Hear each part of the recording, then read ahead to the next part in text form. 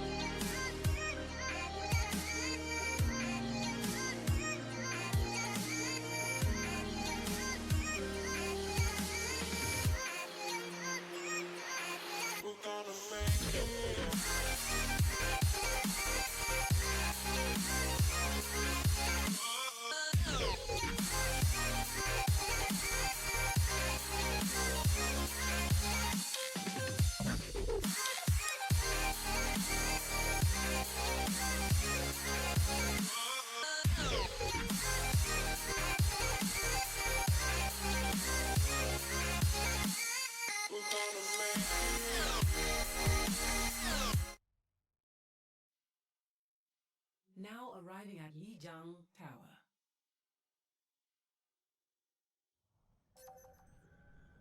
Initiating match.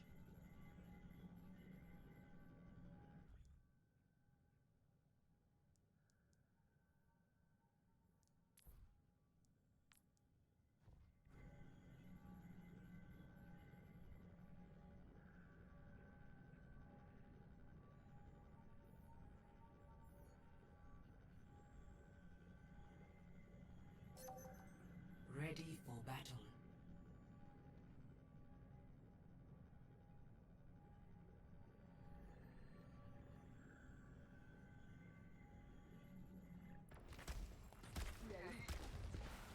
Liu Cheng understands an important fact. As long as we are shackled to a single planet, we are vulnerable.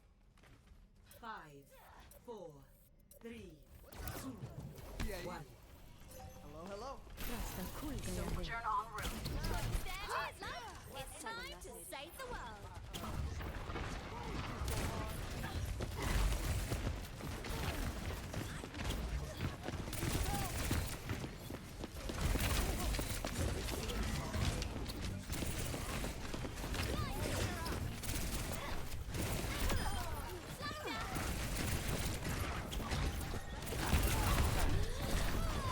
The objective is Get them off the objective!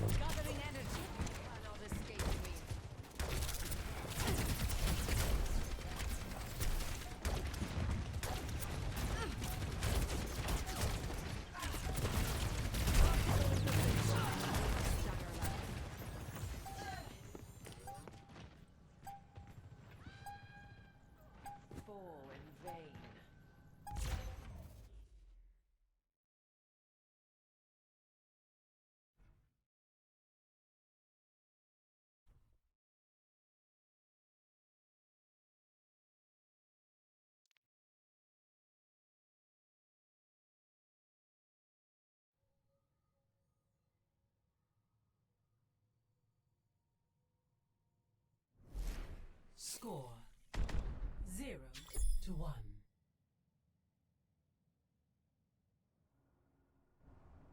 Ready for battle.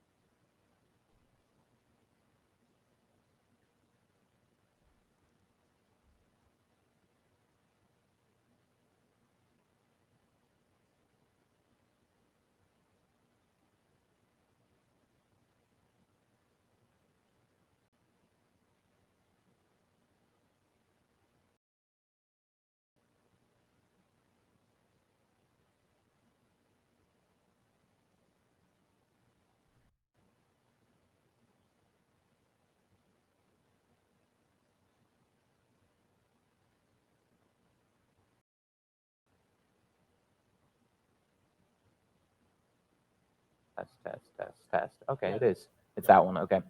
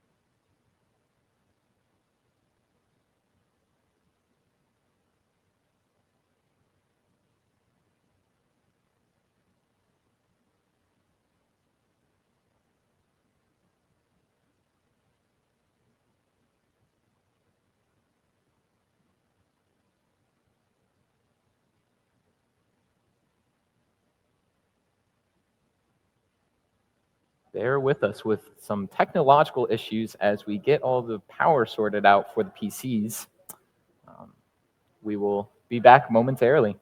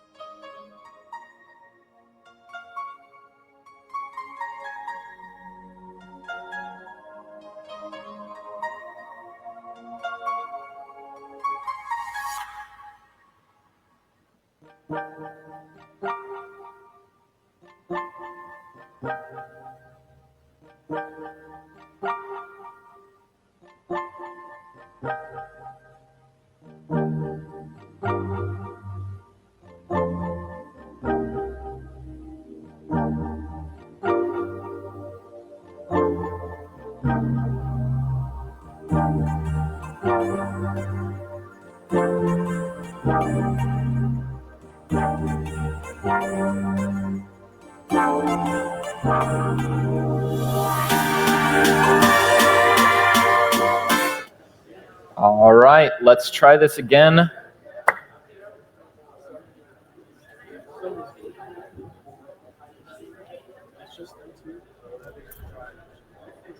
All right.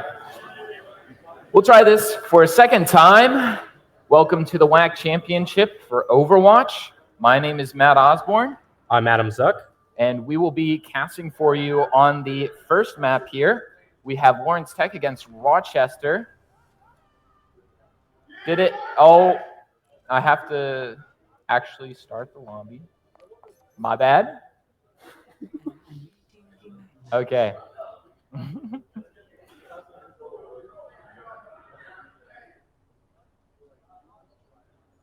Starting off here on Ilios.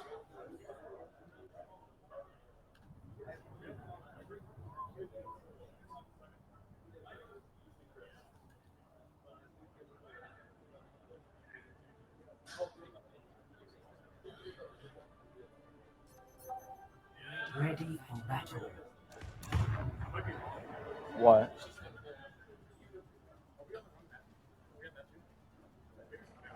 No, it says 0-0. For, yeah, Matt. Yeah.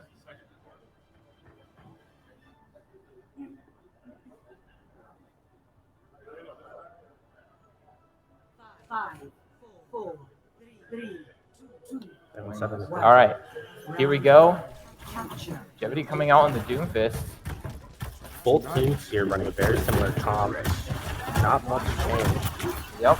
We got an Echo versus Reaper. Here. Looks like Lawrence is going to be taking the side room here. Rochester's going to be taking the point first. Down goes Chips. We got a little bit of a brawl in the side room here. Got an Empower Punch coming out. Oh, he's just using it to get out. Looks like Rochester's going to be capping point first here. They're probably waiting for the Tracer to respawn, roof up, try and get a nice attack. Ooh, down goes Jevity early on in the fight.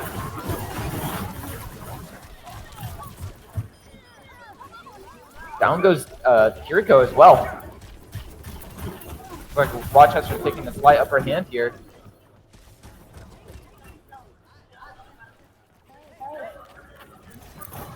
Day takes out Bowie. Bowie.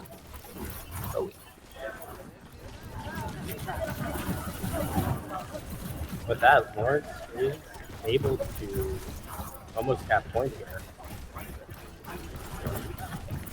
Rochester putting up a good fight here. Able to hold point. Down goes Unjustified to Mason. Jevity falls for Lawrence. Out comes the beat and a copy Doomfist.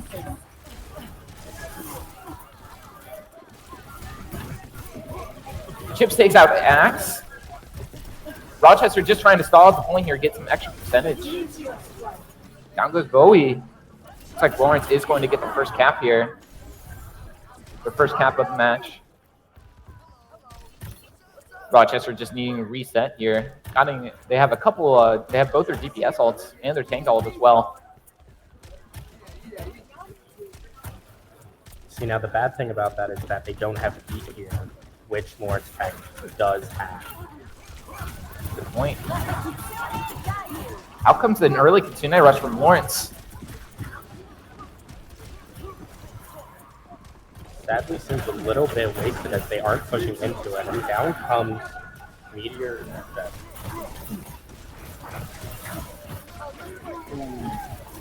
Bowie going into the back line, but he falls. Meteor strike on the point. Down goes Reaper, unjustified.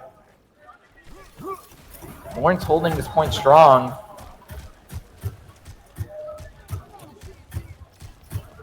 Unjustified, swapping off the Reaper to a Kree. Probably to deal with that,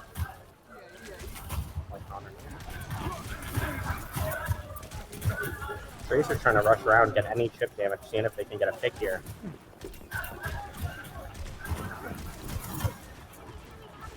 Lawrence taking the lead in percentage here. Hindsight does die with a pulse bomb early on in the fight. Doomfist does a full wraparound here. A very good flank by Jevity. Able to pick up 2.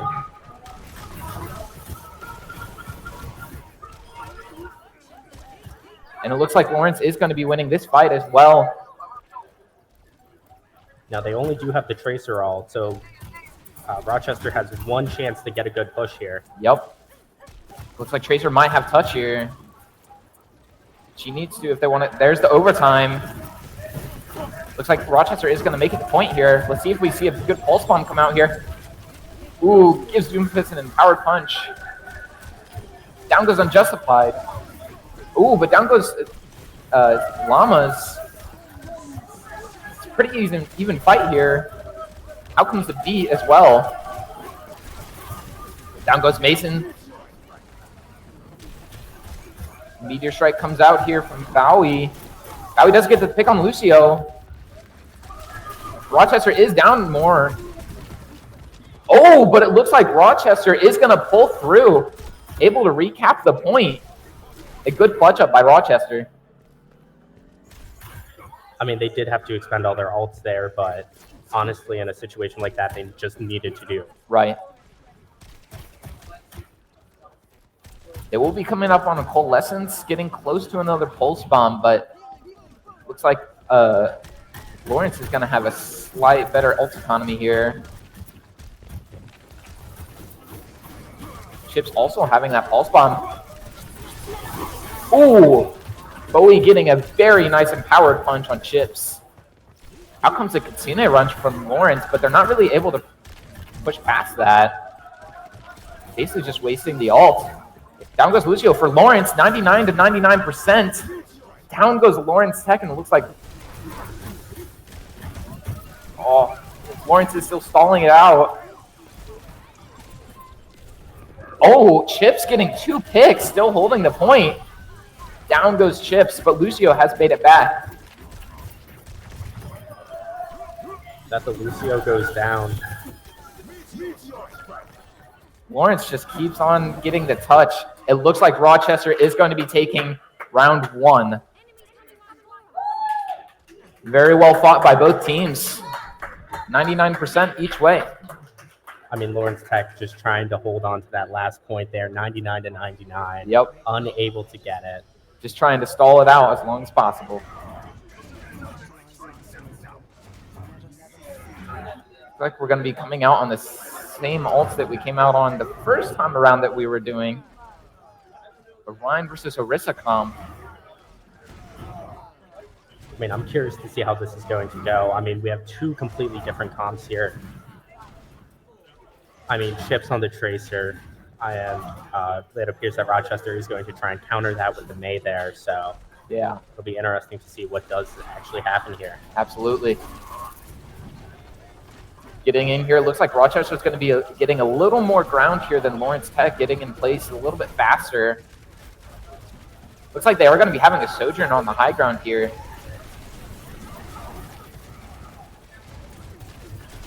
Get a little perspective from Day here. Axe. Ooh, down goes Lawrence Tech, losing 3. So with this, they are going to push up and try and stagger and get some more picks. Yep. Rochester do get the first cap here. They're able to position themselves well here and just kind of reset and be ready for the next fight. Looks like Lawrence is going to be wrapping around outside. Diving goes Kiriko. Lawrence trying to take the high ground here, get a little bit of an upper hand. Chips going in as a backline, getting low, using recall. Down goes Arissa. And with that, it appears they all just rush back, try and regroup. Ryan here trying to get a pick or two. Unfortunately, does not. Getting close to that shatter. It looks like we're going to be getting a Mauga here coming into the mix from Lawrence Tech. Just trying to deal with that Reinhardt shield, trying to deal with just the amount of health that this team has right now.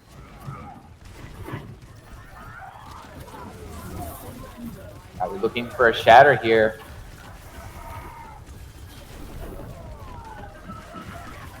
Using the coalescence to just keep them back. Gets the shatter. Able to get the tank, the Mauga. Very nice shatter there. Able to get a nice little clean team wipe.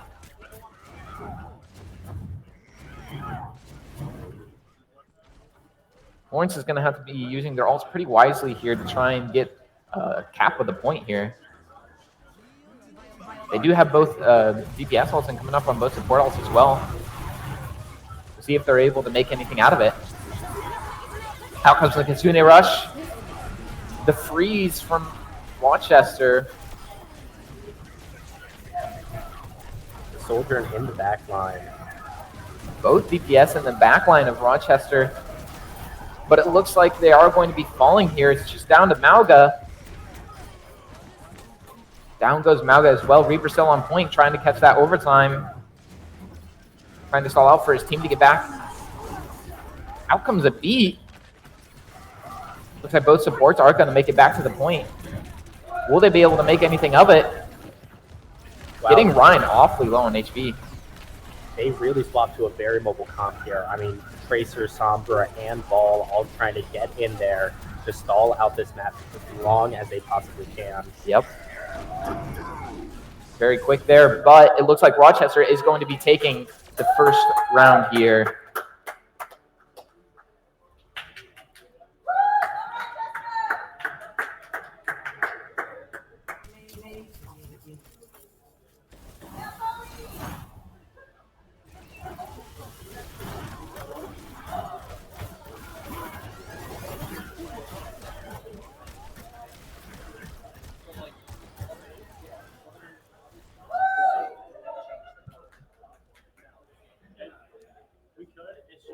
Very well fought by both teams.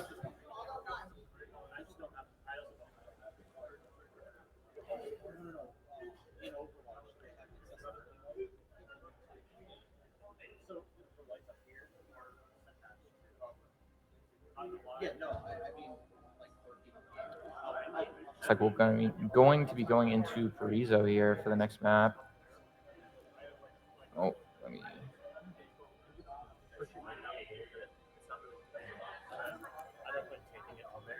Yeah.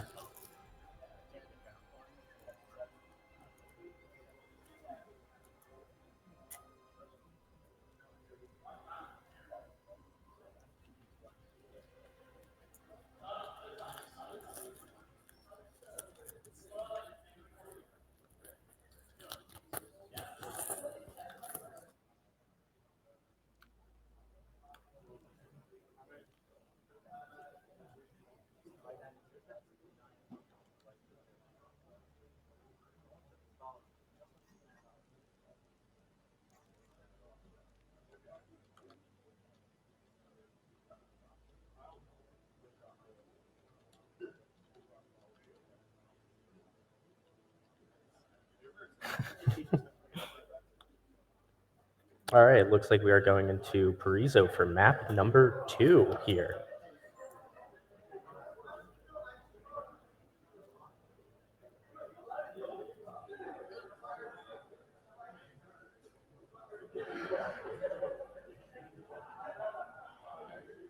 All right.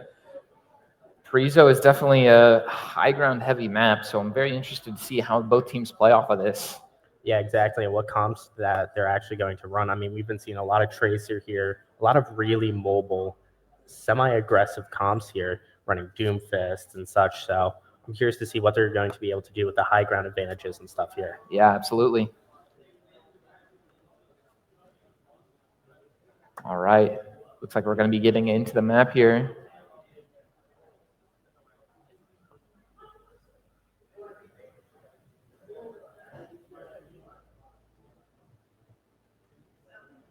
Maybe.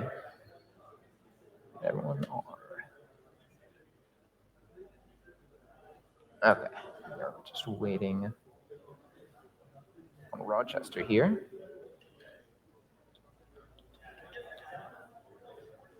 Definitely excited to see if we see some good dive comps coming out here. I know both teams came out on the Doomfist. I'm personally a very big Doomfist fan, so we'll see if they both come out on maybe a Doomfist for attack. But yeah, very, very interested to see what happens here. Yeah, definitely. I mean, I'm also going to wonder if on the defense we're going to see like an Orisa or somebody to try and just hold down that point, take as much damage as they can.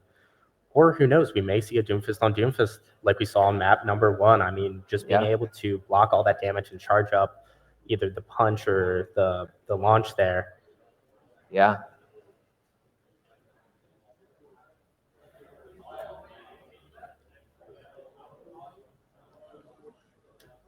Be hopping in very shortly here.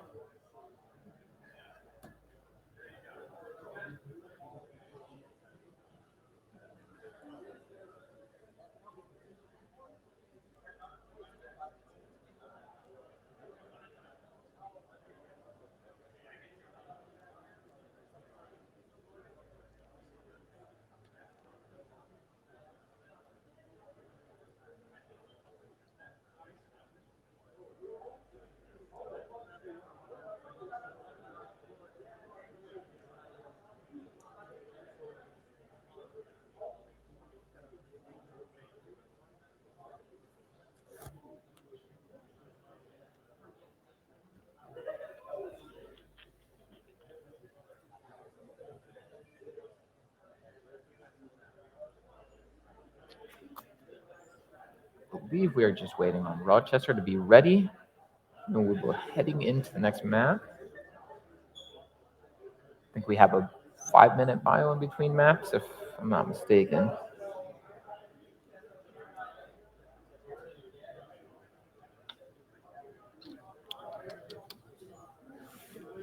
And now that they've played map 1, I'm really interested to see what Lawrence Tech is going to do against Rochester. They've learned a bit about their play style. They learned how they want to play, how they move as a unit. So I'm curious to see the adaptation here coming from Lawrence Tech. Yeah, absolutely. Especially having Chips. Chips likes to play in the backline, especially being on Tracer. So I'm curious if he continues to play with that like that, or continues maybe changes it up, starts to play a little more with his team. Yeah, I'm interested to see the different variations they're going to pull out here.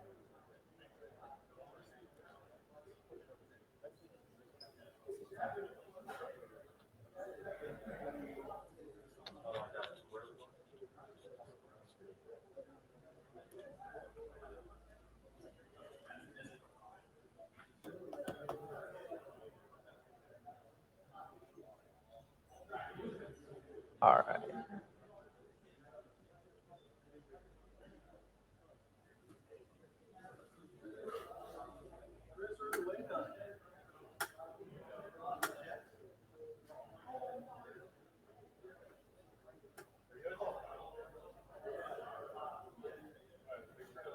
We are not entirely sure what we are waiting on. Okay, there's the R. Rochester, and we will be heading into map 2 now. All right, here we go. Not entirely sure what we were waiting on there, but in we go to map number 2, Parizo. Got some noise from the crowd. We love to hear it.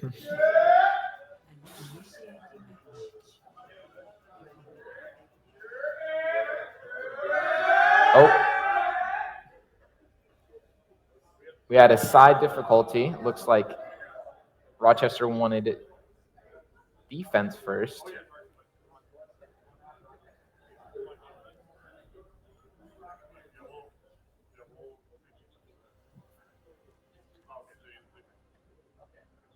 All right.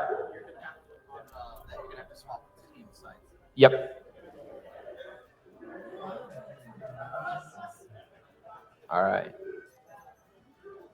So Rochester is going to be starting out on defense here.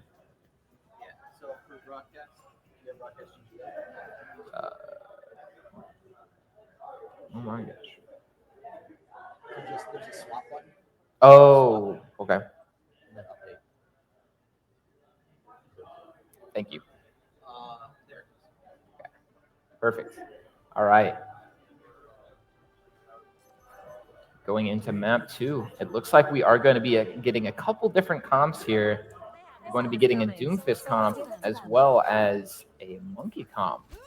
Now, that's not something you see fairly often. I mean, in this current meta right now, I mean, we're seeing a lot of Doomfist, a lot of Orisa, sometimes Ball, but a Winston with an Ana as well. I'm curious to see how that's going to play out. Yeah, the Ana is very intriguing to me, especially, I guess it is on attack.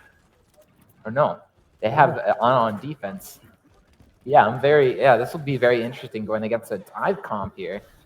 Chip's going for a Pharah pick. Very interesting. All right. Well, let's get into map number 2 here. We go. All right. I mean, I'm curious to see what this Widowmaker Day can do here. Curious to see what picks they're going to be able to pick up and whether or not it looks like they're just going to rush in and try and get high ground, take sight. Yep. Gevity able to spot the Ana early on in the fight, knowing that they need to dive for her. Out comes an early anti-Ana cleanse. Doom catching a lot of bullets here, getting awfully low, but he is able to make it out. I mean, going down to 80 HP there, the healing coming from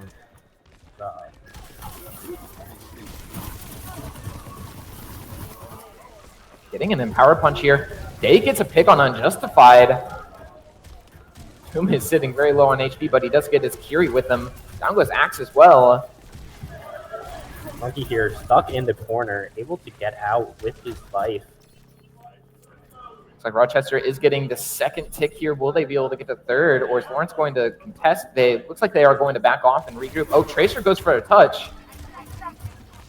But Rochester does get the cap on point here.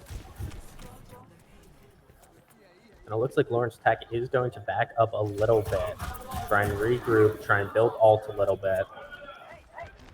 Want to kind of get a little spectate on the Widow here. Day's getting a couple good picks.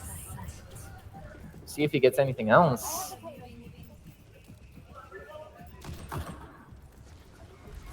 Bowie able to farm his Primal, but it's half HP, getting awfully low. Let's get into the frontline action here. Popping the Primal early just to stay alive. Going into the backline, trying to get a pick. Down he goes to a Widow headshot. Day popping off, getting some good picks here. Out comes a Pulse Bomb. Down goes Unjustified to Chips. Oh, Day getting awfully low on HP. He does get his Kiri with him, though. A nice boop off the map. And we are back into the front line of things.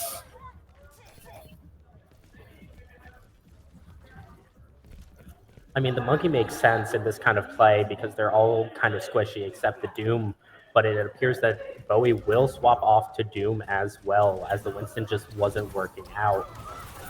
Yeah, definitely needing to match that. In the current meta, it seems like Doomfist versus Doomfist seems to be happening a lot. Day gets an early pick on Bowie. Out comes a Meteor Strike. And a beat. Down goes Unjustified to Jevity.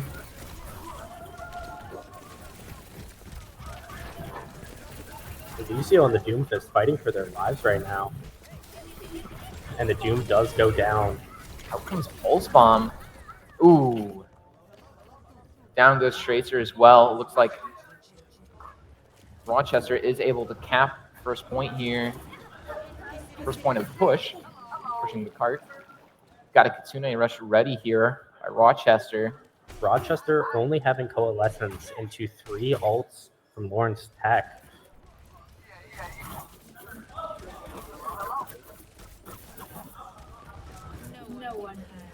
Oh yeah, I forgot we swapped sides and I was I was saying the wrong team. Thank you. Bowie getting awfully low on HP, able to punch out and stay alive here.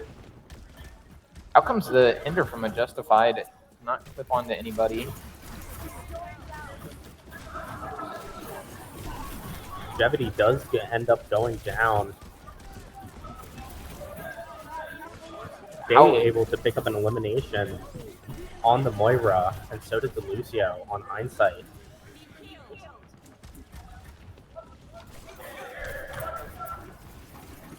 Looks like Lawrence is going to be taking a little bit of a lead here. Down goes Unjustified as well.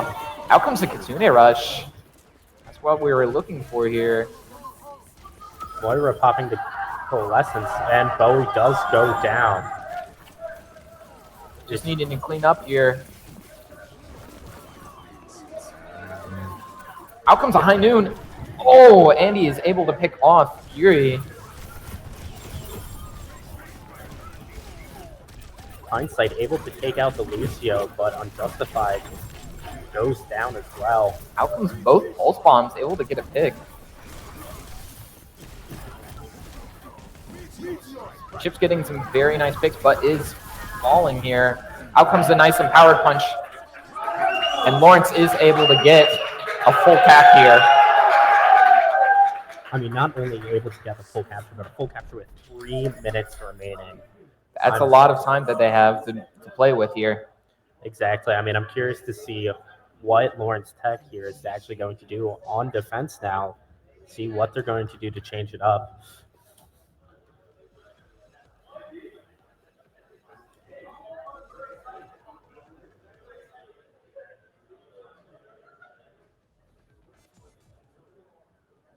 I'm not sure if we're going to be seeing a duel on the Doomfists again or not.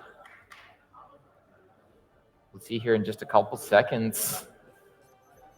Yep. Looks like we will be seeing it. And it appears that Lawrence Tech is running the exact same comp here. I mean, they was able to get multiple headshots. They were able to take out easy eliminations like that. So I'm curious to see what's going to happen here.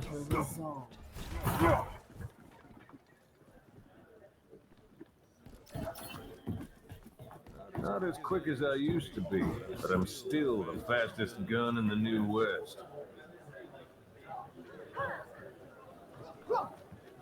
All right. 5, 4, 3, 2, 1. Attackers incoming. All right, rolling out on the Doomfist here.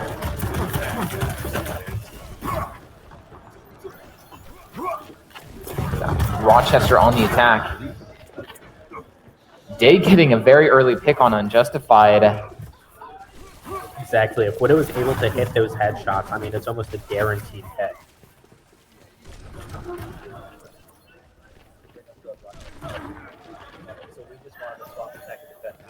Oh, okay. Cool. And with that, Bowie does take out Chips with a full punch. Rushing into sight with no tank nearby. Kiriko barely escaping with her life. But Day is also going to be face-checking the Doomfist here real quick and backing away very quickly. Chip's using Recall just to stay alive here. Rochester getting the second tick on point. Bowie able to take out Devity here. And the Lucio. Very good use of abilities coming up from Bowie here. Bowie and Unjustified. That was a nice little team up there, stunning them and then throwing the Magnet Bomb onto the Kiriko. Pretty nice stuff coming out here today. Yep.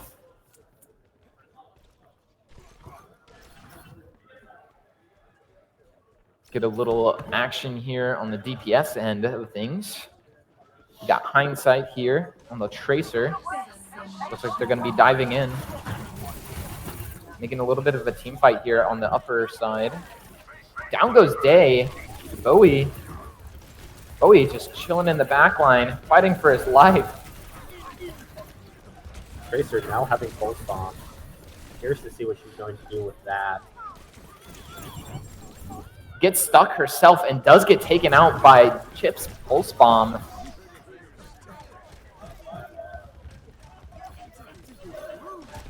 I mean, they're down a healer, down a DPS. They just need to back up a little bit, take the space, without having any more of them getting picked.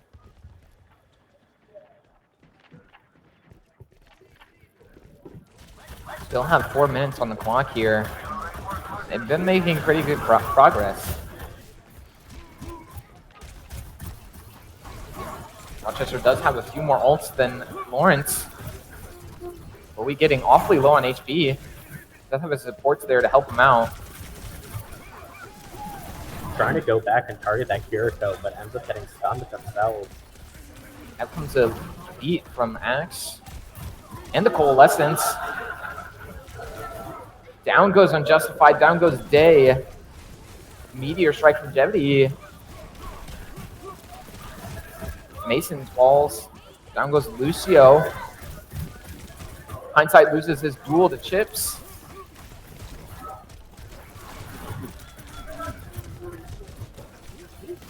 Bowie does have to retreat in order to escape with his life. I mean, 3 minutes here. They do have plenty of time to back up, take this a bit slower. But then when it comes to the second round, if they do get full cap, they're going to be at a severe disadvantage. Yep.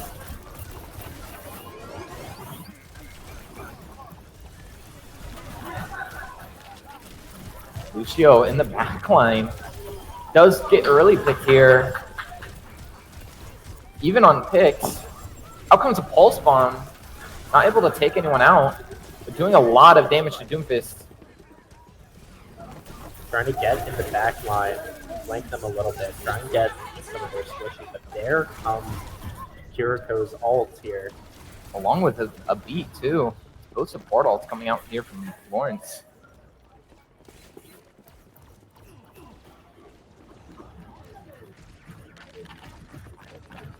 And with that, that does give Rochester enough time to sort of regroup here. They know that they don't have many ults from Lawrence Tech left, if any. While Unjustified does have High Noon. Ooh, down goes Hindsight here.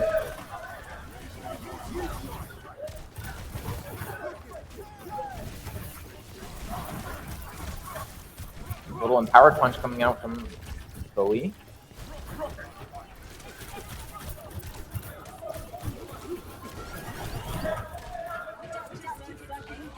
Unjustified does get the pick on Jevity.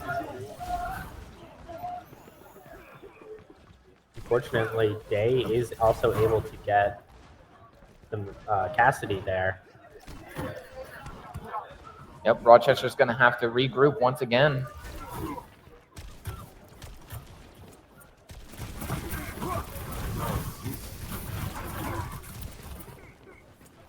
Just trying to build up some ult charge here. Chips does have a Pulse Bomb on Lawrence Tech, so we'll see if he's able to make anything of it. Doomfist trying to go up, use this high ground here, catch them off guard. Trying to pick off the supports. It looks like Lawrence is going to lose both of their DPS, but Unjustified does fall. Bowie gets the pick on the Kiriko. Down goes Lucio as well. Had to use Coalescence there, but I mean, in a situation like this, they just need to use it. Bowie almost having ult here, while Chip still has their Pulse Bomb. Rochester able to cap that point, so they get a little bit more time, but they only have a minute and 3/4 left. Out comes the Meteor Strike from Bowie. Exactly. I mean, if Lawrence is able to stagger them just a bit more, force them to regroup, just like they did here, Rochester's in a very, very bad position. Yep. Chips is getting a few picks here, and the crowd is loving it.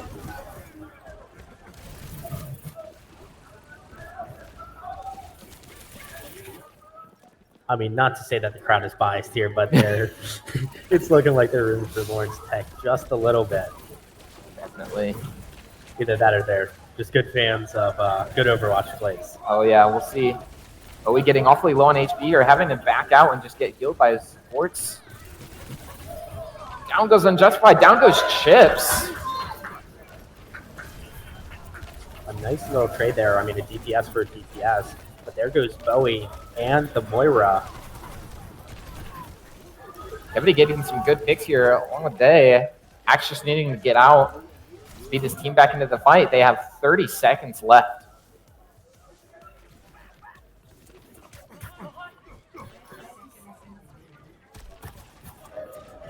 Looks like they're going to be very even on ults here.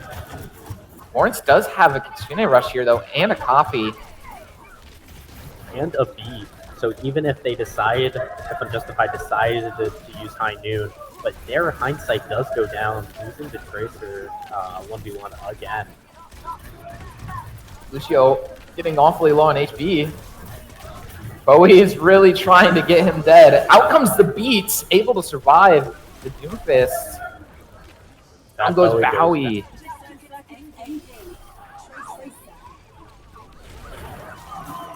Out comes a High Noon. Be able to get anything with it. He is able to take out the copy. Chips is taking out the other DPS though, and it looks like Lawrence Tech wins the map.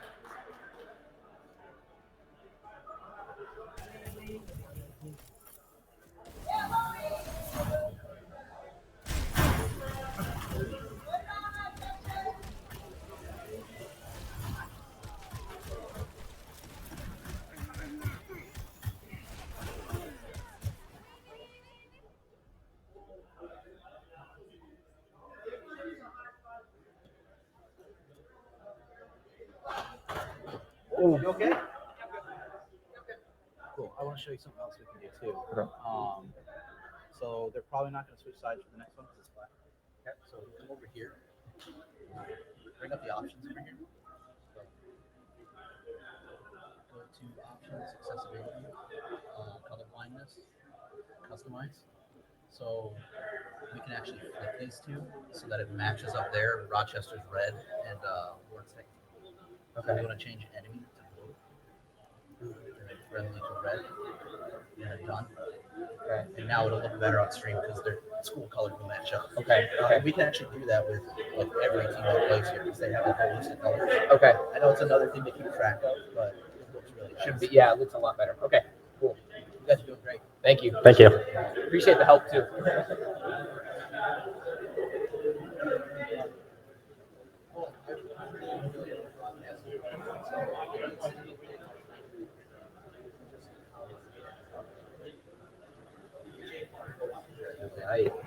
It is going to be 1-1 here by both teams.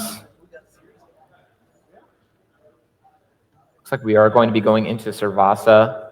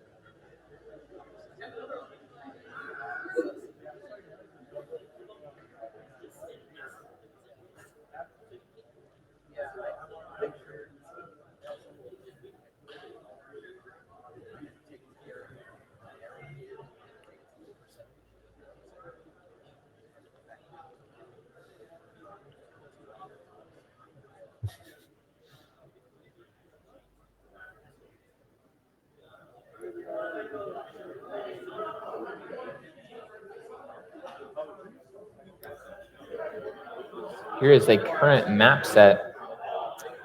We unfortunately don't have a preset for Flashpoint. We have an older thing here, so push is going to be taking place of that. But currently we are 1-1. Getting into Servasa for the second map here. Map 3.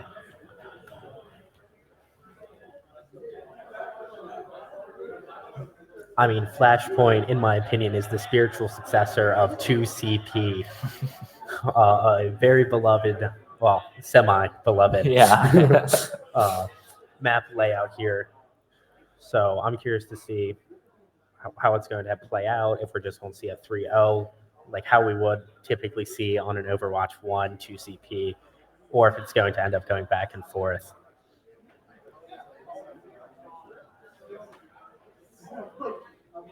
Is this for real? I don't think so.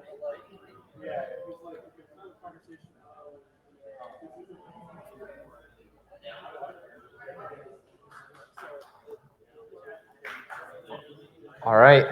We've got our last player sitting down. Looks like we are going to be heading into Servasa here.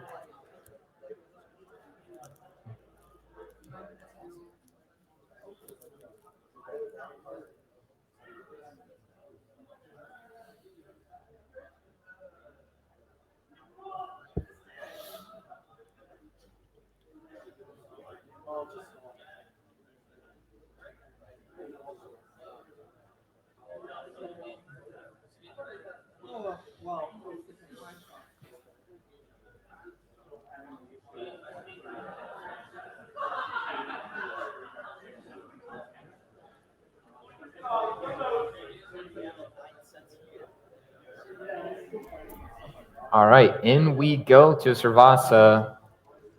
Flashpoint, a newer game mode, so we'll see how these teams play.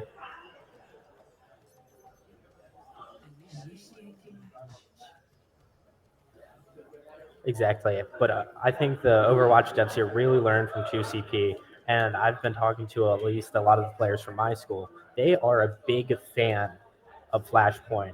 I mean, they go in, they capture it, and then after they capture it, they are able to either just go straight to the next point or try and go by the enemy player's spawns, maybe try and get a pick, just build up some ult, maybe even challenge a fight as a whole team here. But here we are seeing a Orisa against a Junker Queen. Junker Queen is the typical tank you'll see on this map. Oh, looks like we got a pause. Got a headset issue, it looks like. Audio issue.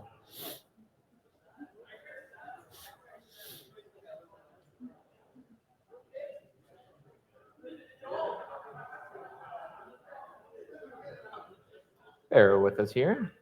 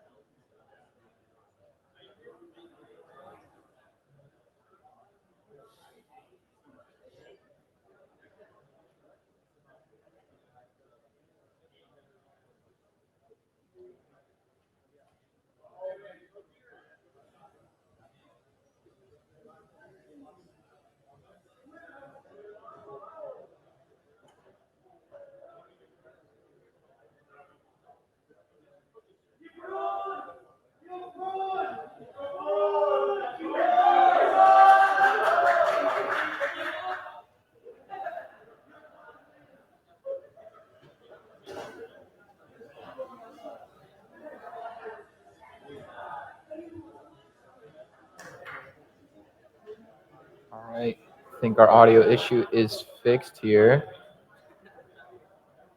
All right, we are good.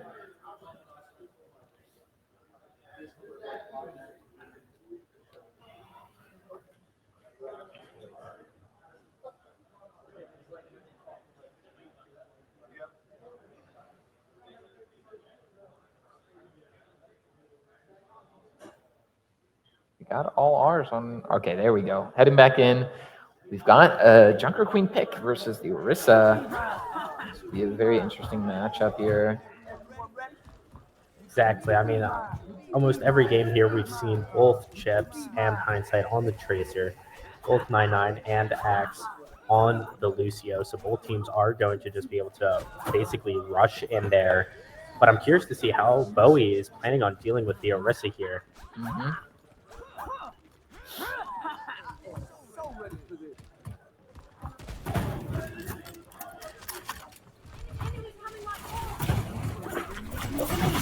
Right. Getting to the point here, looks like Rochester is going to be sitting on point first.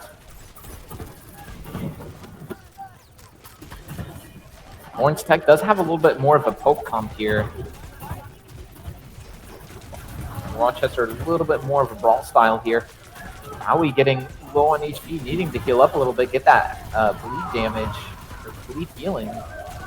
The Kiriko using the Suzus there in order to not get comboed by the Junker Queen.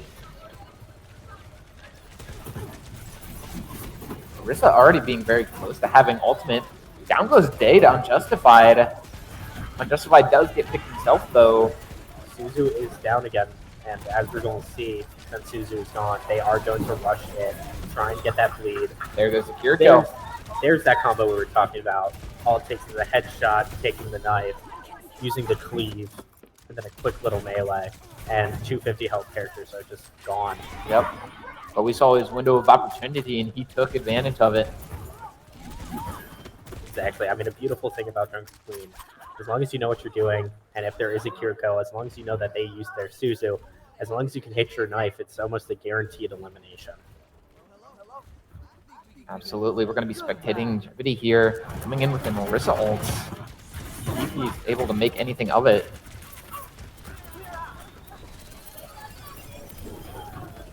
Chips does get the pick on Mason. Up with the B. And Lawrence is also going to use their Kitsune rush. Down goes Unjustified to the Orisa.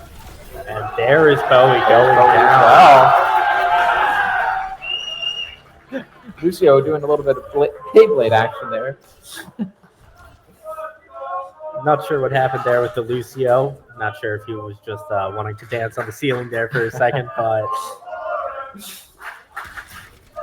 Rochester does have a slight lead here at 97%, but Lawrence Tech is getting up in number here, so we'll see if they're able to hold this point here. Yeah, I mean, Lawrence does have beat, but Rochester does have Coalescence into the Junker Queen ult. It proves to be a very, very nice combo if they can pull it off. Yeah, exactly. I mean, with the Junker Queen ult being able to basically anti whoever is in Junker Queen's path with the Coalescence, that should be a very deadly combo. We did see an early overclock there by Day. It did not get anything. Out comes the Orisa ult, taking out Axe. Man. Out comes a High Noon as well, able to pick off Day. A lot is happening. Unjustified getting 2 picks. Jeopardy taking down the Junker Queen. I mean, to run that back a little bit, I mean, there was a lot going on there. Junker Queen popped her ult. Orisa was able to send the spear, push her back, make her not launch in. Orisa basically was the only one on her team that ended up taking the ante. And then the Cassidy there, popping the ult, getting some of the eliminations, getting Lawrence Tech the first flash point. And now we are on 2. And here we see Bowie getting off the Junker Queen and deciding to go Zarya. Very, very interesting pick here. Unjustified getting very low on HP and is going to fall. Lawrence Tech opting to use beat here. Spectating Chips here, looking for a pulse bomb, able to get the pick on Mason. Down goes Chips, being a menace in the back line here. I mean, Chips, Trips with 99. Beautiful little combo there. I mean, able just to supply that healing or the extra speed for the Tracer. Able to get these 3 beautiful picks, have them fully capped point. Dodging a Doomfist punch. Staking the Doomfist. Down goes Bowie. Chips deciding to push in here, waiting to get a little bit more healing. Swapping to the other Tracer's perspective here is Hindsight. Rochester University. See if they're able to get a pulse bomb off here or win the Tracer duel. Getting the Lucio down on HP. Out comes the Kitsune Rush from Lawrence. Rochester opting to use their beat here to try and counteract it. Lawrence getting a few picks here. Down goes Day, but it looks like Lawrence is going to be taking the fight here. And they will be getting point 2. Bowie here swapping to the Reinhardt. Bo just trying to find the right thing to be playing against this Doomfist. Trying to find where they can get the most value.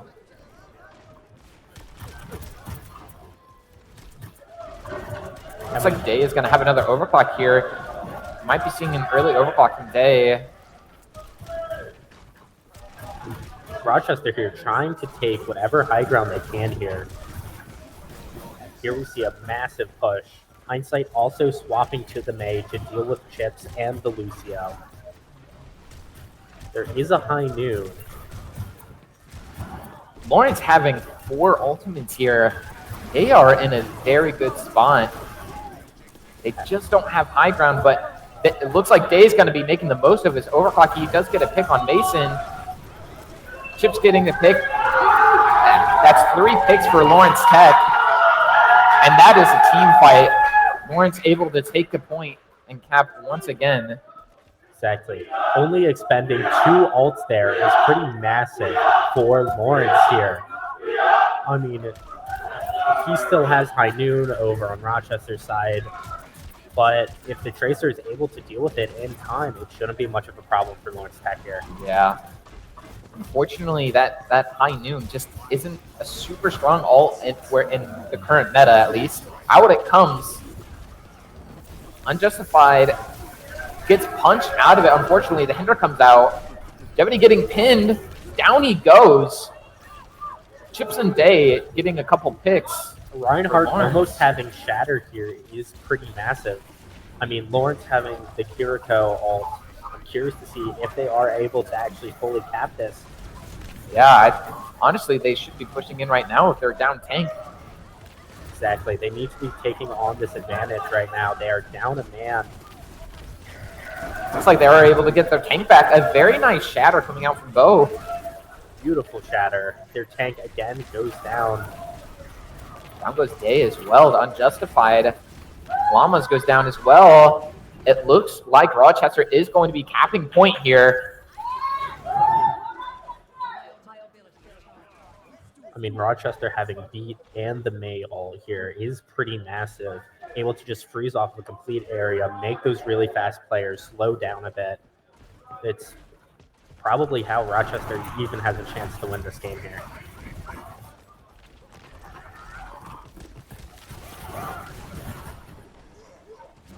Rotating around here, away from his team on high ground. Down goes Unjustified. Out comes the beat. Chips does get the pick on Lucio. Out comes the Kitsune Rush. The Mei ult and the Coalescence for Rochester. Kiriko getting awfully low on HP, expending her abilities. Chips and Jevity getting picks. Bo getting a couple picks himself. Bowie able to take down all 3 right there. Very nice play by Bo. Able to hold the point here. And it looks like that Lawrence will not be able to recontest that point. Rochester getting a point, bringing us to 1-2 for this map right now. Yeah, exactly. Trying to make a little bit of a comeback. And honestly, very smart play from Bowie there. Rushing in like that. Just putting up the shield, not letting them go in and even try and touch there. Good spacing and good placement by him. So see where he leads his team into the next fight.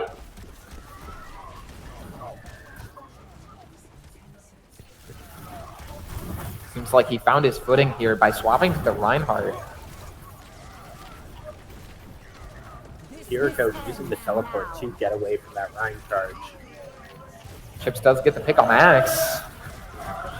Down goes Unjustified as well. The overclock coming out, taking out Hindsight.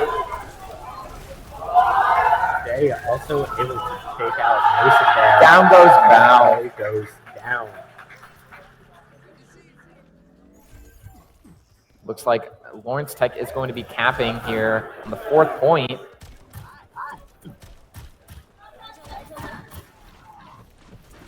Keeps having a pulse bomb, but then Rochester has Bo with the shatter and Unjustified with the visor. He does fall early in the fight here. And with that, Jeopardy tries to push in, goes a little bit too far, ends up getting taken out. So this is Rochester's chance to go in there and try and push them when they don't have their tank. Yep, they are able to cap the point. Looks like Bo is going to be having another shatter here. Let's see if he can make some very good spacing with it. He's looking. Out it comes! He does get stuck by a pulse bomb, but a very nice shatter, taking out the Kiriko. Exactly. Able to take out 2 there is absolutely massive for Rochester right now. There is a Doomfist on point, but with that May constantly just freezing him and slowing him down, he had no chance of escape there. Hindsight does have a freeze here, and it looks like Lawrence is getting close to their support ultimates, but not quite there yet. We'll see if Hindsight throws it out early, maybe anticipating that they don't have ultimates yet. They will be getting it right here coming to this next fight, though, so we'll see how this plays out. Kiriko using Suzu there. I wonder if Bo has realized that to actually go in and possibly get an elimination herself. Out comes that Kitsune rush. Early in the fight. Down goes Unjustified and Hindsight. Day getting some good picks here, along with Chips.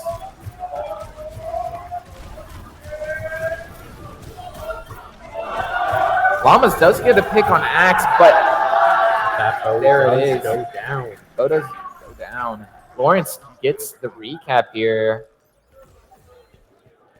Exactly. I mean, being able to capture them at 99, making it possibly not go to that 4th point. I mean, forcing Rochester to regroup.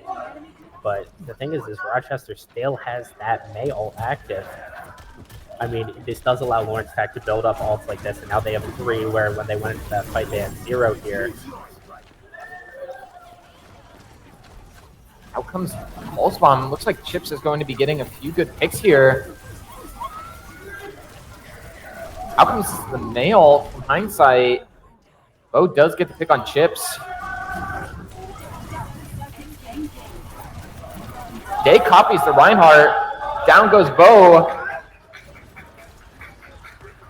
And Lawrence Tech is going to be taking the series.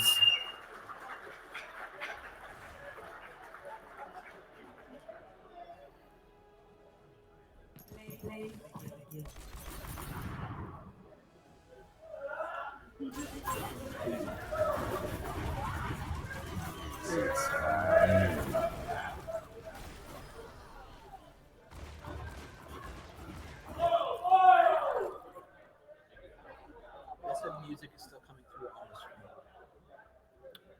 So just like mute Spotify or something. Shouldn't be. Spotify. We do have Overwatch music on a little bit. Turn the music volume down.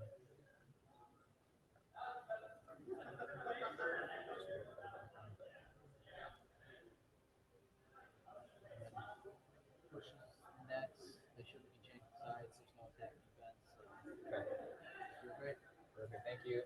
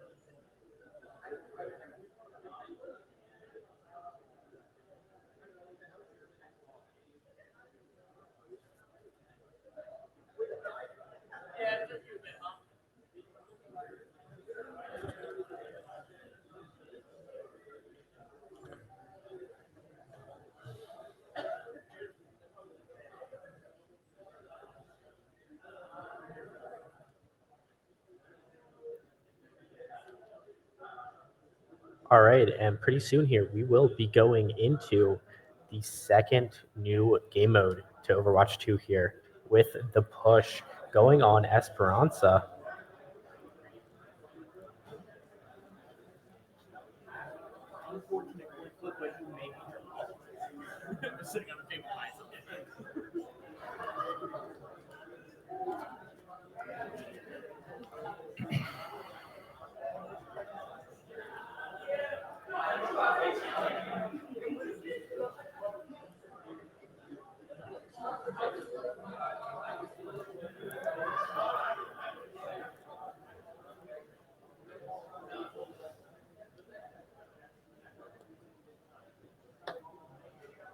Yeah, excited to see what the teams roll out here on Esperanza. I know it's kind of a Doomfist map, so I'm gonna say it like probably 5 more times the rest of the day. But love Doomfist, love Esperanza as a Doomfist map. So I'm curious to see if they come out on the Doomfist brawl. Maybe there's a Junker Queen pick again. Maybe Orisa. Maybe that Reinhardt will seem to make an appearance again. I guess we'll have to wait and see. Yeah, I mean, I'm not necessarily too sure. I mean, probably we're going to see at least Doom Point some point in this map. It's currently just his meta. Yeah. But I'll be curious to see what Bowie decides to play as the tank right now. I mean, they're down a map right now, and he was doing very well as soon as he switched to Reinhardt there. I mean, he was able to deal with what they were doing. It's just, it might not have been enough. So I'm curious if we're going to see the Reinhardt here, see the comfort pick. But we're just going to have to wait and find out. Yep. Just waiting on an R from both the teams, and then we will be heading in to map number 4.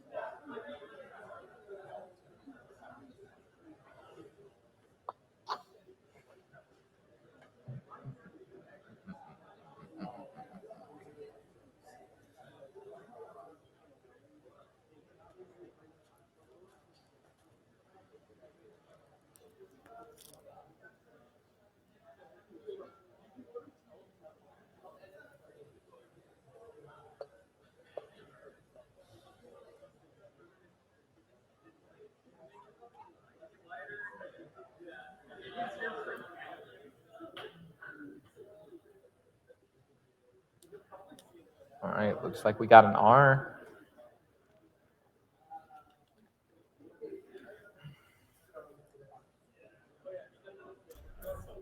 All right, here we go into Esperanza. Map number 4 here. No, I wouldn't be surprised if we see Day on Widow again. They were doing very well on the last map they were playing, so I really won't be surprised. This is a map where Widow is very good. Large, long, open angles with a lot of high ground advantages. So I'll be curious to see what Day goes here as well. Absolutely. I definitely agree. We might be seeing that Widow. We're probably going to be seeing like chips on the Tracer. Hindsight, maybe we'll go for a Mei pick again. I'm not entirely sure. There are some good zoning places you can do with Mei. Maybe not the most Mei friendly, but if he's feeling comfortable on it, you can definitely stick with it. It looks like we're going to be having Orisa versus Doomfist with a Brig. I have to say that I wasn't necessarily expecting to see a Brig coming out here. Yeah, I mean, honestly, ever since she got fully nerfed in Overwatch 1, she really hasn't been too meta. They were a little afraid of giving her too many buffs, causing the same problems that it did in Overwatch 1 here. But honestly, a Brig, if they're trying to run a very up-close brawl comp to deal with this Tracer and to deal with the Lucio and to even deal with the Doom, I don't necessarily blame them. Yeah.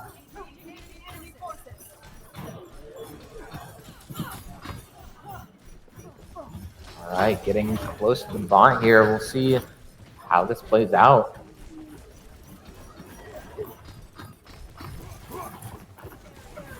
In dives Doomfist into the back line.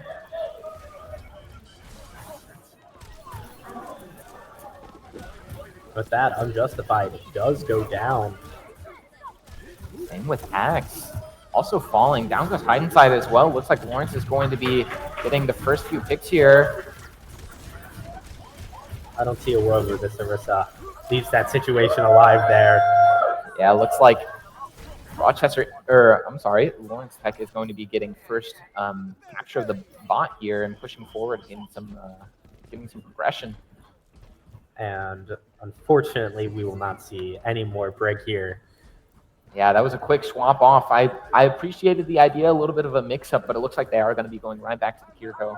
Exactly, and I completely get why they did it. Able to go up and brawl like that, having the shield to either stun the Lucio or the Tracer. But unfortunately, it just appears that it didn't really work out for them.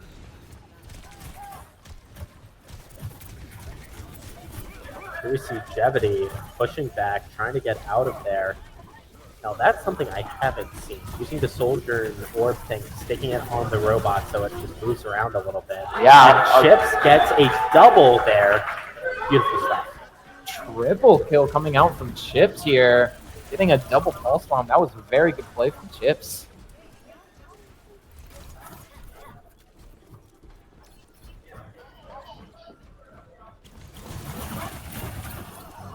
And with that, it appears the bot will get to the first checkpoint, giving Lawrence Tech here a forward spawn, making it just a bit easier to get into a fight if they are taken out. But it appears they're backing up a little bit to try and push them in and get an elimination. Chips here going around. Looks like Day is going to be using the copy on Tracer, but does not get any value out of it.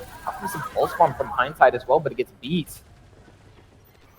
Bo does get a pick on Day with a Orisa ult as well. A lot of ults being burned there. Hindsight able to get a double kill, and Bowie able to finally pin that Tracer. With Rochester taking control of the bot.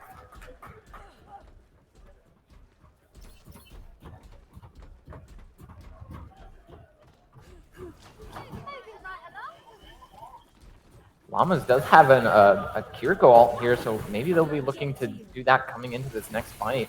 Or maybe they're going to save it trying to prevent Rochester from getting that extra forward spawn. And here we see Jevity try and push in with a Kiriko on them. Kiriko able to teleport away from this Tracer here. Chips getting a couple picks once again. Day also getting the pick on Bo. Hindsight does fall as well. And now Chips has their ult, and so does the Kiriko.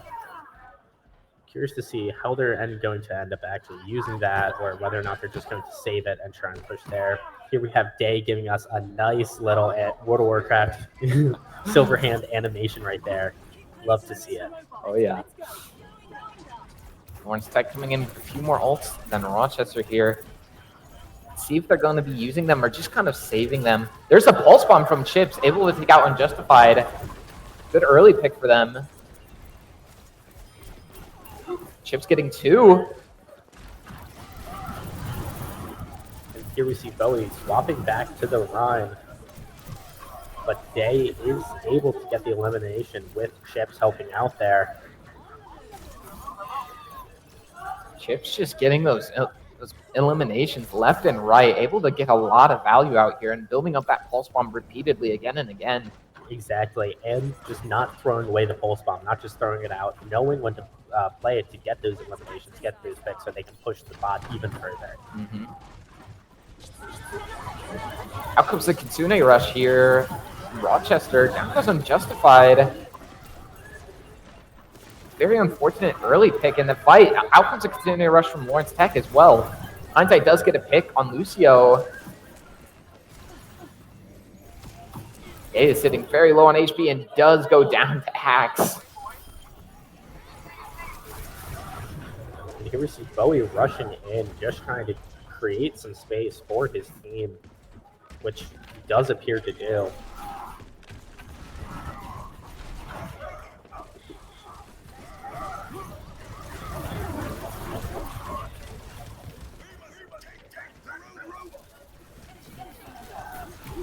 Day and Chips getting their picks once again.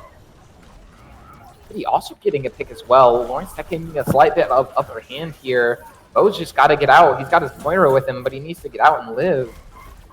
Also trying to stall out the point, it looks like, waiting for his team to get back. Lawrence is going to be diving on that Moira, trying to take him out, and down he goes. Bo just trying to live. And Ryan's shield is down, unfortunately. With that, he is stuck, getting a double kill. A very unfortunate charge by Bo. Charging into his own team, unfortunately. Getting stuck at just the wrong time. Does take out Chips, though, but... I mean, honestly, that is a very, very good trade. Making a tank and a DPS go back to respawn here is massive. Now, one thing that I personally want to know was, did Chips know that the Rhine was going to try and get out of there because they were low health, and that's why they decided to stick the Rhine, or if it was just a nice, very good coincidence for them? Yeah, I'm very curious to know if they knew as well. That's some good insight there. Maybe we'll be able to have an interview later with him and see, if he knew. Looks like Rochester is going to be getting points here. Everybody looking for a punch, getting it, but looks like Rochester's just going to be able to heal right back up. He does have a full charge punch here. Does just use it to get out. Safer play, playing a little more on the safer side of things. Does get a decent punch on the Kiri. He's just trying to disrupt the back, get resources out in the back line. And it appears that Lawrence Peck is going to try and go for a back push. Here comes the Meteor Strike. Getting two! You don't see that every day. Meteor Strike isn't the best for getting picks, but there it was. Chips also getting a pick. Just a little bit of cleanup here. Looks like Lawrence is going to be getting capture the bot again. Chips once again getting just so much value and getting back to another pulse bomb. Yeah, exactly. I mean, having this very weird, not even weird, it's just the current meta right now of having these very dive players that can go in, build their ults fast, get back, and heal. I mean, with either Suzu or they have the Lucio there to help out. And with that, Chips goes down. And there's a Shatter Strike.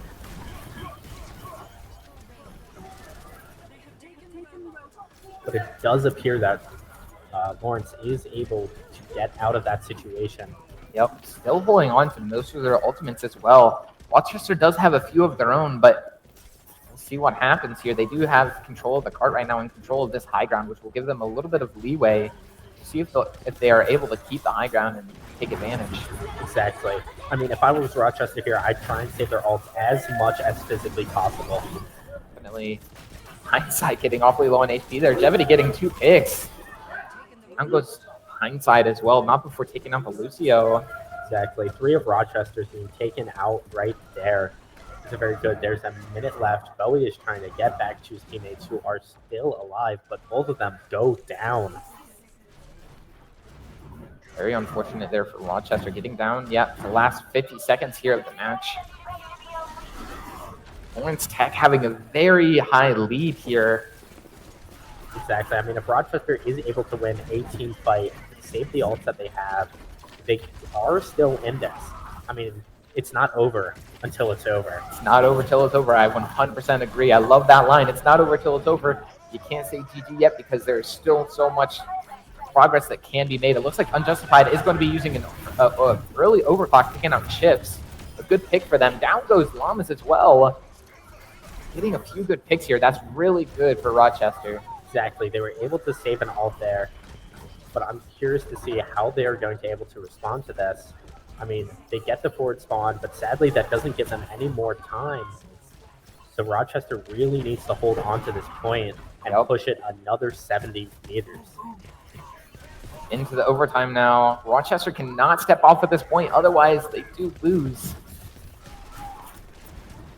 They do have two good ults to be able to hold down on this point here, though. Out comes the early Kitsune rush. I would have thought they would hold it for a little more defensive, but Masons does get a pick on chips. I mean, with a May ult, Ryan almost getting his shatter. Now, one thing they really do have to be careful about is making sure they stay on point, make sure they don't C9 this. They can't push up too far. Rochester able to get the pick on Lawrence Tech's Kiriko there. With a Ryan shatter and a freeze, this is possible for Rochester. It is in the cards for Rochester. It's possible. Very curious to see if they're able to pull it off. Jeopardy getting very low, so is Chips. Chips is able to keep his HP. Day, a lot of ultimates coming out here. Day uses copy on the May. Shatter comes out from Bo. Llamas does get a pick on Unjustified. There were 2 freezes Down goes here. Jeopardy. Bo goes down. A very even fight here. Day getting 2 picks. Out comes the pulse bomb from Chips. And it looks like Lawrence Tech is going to be taking this series, getting the win on the push map, Esperanza. That is LTU. They get the win, and they are going to be moving on. Exactly. I mean, honestly, Rochester did a phenomenal job there. 30 seconds left. They only had really pushed it about 40 meters there, able to get up to 100. I mean, my commends to them. They absolutely did their best there. But, and of course, play of the game, the beautiful double LM with the pulse bomb from Chips there. Absolutely.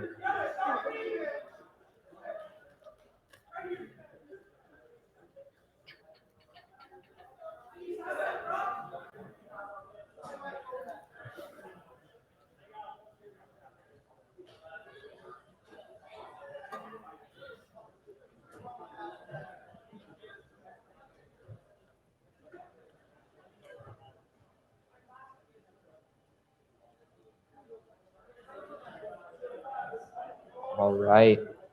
We will be going into a short intermission here. I will be leaving this bracket up so you can take a look at the teams, and we will be back.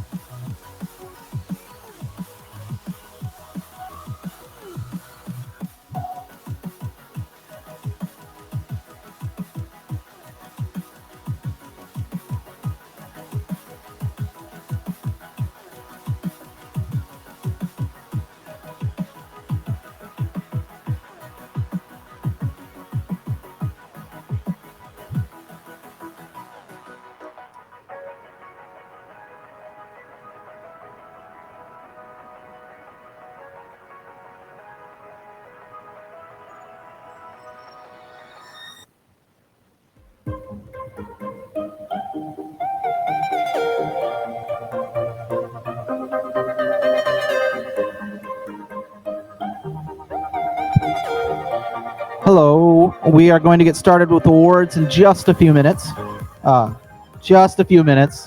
So hang tight, take a seat, and we'll get started soon.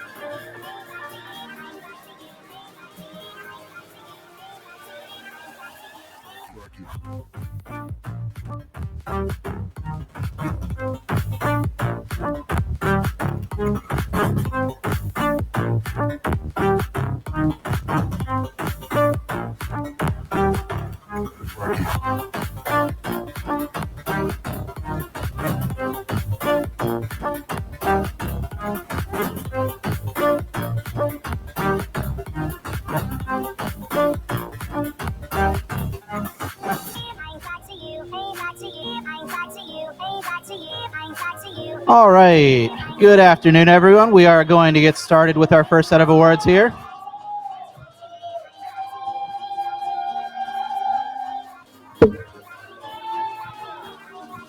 So, our first set of awards today, we are going to be honoring our all academic students. After that, we will be doing our Overwatch specific awards, and then we will break for lunch. I am Nathan Benton. I'm the coach at Cleary. Joining me today is Aaron Gillespie with the WHAC. We will be asking students to come up if your all academic students are here. So if you're here and you hear your name, please come up. We will be giving you a certificate and then move on. If your students are not here, not a big deal. We'll hand out the excess certificates to the coaches afterwards. And then we'll talk about first and second team later. So let me get my list out. So for all academic conference honors, Jack DeLong from Aquinas. All right, I probably should have started with this.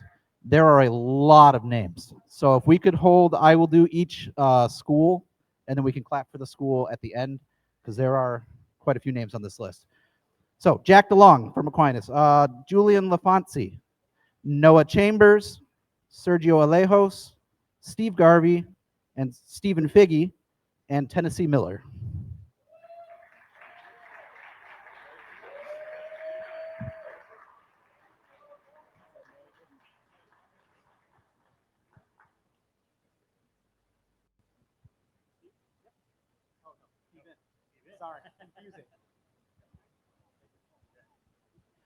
All right, from Cleary University, Andreas Uranus, Elizabeth Gines, Henry Fuchs, Isaac Sanchez, Kyle Thompson, and Logan Jarema.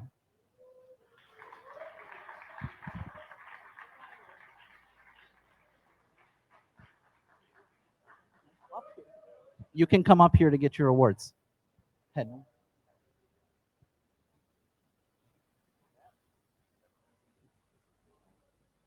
Andreas.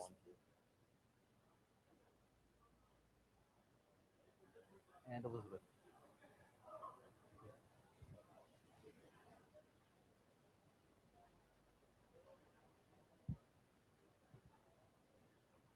Let's see. Concordia and all right. From Concordia University, Caleb Gard, Chad Abraham, Nathan Porter, Reed Love, Seth Francois, and Thomas Phil.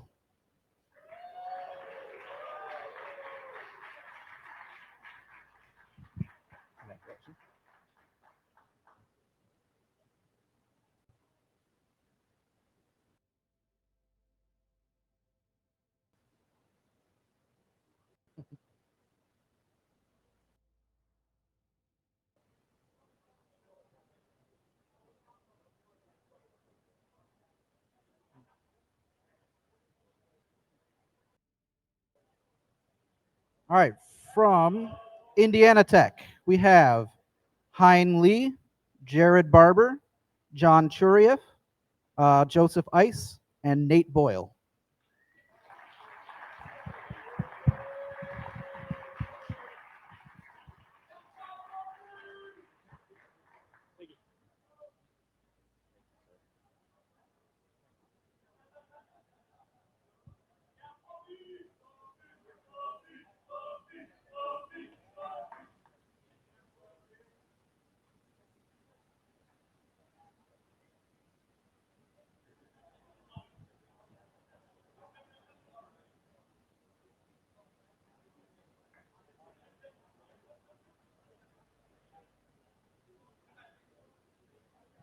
All right.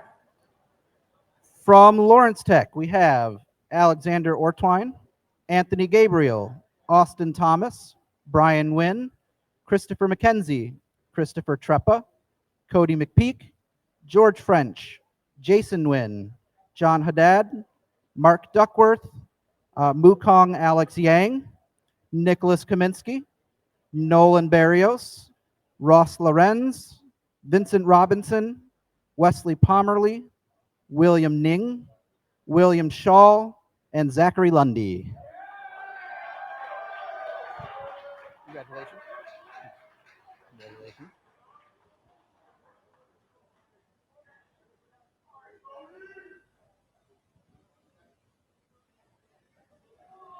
So we got a big list for this one.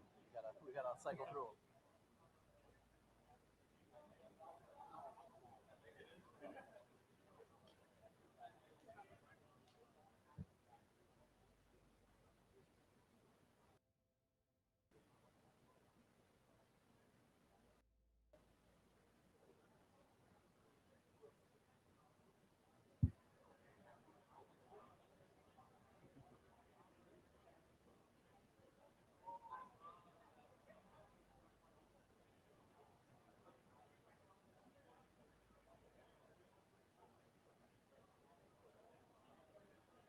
I think they might be in the first one.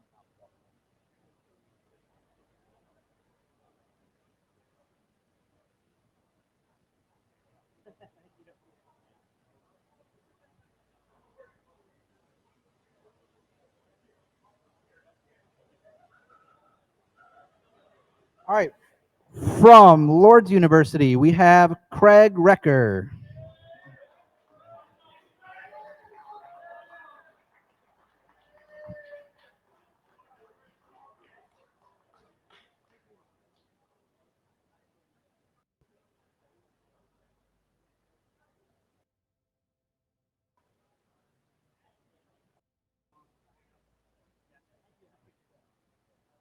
From Rochester University, we have Ariana Madrid, Kyle Lee, Reese Siegel Hinson, and Robert Hill.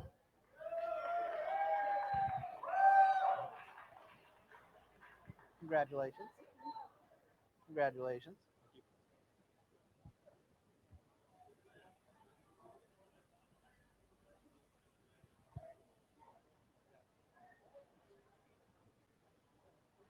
And finally, from Siena Heights University, we have Andrew Warsecki, Antonio Marin Malero, Bobby Lindsay, Christopher Dyers, Jackson Neese, Kai Uribes, Kaiden Clark, Lucas Dix, Trina Ahrens, and Will Stiverson.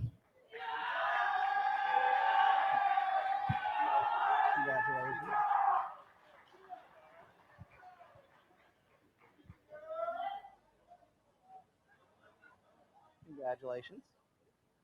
Congratulations. Congratulations. Congratulations.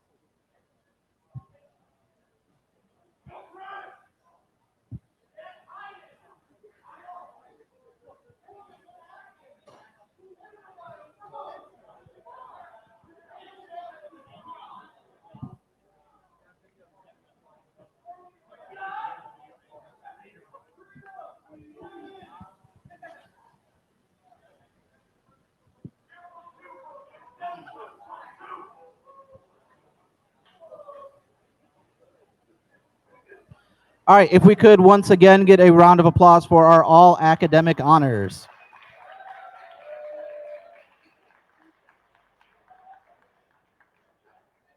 All right, next, we would like to honor members of the all conference second team who are voted on by the head coaches in the WHAC. When your name is called, please come up to the stage to be recognized and then wait for some pictures. All right, this is for Overwatch specifically. League of Legends will be tomorrow. Let me make sure I have our roles correct. So, for our second team conference, we have Yabdiel Arsen Cordova, Nathan Pancake DeBoll, Eric Day Zahler, Gavin Nosy Paladin Beninati. Caden Poached Clark. And Henry Grusha Fuchs. Nathan, come back. Come back. We're going to get some pictures. We're going to get some pictures. This is our Overwatch second team all conference. It is in here. Are you not drunk?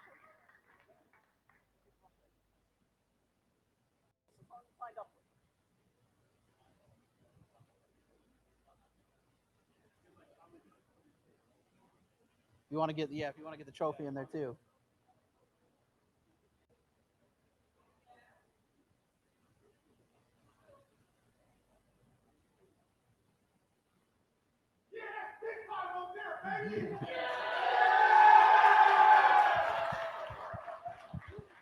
Thank you once again for our second team all conference Overwatch.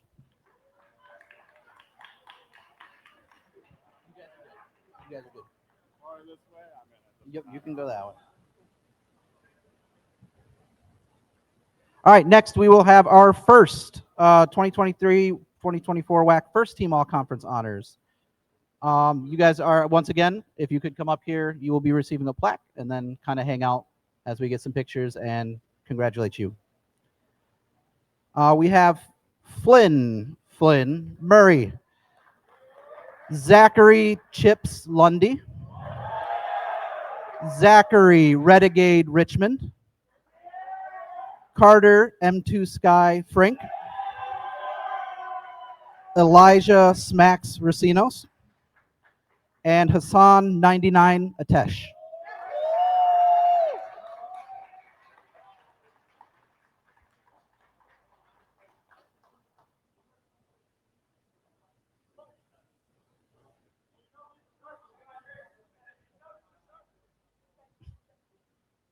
Sorry, we have a straggler here.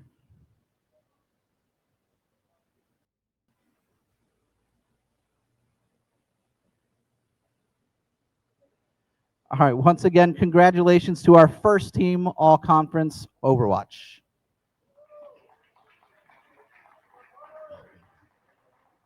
Get closer.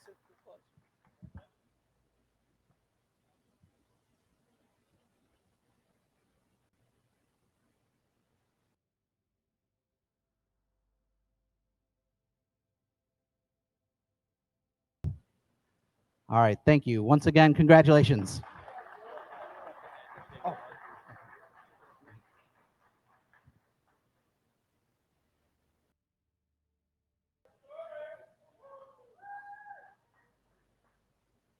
And finally, for one more award on the day, we have our Overwatch 2 Player of the Year for 2023-2024 WHAC. Congratulations to Zachary Chips Lundy.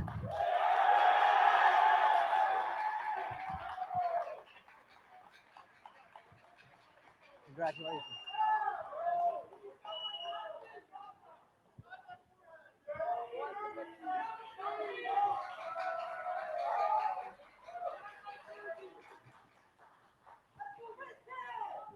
Congratulations. All right, thank you very much, everyone. That is it for awards for today. We'll be doing our remainder of awards tomorrow. We are going to break for lunch, and then afterwards we're returning at 1 o'clock. Is 1:30? Okay, so we'll be returning for the rest of today's matches at 1:30. Thank you once again, and have a wonderful lunch.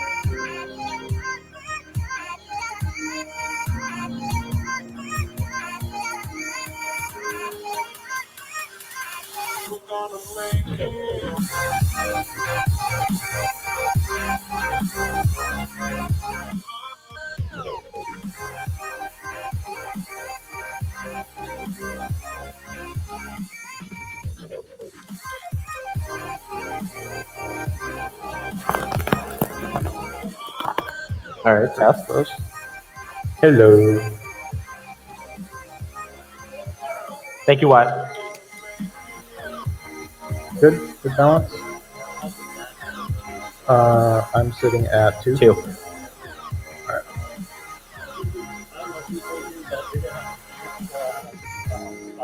Yeah. Sure. Yeah. Good.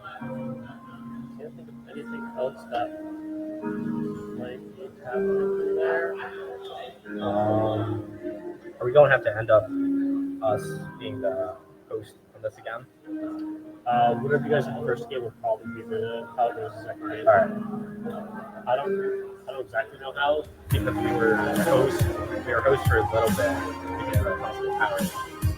Then we swapped it.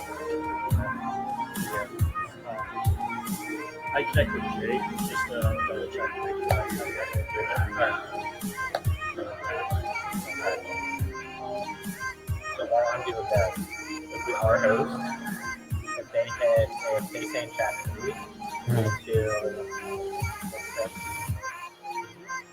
That sounds right.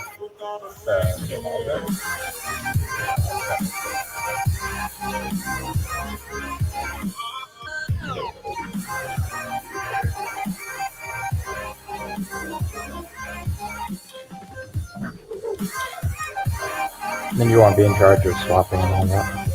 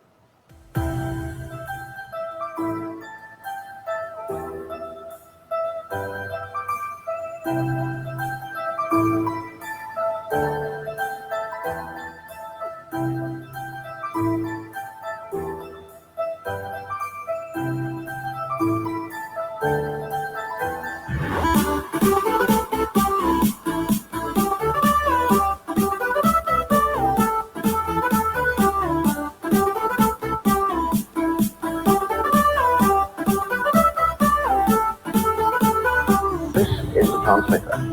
You might think it's too random, but I'm still alive and kicking 300,000 volts. Extremely low frequency. One specific frequency. Don't try this yourself. It's extremely dangerous.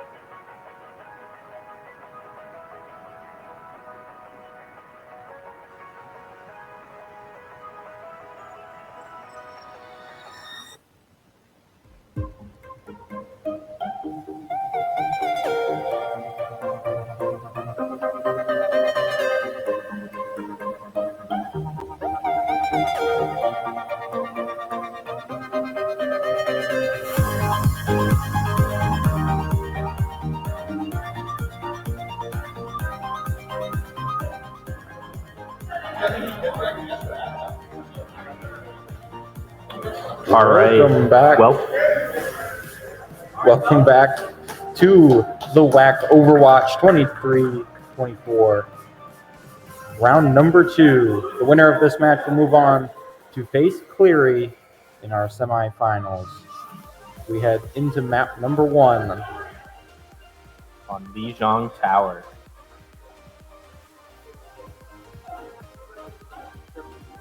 Uh-oh.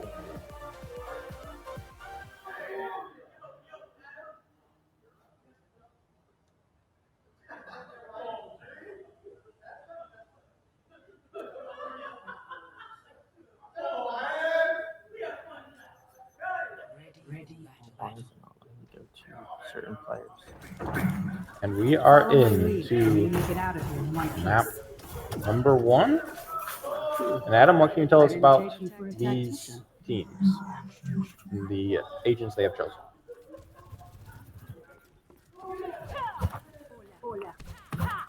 All right. So curious to see. I mean, we have been seeing a lot of Tracer here today. Really not too surprising to see, again, 2 more Tracers here.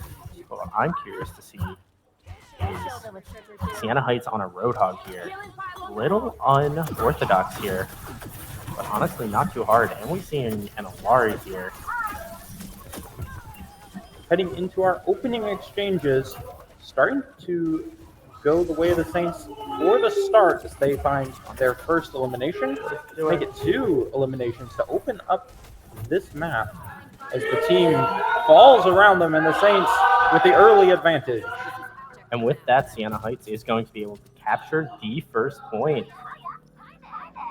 Early control to the Saints as they will cap the first points. We will play first to 3 here in map number 1 as the Saints progressing towards this first point.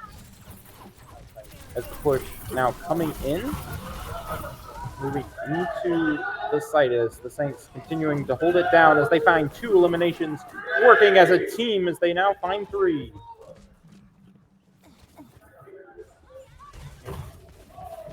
They fall back to defend their point. Shots going in as they now pass 30% complete. Shots continuing to go down. The high ground controlled by Concordia here at the start. But the Saints holding their ground well as the eliminations continue to go the way of the Saints as Turtle finds 2. Make it 3, make it 4, all 5 go down. 50% complete for the Saints. I mean, they have dominated this first point. I mean, the Saints here now having 3 ults, 2 Concordias, 1 here.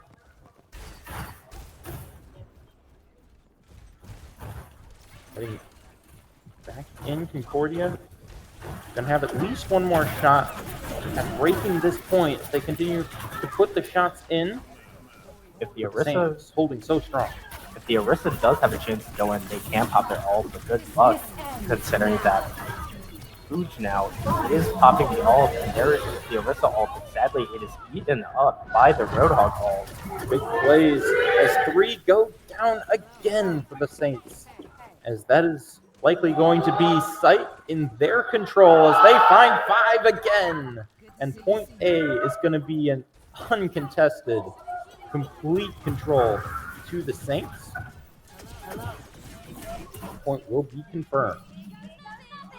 And with that, Sienna Heights is 1-0 on map number 1. Score 1-0.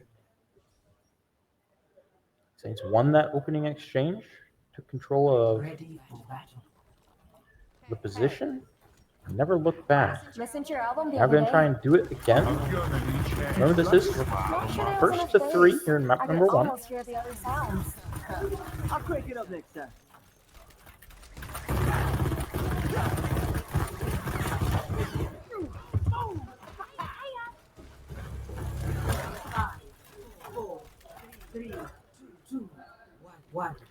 And here we go.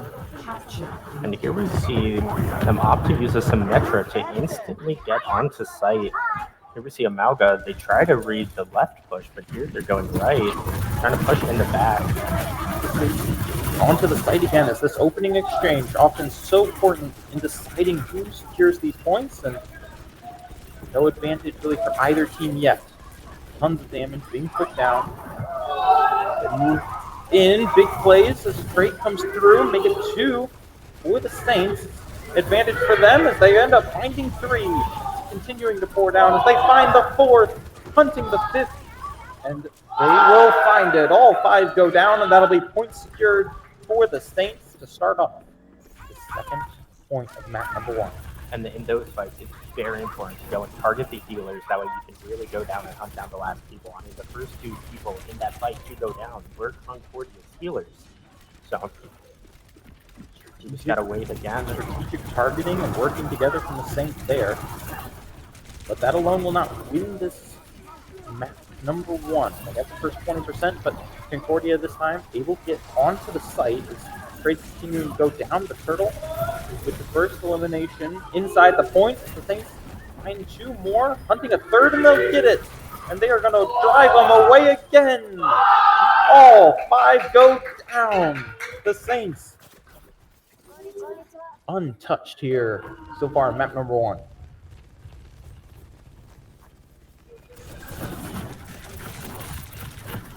As we approach 50% here on this B point, going in from range. Concordia trying to get anywhere near this site. Concordia now having 2 ults. They have Visor and the Orisa ult, while the Saints almost have all 5. An advantage those ults are, but the Saints holding strong so far. They pass over 70% complete. The opening elimination again goes to the Saints. Alt usage in for Concordia as these fights continuing to go back and forth. It's Turtle who finds 1, as Food finds another, make it another for the Saints as they are on a roll as all 4 go down. And the Saints only 10% points away from securing map number 1.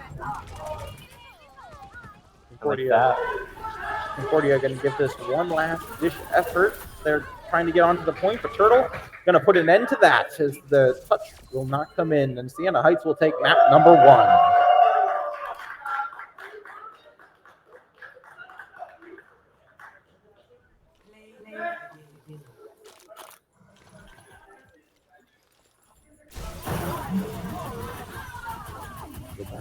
Play of the map. Beautiful whole hog there coming from Arson, our tank here, coming in. I mean, that was a pretty dominant game one here. So hopefully Concordia will be able to realize what the Saints have been doing, what they have been doing wrong, and able to adapt to make this and possibly get them game number 2 here. So important so often in this game, those opening exchanges. And the Saints won the first fight both times, were able to play on the defense and translate that into a 2-0 score in map number 1. As we prepare to move into map number 2 with the Saints leading 1-0. Winner will go top 4 to face Cleary in the next round. And let's pull up this bracket right here. Indiana Tech has moved on to semifinals, going on to Lawrence Tech now. And like you said here, Josh, Siena Heights, if they win this, will go on to semifinals to go up against Cleary. What a match that will be for either one of these teams. Exactly. I know I'm personally very excited to come and watch that game. The number 2 seed versus the number 3 here. So I'm very, very curious to see how that goes. And it appears that we are going to Paricio for map number 2. What can you tell us about this map, Adam? All right, so this map is a push map here. So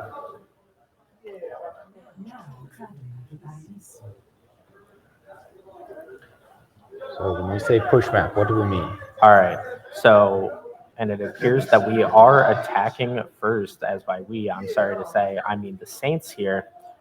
So they're going to come in to the map, come in, take over, try and take control of this point, and then there will be a cart that they have to push then to the very end. And the further they push it, with the fastest they push it, then if Concordia is able to do the same, then there's more time and they can go into a smaller overtime thing here. I was wrong. It appears that the Saints are on defense here. On the defense will be the Saints, and the attack will be Concordia.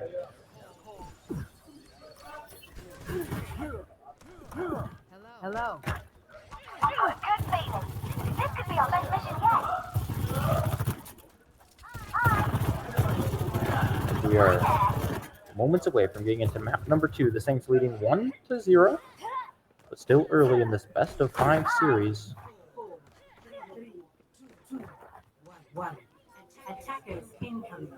As Concordia comes in. Now, Concordia here is playing a little unorthodox here. They're bringing over Matra, not somebody we see very often. We are playing Ryan, which in this meta, you just have to be really good in order to play him well. He can kind of just be targeted really hard. He has time off the help, but the Saints here are really just kind of pushing in. And with that, the Saints are able to get 1 pick. Like we said, so often the first series of eliminations, the most important.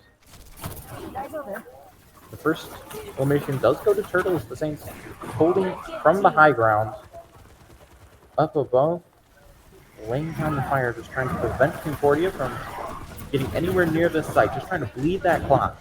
You see on the top of center right of your screen as we pass into 3 minutes left, and here's a big push from Arson as he finds 2, hunting a 3rd before he gets out with his life, and now charges back in, and Booge and Turtle both find eliminations, and the Saints in control yet again. I mean, beautiful, beautiful play here coming from our Saints. Now they're going to pull back. Continue to set up in the same spot. 2 minutes and 30 seconds now left on the clock. I mean, we are going to see if Concordia is able to do something. They're putting up that shield up there, that way they can't hit. And our Ryan is charging in, just going straight into the back line. Not by himself. Is his team coming to support him, but doesn't really need it as he finds 2 more. Booge finds 1 as well. Arson with another 4 down. And the Saints will reset at the same position. No progress made as we now pass into 2 minutes. I mean, not only that, Concordia now doesn't have any ults. We have both of our support ults from the Saints here. Again, there's that Ramatra shield up top trying to deny anything. The Ryan is being pulled back and healed. Just holding this line so well as they find 2 eliminations yet again, make it a third. Pushing. As the work comes in, as they find 4, hunting the 5th. They will find him in the end. So a clean 5 down again for the Saints. They'll return to this defensive position. Minute 20 now on the clock for Concordia to try and get something going here. See now, with Ryan not being the greatest here, he does need a support like Lightweaver, so if he rushes in there, he can be pulled out. And here we see Concordia starting to push up here. Finally, there's the Ramatra ult coming down, but it is not being almost fully negated by the Lightweaver ult, constantly healing the team there. Massive shatter. As all the eliminations go the way of the Saints, and they will reset the same position yet again. Only 40 seconds left now. Concordia starting to get a little bit desperate to try and break through this iron defense of the Concordia of the Siena Heights Saints. See it. And they're using the shield to get full charge on the rail shot there. And there's the Hanzo ult coming through, not getting anyone. But there's also the Coalescence ult. With that, there's 2 eliminations for the Saints. They take 3.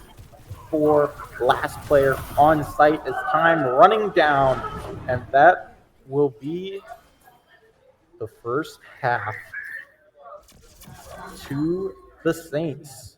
An iron defense for them. Concordia going to be forced to try and do something very similar if they want to keep any chance here in map number 2.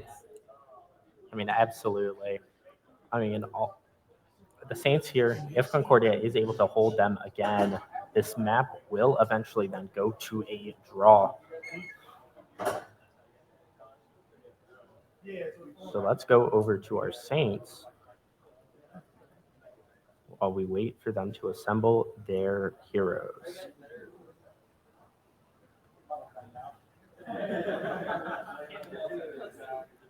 The Saints only need to capture the point, because that would be a further progression than what Concordia did.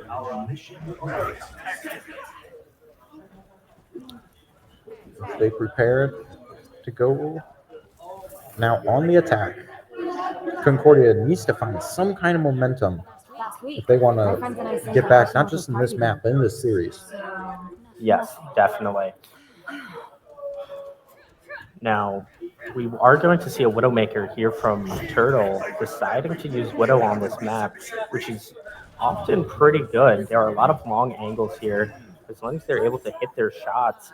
But one thing I would be worried about is a Orisa into this Reinhardt, just being able to go and break down that shield. Let's get the view of the Orisa here. Now we are back at that same defensive position we just watched the Saints hold perfectly.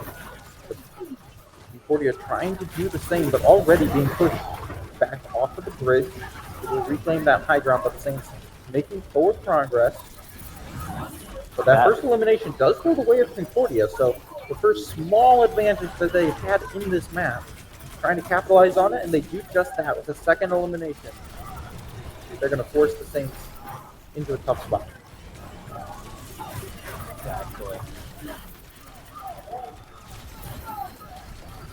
Reinhardt here, able to get a pin on the Orisa, push them back, but unfortunately, Arson does go down. Shots now just being exchanged at range. Concordia has done the job in the opening exchange, just holding this position.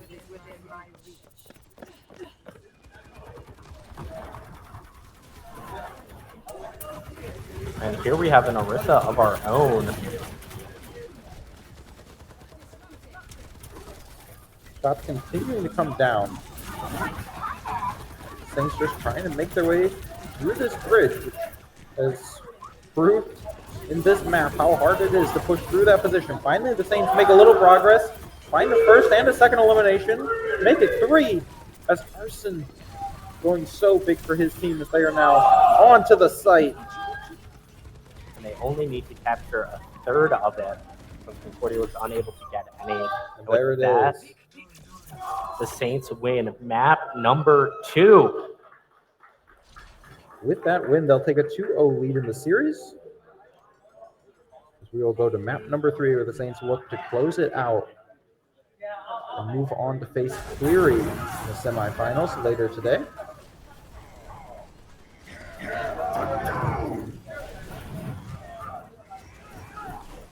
Saints now up 2-0, going on to map number 3. And map number 3, Josh, is Flashpoint.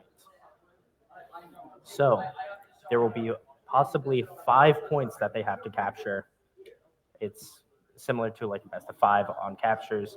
Takes a little bit faster to capture, and they are going to Servasa.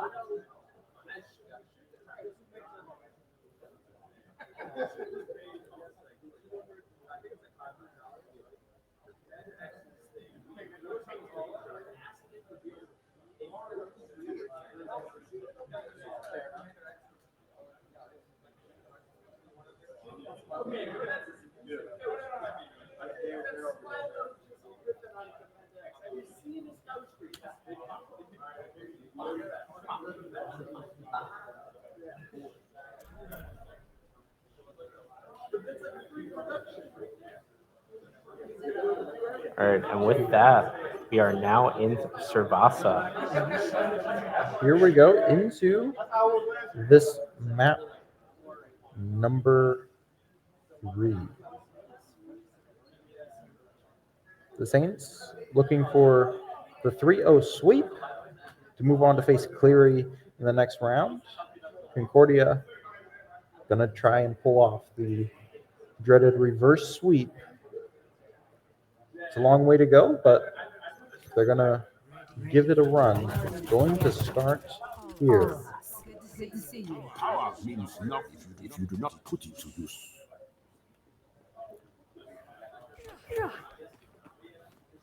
Watch your flanks. So They might another try something. semi-unconventional pick here, opting to go Winston here, hoping that the Saints are going to run some squishy people with some lower health, able to just hop in there and possibly deal with them. See if it pays off as we move into map 3 Flashpoint. The Saints up 2-0, looking to close out Concordia here at the WHAC playoffs. Now let's see what this Genji here is able to do. Early position control to Concordia. The Saints fighting from the outside, putting in as much damage as they can. There's that monkey just trying to disrupt. And with that, one of the DPSs for Concordia, it does go down. The great push in from the Saints as they have now taken over the position. The eliminations go their way as they look to lock it down. And that is exactly what they are going to do, as all the players fall for Concordia. And of course, to retreat from this point, the Saints with site control. The Lucio from Concordia trying to come in here, trying to make space for their team here. But unfortunately, that Doomfist is just going to go in there, get some chip damage, try and build up their ult. Fear Code using their teleport and trying to get some heals off on their team. Concordia is able to push into the site, but taking a lot of damage from fire from all these different Saints players. Finally, they get an elimination, but the trade's going the way of the Saints.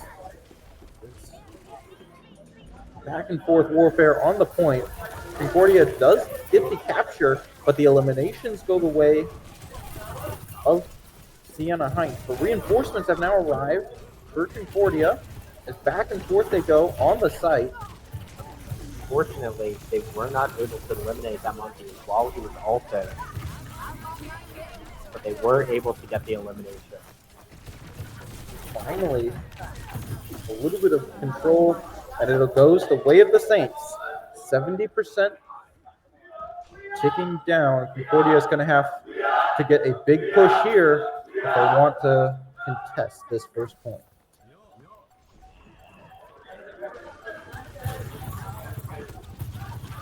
Saints moving off of the site just a little bit to push some shots in, but the contest does come in. So we're in the overtime period. The Saints are going to have to try and clear this site, or Concordia will have to capture it and get their own percentage up. The eliminations going the way of the Saints, so does the damage as 4 go down, all 5 drop, and the Saints will secure the first point here of Flashpoint. Now the Saints are going to rotate around, try and get into the next flashpoint before Concordia is able to get there. And like that, the Saints are already here, giving them time to set up their position as they wish. As you said, Siena Heights first on the rotate, taking up their positions. Plenty of ults available for Concordia, but able to get it. Uses that to get a double elimination. Big plays. As 4 go down, the target comes in for the 5th, and the Saints a clean 5 down. As they are going to be able to probably secure this flashpoint before Like Concordia can get that, back. the Saints are now able to capture this flashpoint. The ticks coming in.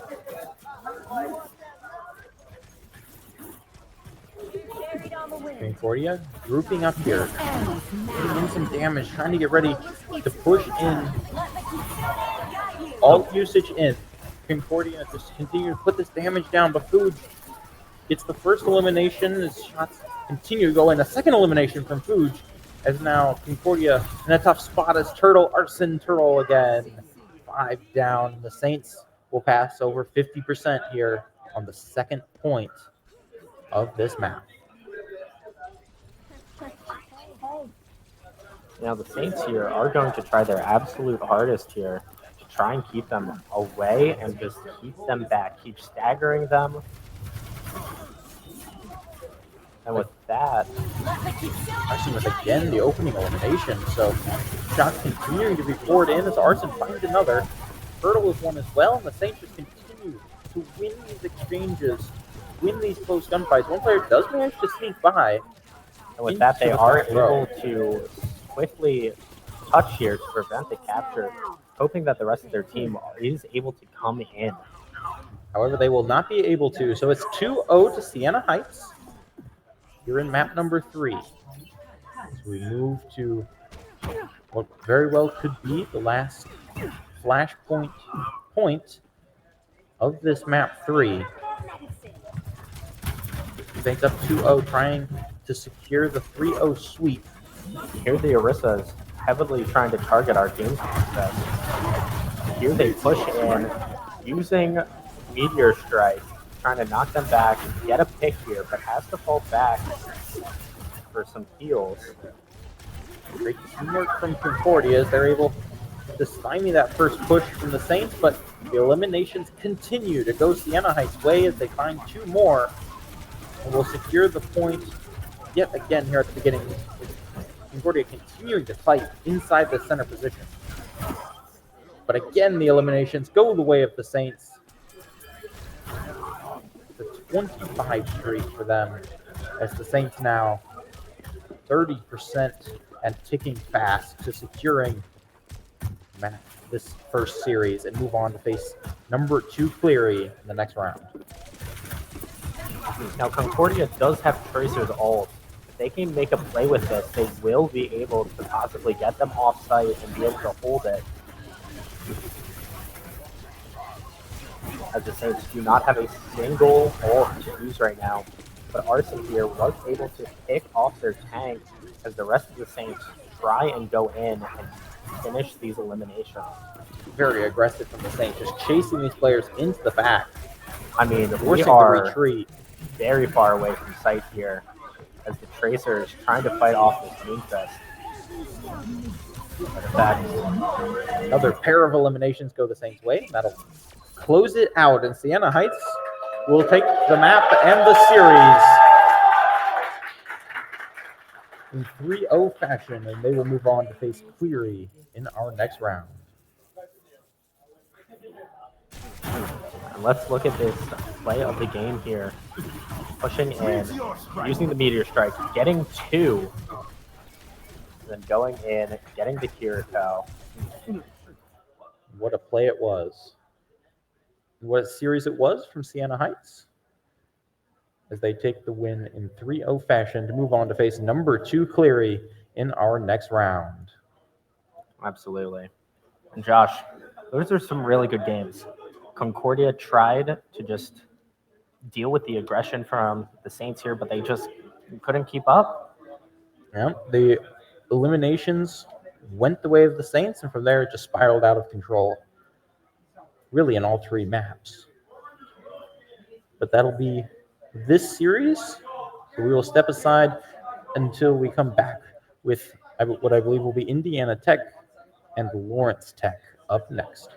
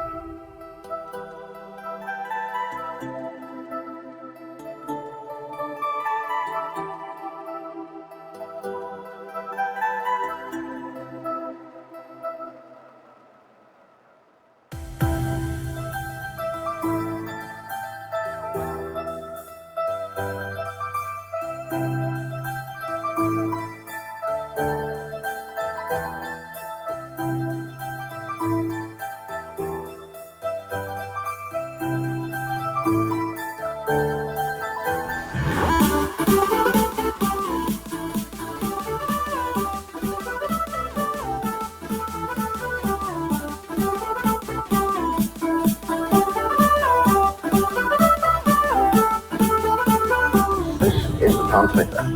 You might think it's too random, but still alive and kicking 300,000 volts. Extremely low frequency. One specific frequency. Don't try this yourself. It's extremely dangerous.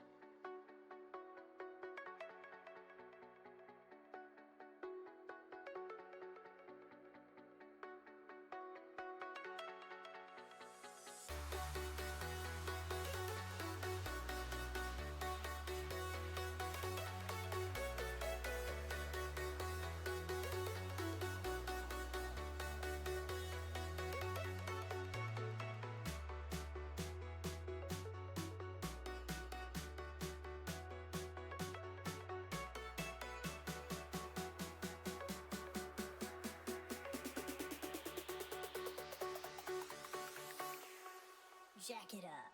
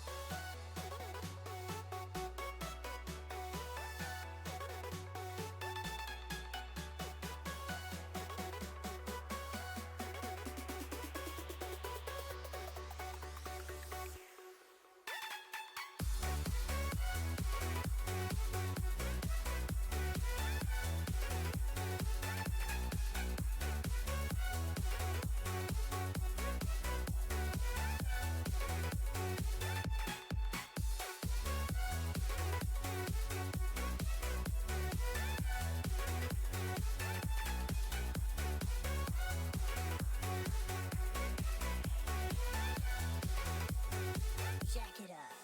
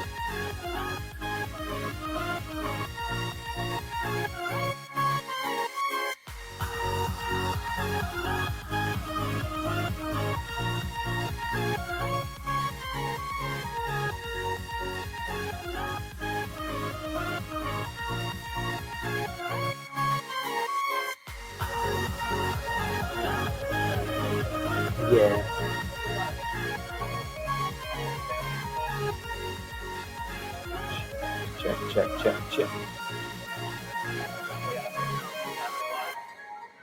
2 bar.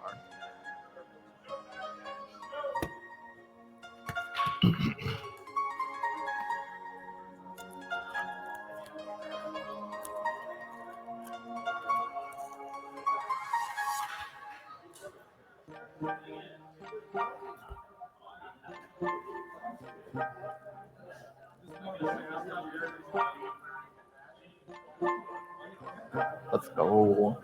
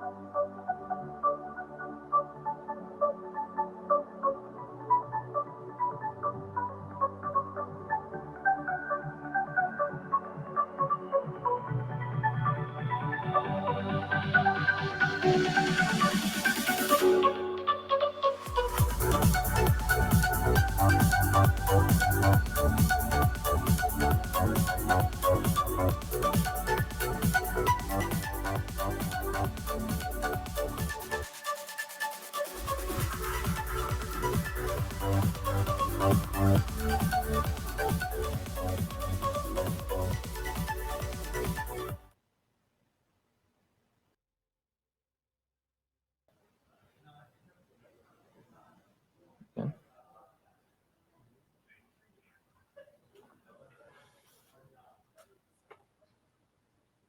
So quiet. Hello, everybody. Welcome back. We are back from lunch, back from our break. Get some hype. Let's go. Woo! Let's play some Overwatch, people. We got Indiana Tech versus Lawrence Tech here tonight.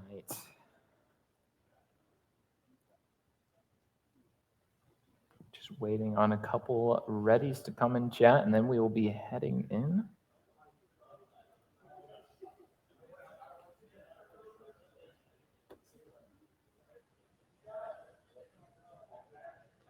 So, what do you think the outcome of this match is looking like? Any predictions? I think we're definitely going to see some G2GU Doomfist punches off the map. Maybe one. Yeah. I think we'll definitely be seeing that. You know, I would maybe even bet some money on it. Can we get a nice feed from the crowd for the G2GU? Punch off the map. Punch off the map. Yeah.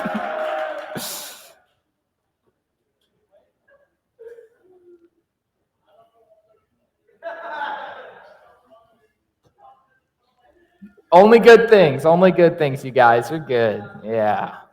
They have no idea.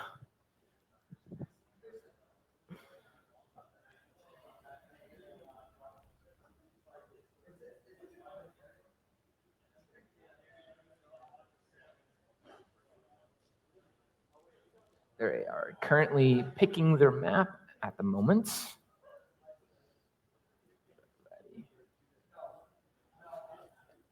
What would you know? We've gone to the stereotypical.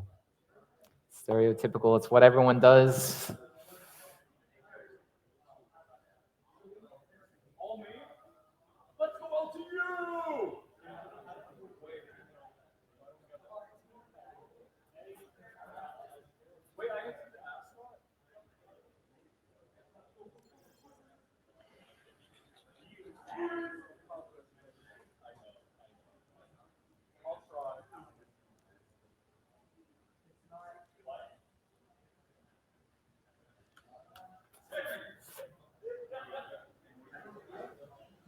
All right.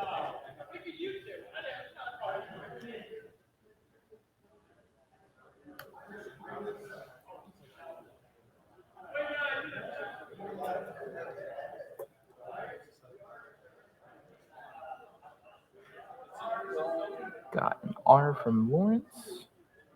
And of course, Indiana Tech has said nothing yet. Slackers.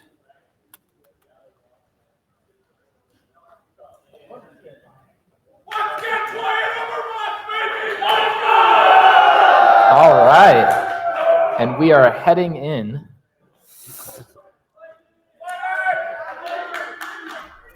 We are going to be traveling to Lijiang Tower here for the first match between Indiana Tech and Lawrence Tech.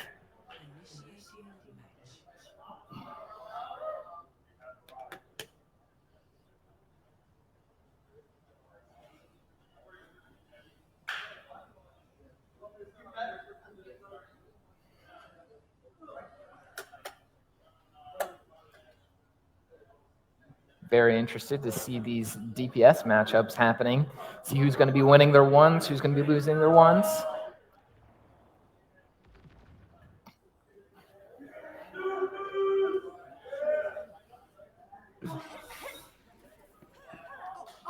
Nobody uses 15 electric guitars like those guys.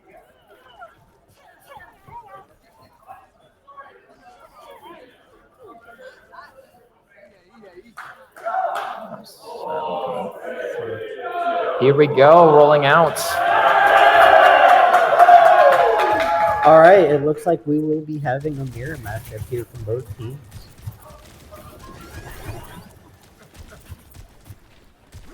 Looks like Lawrence is going to be taking the small room first.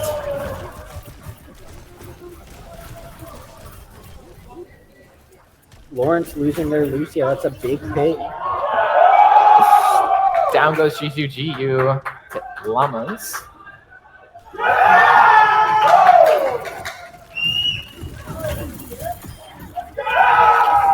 Chip's getting a couple picks in. Fluffy, the only one still alive here on point, trying to just stall out the point here.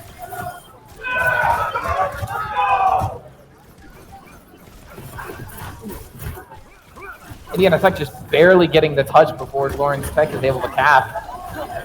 Lawrence Tech will manage.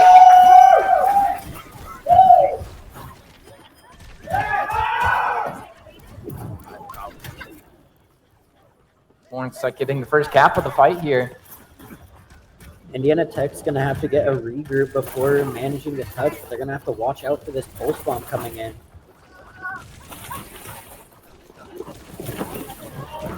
Alpha JC trying to get that duel against Chips. Out comes the Pulse. Did not connect.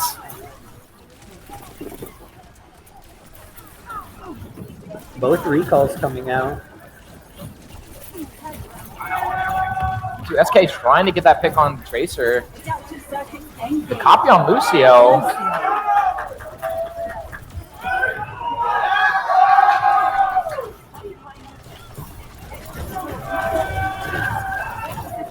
Despite the copy coming in, still a strong hold from Lawrence.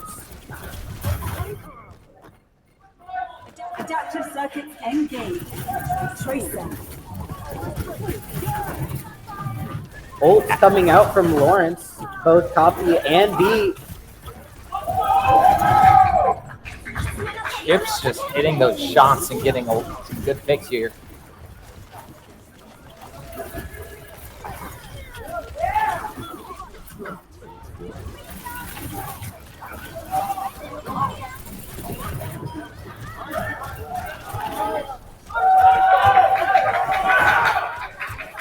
Looks like Lawrence is going to be staying strong and holding the point here.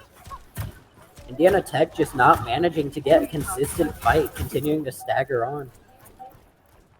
Yeah, they definitely need to regroup and go in as a team. Notice Paladin getting a very nice early pick on Chips here. Making a window of opportunity, maybe.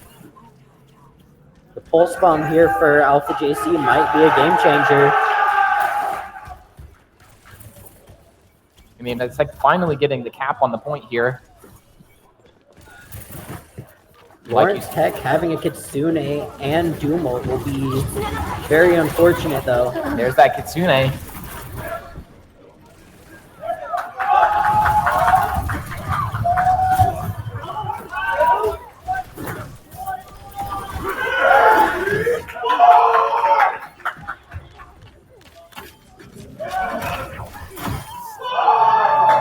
Doom cleaning up the point for Lawrence Tech.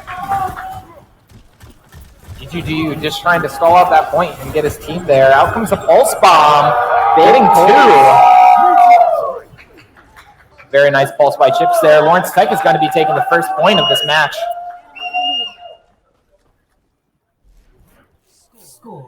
You know, as we did say, the G2GU feed. G2GU did in fact feed there a little bit. Did not work out very well for his team.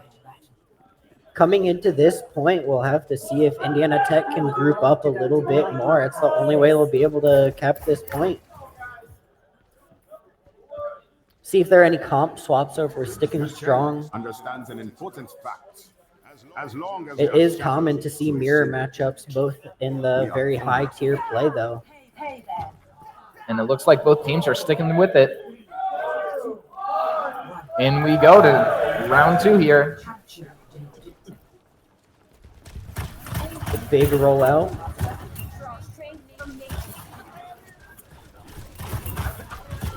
Looks like both teams are going to be fighting in this main area. Alpha JC getting a good early pick, winning his duel. Down goes Llamas as well.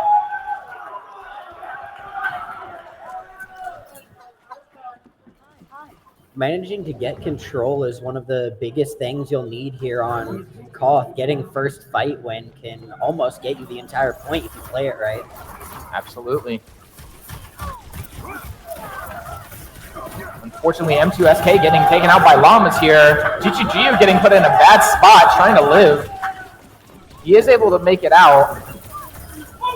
Down goes G2GU to Chips. Fluffy getting a boot.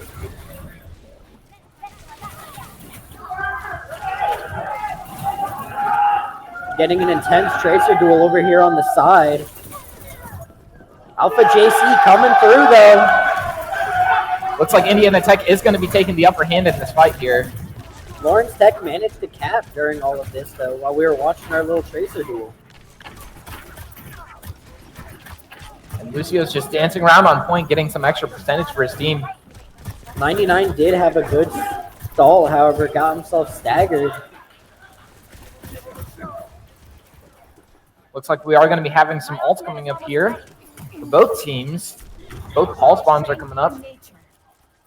Also going to be having a Kitsune Rush and a copy on Indiana Tech side. Indiana Tech being far ahead on Kitsune Rush will give them a huge advantage here, being able to push with it. GGG, you get an early pick on Day.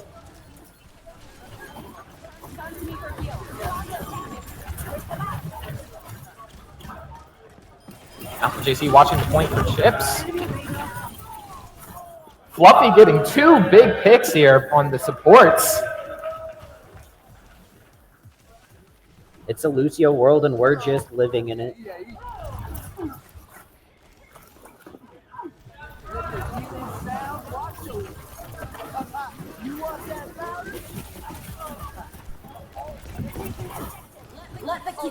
You see the Kitsune and Beat come out from Tech side. Using a lot of ults here. Looks like Lawrence is also going to be using their Beat. You also see Copy come out. Another Lucio copy. G2GU though, getting 2. Very good picks here.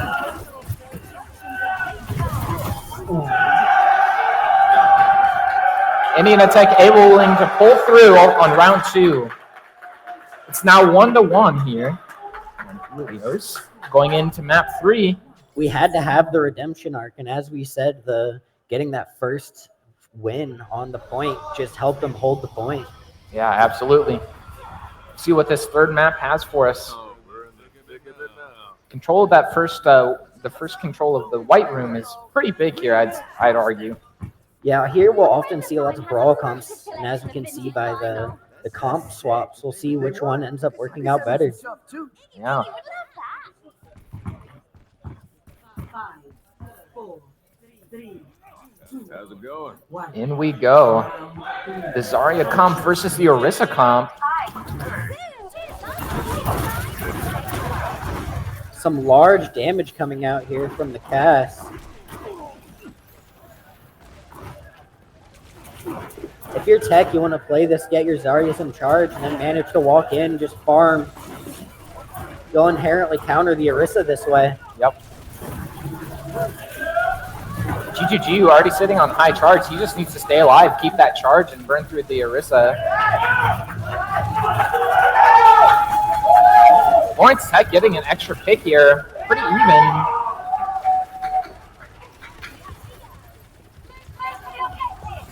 Indiana Tech managing to get the charge for their Zarya. However, Lawrence getting those early picks just secured him the fight. The Zarya couldn't walk. We'll see if they can keep this momentum for them. Very well played by Lawrence Tech here.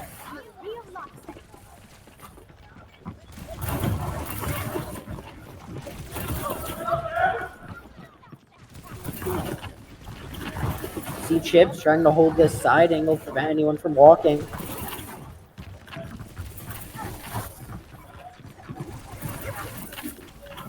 No one looking at him.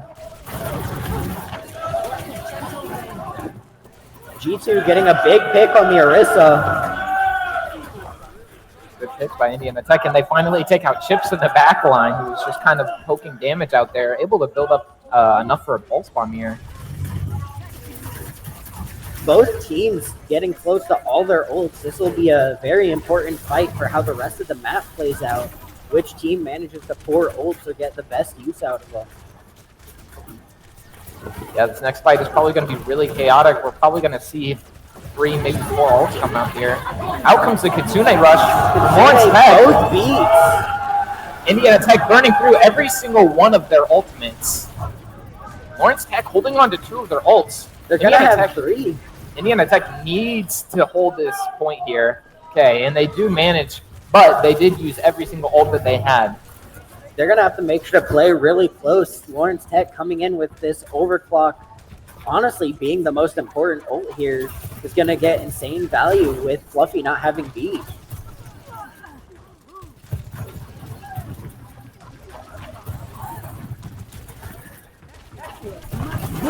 Out comes the initial overclock here. Past the kite, getting low. Indiana Tech doing a good job of carrying their lives, making this overclock borderline useless. We saw a pulse come out off screen with chips.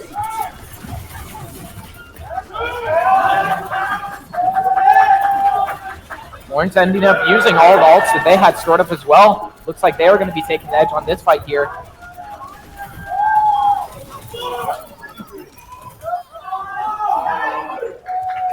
Lawrence Tech getting the cap on point once again. Indiana Tech coming back on a few ults here. This next fight is going to be very crucial to them being able to take the map. Lawrence still ahead on support ults, though, despite them being used at the same time, is still a big advantage if they can use Kitsune first and manage to pop someone. And out comes the Kitsune Rush. It looks like Indiana Tech is just going to sit back and wait for it to run out. That's actually really big for Indiana Tech to force it out. It gives them a major advantage with theirs being able to walk.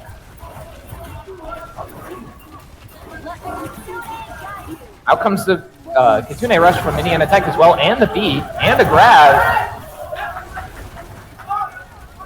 Pulse Bomb killing the Lucio. Some major kills on both sides. This is going to be a very even fight here. It could go either way. Alpha JC does take out Day. It's just chips left on point. He has to retreat and regroup with his team. Looks like Lawrence is going to be making it to 99%, 98% here. We see Lawrence swap to the ball. They clearly are doing this for a contest and stall touch. But M2ski with the high noon. We'll see if this gets any value. We also have G2G swapping to the Doomfist as well for that faster point touch here. Lawrence having overclock and pulse. Just barely missing that Lucio. Overclock got There killed. goes Chips and Day. And there goes Lucio as well. M2SK hitting his shots. Very clean here. Down goes Akiriko as well. Looks like Indiana Tech is going to be taking the edge here and winning the first round here.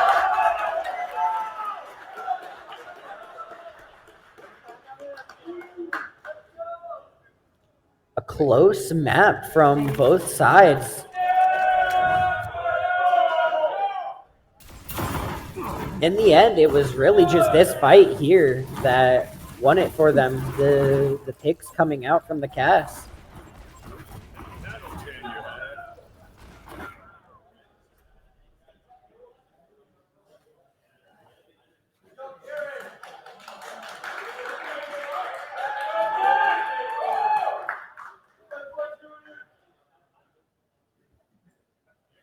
It's looking like this is going to be a heavily based DPS duel.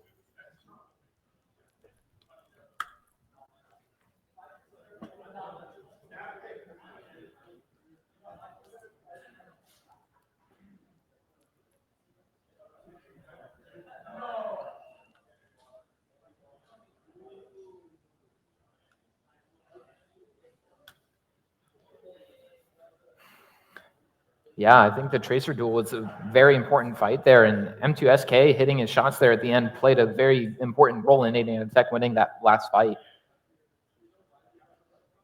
Next map heading into Paris, so we'll see how each team wants to take this.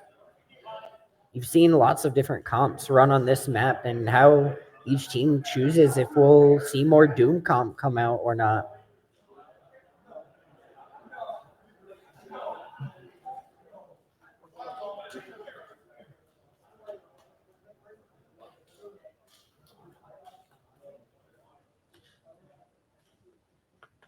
So far, what player is standing out to you the most?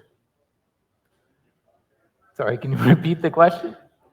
What player is standing out to you the most? I have to say from the end there, it looked like M2SK really just kind of caught my attention with those shots that he was hitting. It barely looked like he was aiming at their head sometimes. Might have to check the computer. Yeah, definitely going to have to check the replay on that one.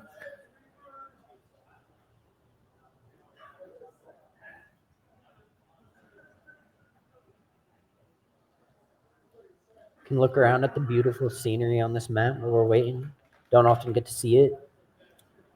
That's one thing I do like, especially doing in casting, is when I'm actually playing the game, I don't really take my time to look at the scenery and, see what the developers, the time they put into making these maps. Don't worry. We'll never see it in game, so it doesn't matter. Oh, yeah, exactly. All I see is the Doomfist face checking me, so... Let's get this show on the road. Looks like we are going to be seeing Chips here again on the far at the initial burst here. Or maybe not. We've been psyched out. I've been trolled here. Chips, come on, man. Trying to make some commentary. Been played here. for a fool. Been played for a fool. Looks like Chips is going to be sticking with the Tracer. We are going to be seeing Day coming back out again on the Widowmaker. And if I remember correctly from last time, Day was hitting some really good shots on the first point here of Brizo when they were playing earlier today. So let's see if Day can get any good picks here. You'll often see this for opening. We'll see what they swap to or try to force this the whole time. Yeah. That was a close pick on the Lucio. Speaking of Lucios, we actually have an even trade. Both Lucios go down, and we do see G2G here on the Diva, arguably his comfort pick here. Alpha JC is going to fall a little bit early in the fight here too. M2SK getting awfully low on HP. They all have to back out and regroup here. Day is just looking for another pick to get here. Indiana Tech having to play that LOS and make sure that they don't stay in his line of sight here. Even if Day doesn't get another pick, the sheer existence of him alone puts so much pressure, forces M2ski to walk on him. They actually trade. They trade. What an interesting interaction there. Here he does get the TP out. GG does get DMX. And down goes Llamas to Fluffy. Fluffy also falling to Chips. Off of JC, see if he gets a pick on this Lucio. He does. Coming with Pulse, we have a remake for G2. It is just a trade game out here. Day getting 2 picks on Indiana Tech. Getting the out comes the stick on Day. Down goes Day. Day used sights there too. We'll see if stays on the Widow here. I mean, we were seeing lots of success, but after that, it might be a hard play. Looks like they are going to be sticking with it too. We got a beat for Lawrence Tech, and Indiana Tech has a Kitsune Rush coming up on both tank ults as well.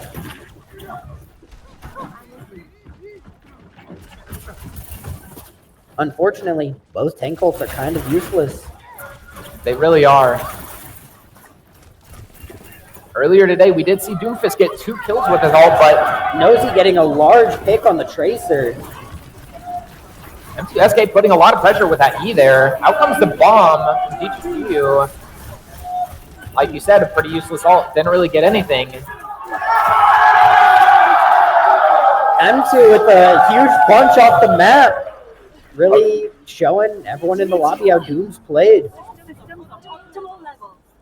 I'm a huge fan of the copy Doom, but that's also because I'm biased towards Doomfist, so. Coming in, we have Kitsune for Indiana Tech and Yeet for Lawrence. Lawrence also coming up. Indiana Tech's coming up on a beat, and Lawrence is coming up on a Kitsune Rush too. Support ults are about pretty even here. How each team uses their support ults will really decide this fight. Will Lawrence manage to cap? Down goes M2SK early on by Chips. Nosy Paladin just trying to live here. Out comes the beat. And the Kitsune Rush from Indiana Tech and Lawrence both using support ults. G2 fighting for his life, trying to stay in that mech to be able to touch.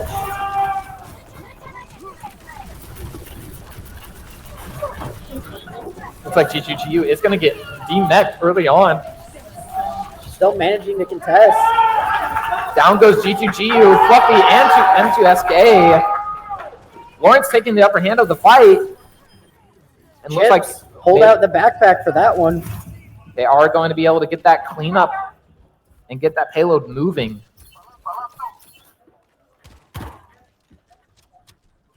We have Pulse coming in for Alpha JC. We'll see who looks to stick here.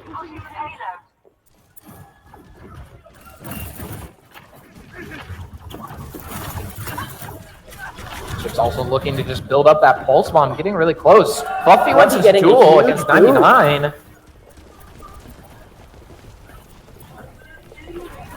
Ooh, the pulse bomb landing onto Kiriko. Down goes Lawrence's DPS here. That creates a major opening to allow Tech to hold wherever they want.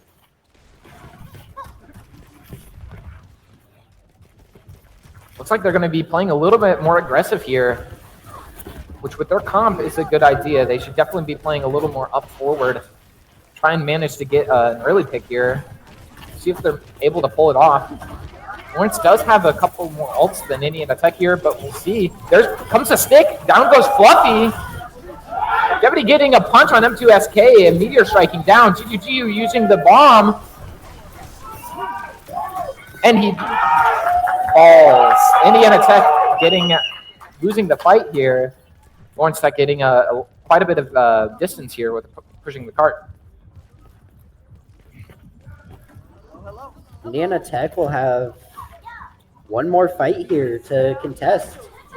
They'll be coming in with Kitsune, but Lawrence being able to match it with a beat.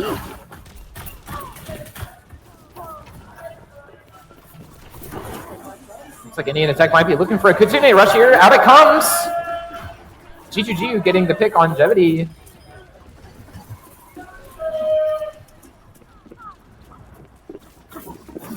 Trying to get some late picks here. It looks like getting that stagger on the Lucio is massive with the time bank they have. However, Lawrence coming in with both support ults is going to make this a really hard fight.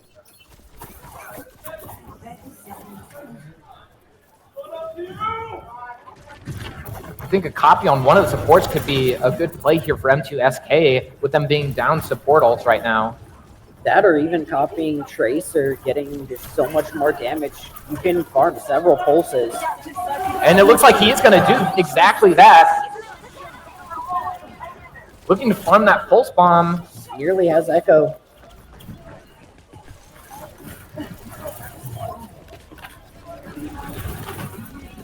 Out comes the pulse bomb. Does not connect on anybody. Getting Lucio dead. Taking out Lucio from the fight. GGGU gets the neck. Down goes Llamas. M2SK winning his duel. Same with Alpha JC. Down goes Zoomfist, and Indiana Tech is going to be holding them there. Well fought by both teams. Indiana Tech having a pretty strong defense there. Score 0-1. Switching sides. Act like I didn't just hear that. Some unique things in the Overwatch community here these days. Yeah. It's unfortunate that people who don't play Overwatch have to hear some of the things that we have to say.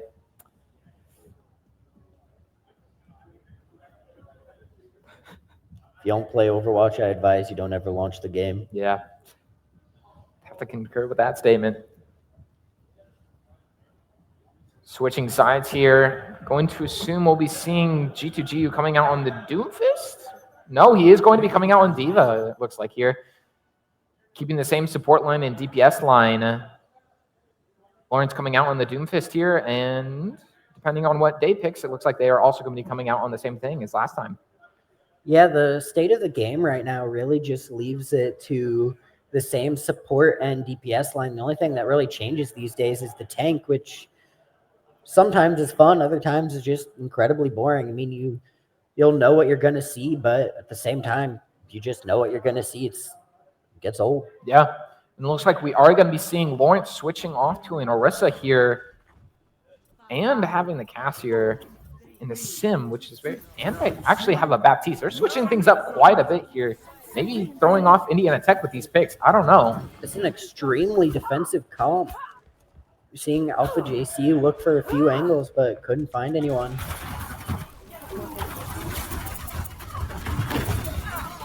Yeah, it looks like Lawrence Tech is going to be trying to play the patient game here. Playing just very slow, trying to play to their strength of defensiveness.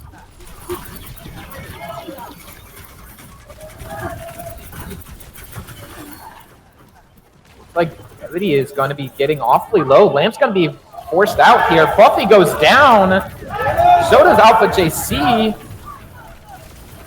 Down goes Orisa, though, for Lawrence. Lawrence getting most of the picks here, getting a slight upper hand. Down goes G2GU and Nosy Paladin. Looks like Lawrence is going to be stopping Indiana Tech at 2 ticks here. That's some good progress for Indiana Tech, but Lawrence did put up a great fight there and was able to turn it around.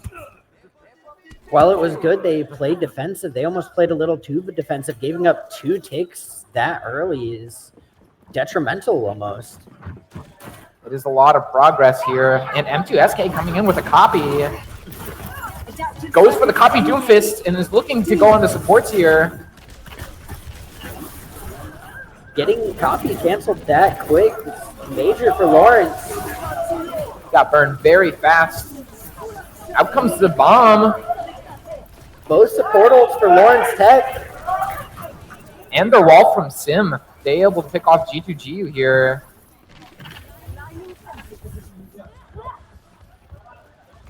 Lawrence Tech using both support ults and Sim wall in exchange for Diva and Echo is almost a worse trade. Indiana Tech coming in with the Kitsune is going to be a huge fight win here. No beat to stop it, no wall to counteract it. Yeah, Lawrence Tech is going to be down on ult here. Out comes Pulse Bomb as well. It does not connect on anybody. Lawrence Tech getting down on HP. M2SK does fall early on in the fight by Chips.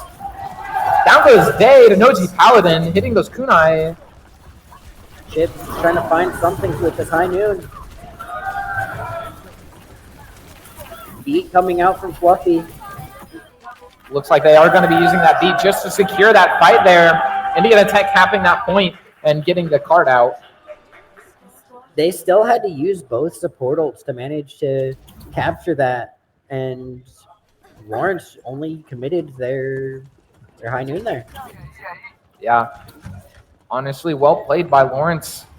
Indiana Tech burned through, like you said, they burned through those support ults, and that could prove to be a bad thing early on in these next fights. Looks like Nosy Paladin is doing a pretty good job getting built up back to that Kitsune rush, but in we go to the next fight. M2SK going for the copy on Doomfist. Down goes Llamas to Alpha JC. Fluffy wins his duel against 99. It looks like Indiana Tech is going to be taking this fight.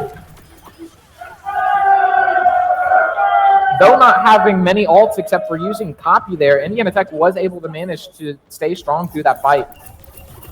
Getting close to that point that they need to reach. It also gives them, that fight gave them a lot of time to build up Kitsune for their Kiriko. Lawrence swapping over to the Echo here. Also Tracer instead of the Cass. Out comes the Pulse Bomb, but it gets lamped. That lamp gets used up, though. Down goes Lawrence's DPS. Out comes the window, though. Kitsune rush coming out from Indiana Tech here by Nosy Paladin. Lawrence just slowly falling. M2 managing to clean everyone up. Looks like Indiana Tech is going to be taking Parizo for match number 2.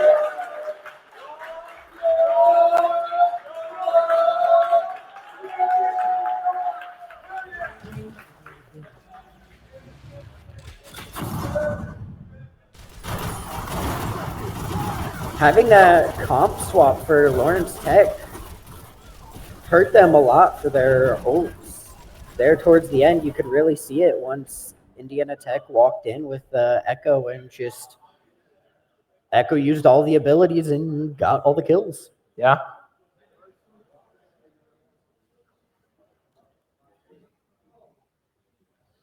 We will be going into a bio break. Gamers being thirsty. Who knew? They don't drink water. It's a lie.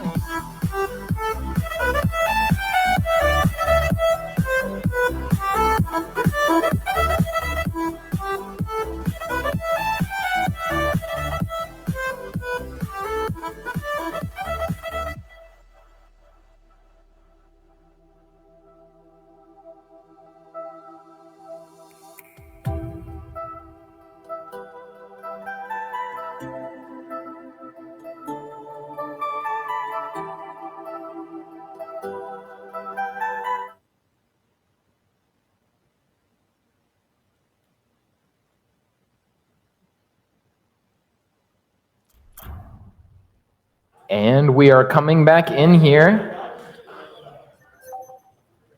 Initiating. If Indiana Tech manages to win this map, it will be the match. We'll see if Lawrence Tech can manage to pull off a reverse sweep or at least the very start of one.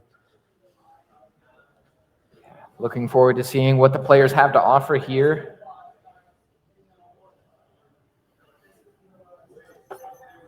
Ready for battle. We're in this together. All of us. Keep moving out there. Don't want to give him any easy shots,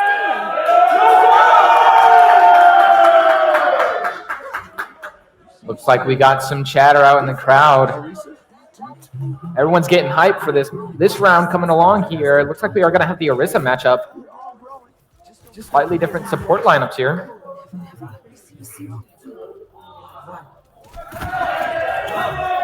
In we go.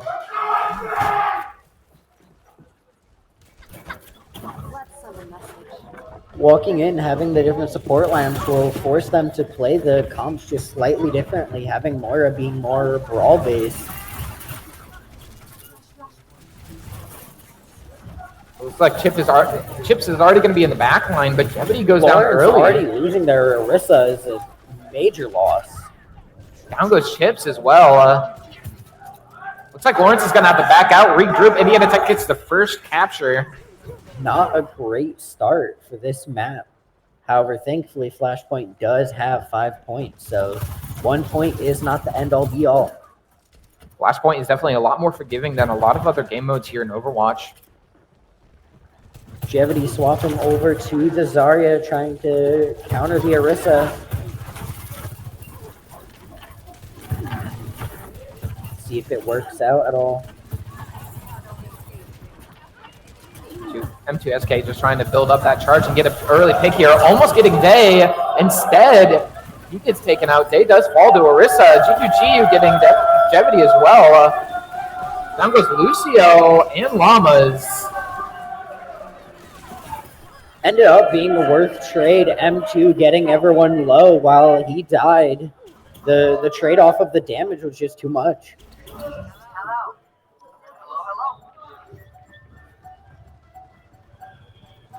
See if Lawrence goes for the touch here. Or they're just gonna, looks like they're just gonna let him have this first point. Like you said, it's not end all be all by losing 1 point. Lawrence can definitely come back here. Both Tracers having their pulse. We'll see which one manages to have a bigger one. Maybe we'll see something interesting. Maybe they'll go for each other. Maybe. Nice pulse bomb trade would be a pretty good sight to see, in my opinion. Out comes the one from Chips. Didn't get anything.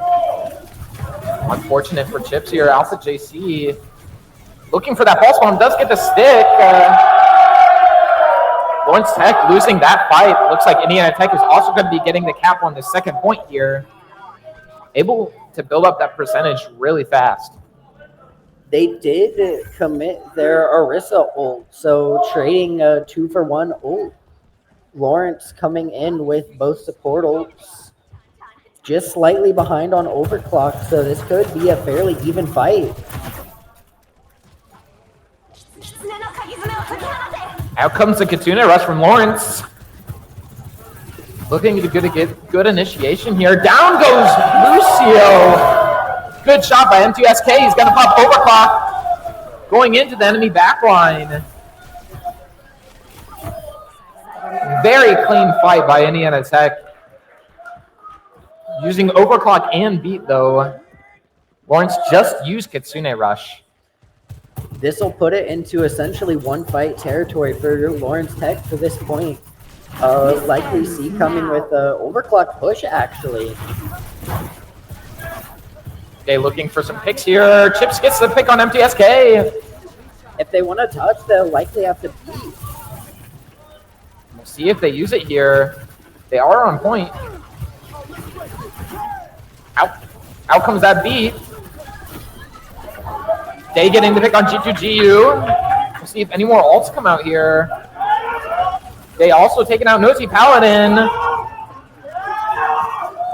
Lawrence Tech takes the fight. Getting the cap here on second point.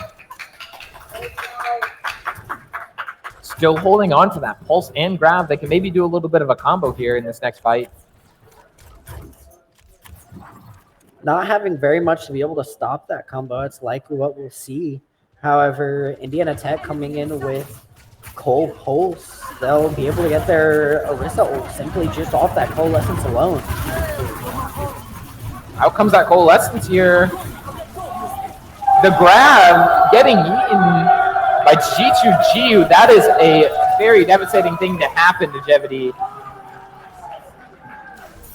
Very well played by Tech there. And we are going to be going to the third point here. Swapping back to the Orisa mirror, seeing if that works out a little better. Indiana Tech does need to watch themselves, though, because I've seen reverse sweeps happen all the time on Flashpoint. Especially if Indiana Tech manages to misuse a couple ults here, they can simply just lose the point. That's all this mode is based off of, is use of ults and staggering. Looks like G2GU is going to be popping an early Orisa ult here. Pulse Bomb comes out, taking out Kiriko. Indiana Tech is getting the picks that they needed by using their ults. Lawrence is going to be doing a little bit better on ult economy here. We will see M2 coming up on the overclock and 99 not having the beat to be able to mirror it. So this could be another fight win potentially. However, Day also having the overclock. There's potential if they pop the Lucio that it's just a free fight. I have a feeling we're maybe going to be seeing a Kitsune rush here from Lawrence. Maybe the overclock. There's the overclock and the Kitsune rush. And the overclock coming out from M2SK as well. The beat coming out from both teams. A lot of ults are being spent here. Down goes M2SK today. Jevity taking out G2GU in the duel. Day just looking for those extra picks to wrap up the fight. 99 getting the pick on Nosy Paladin. Fluffy just trying to stall out that point to get a little bit of extra percentage, and they all fall. 99 getting 3 picks. Very good ult usage by Lawrence Tech there. Day getting the pick on that overclock there was a huge opener for them, allowing them to just walk in and prevent anything that could stop them. Them having also a bit better ult charge on the Orisa can help stop them from walking. Although getting low here gets in a dangerous spot. Nosy committing Cole. Looks like Jevity is going to be trying to go in for that ult, but once again, getting low and not being able to. G2G really shutting them down. Fluffy getting the pick on chips here. Capped points. This forces Jevity to come in. Jevity just barely not getting the pick on Fluffy. Couple trades happening here. It looks like Nosy Paladin is going to be getting a couple picks as well. Indiana Tech pulling through and winning the series. That is the series. GG's to both teams. Very well fought.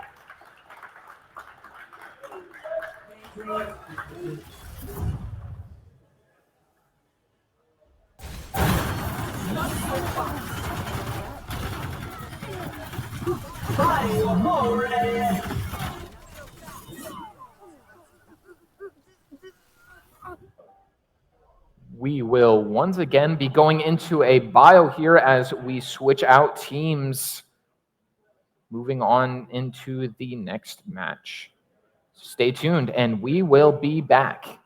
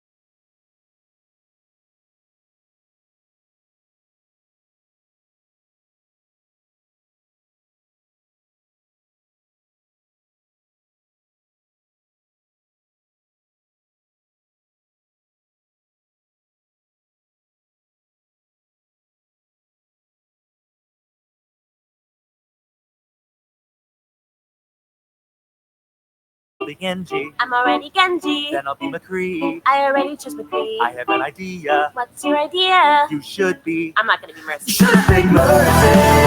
I'm not gonna be any kind of support. She ended up losing, but it's all your fault. Your tears are what I adore. I'm not gonna be Mercy. Should have picked any kind of support. You ended up losing and you should learn how this game works.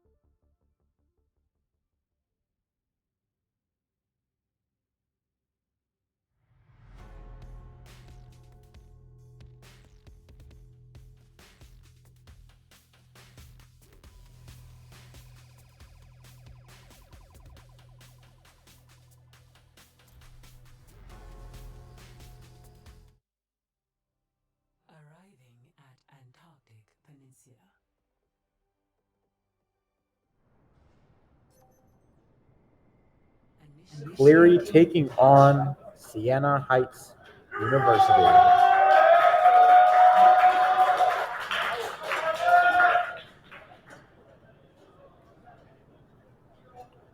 Both these teams coming off of 3-0s in round number 1. The winner will move on to take on number 1 Indiana Tech in the final. And Josh, you know, we're here in the Arctic. I just really, really hope that none of our players get too cold. I'll see this matter resolved. Here in the Arctic we are. This is a map we have not seen, as far as to my knowledge today. Complete. Now it's time for the good bit. Greetings.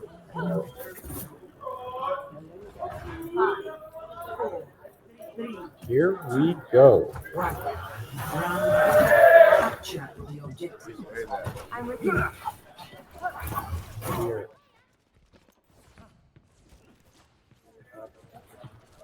Oh, I'm just say as we swap things around. There we go. On to the first point here in map number 1.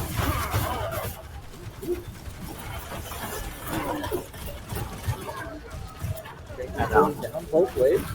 The Saints here running a nice little dive pump, running the Doomfist, running everyone that they need. And like that, Doomfist and Fuge get taken out.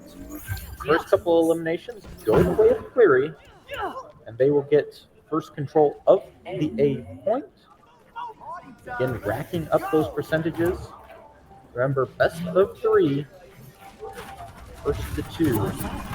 I think we're going to try and retake this position. Keep it together as a team. Here we see Renegade, the Tracer, trying to be in this little back position. You might see a little Tracer 1v1 here. Exactly what we see, but neither one gets an elimination. Disengage for now. On the point, with Clary still holding strong, doing 4 damage into these things. It is Renegade who picks up the double, and it makes for 3 eliminations, make it 4. A triple for Renegade, as it's a clean 5 down for Clary. Greetings. Greetings.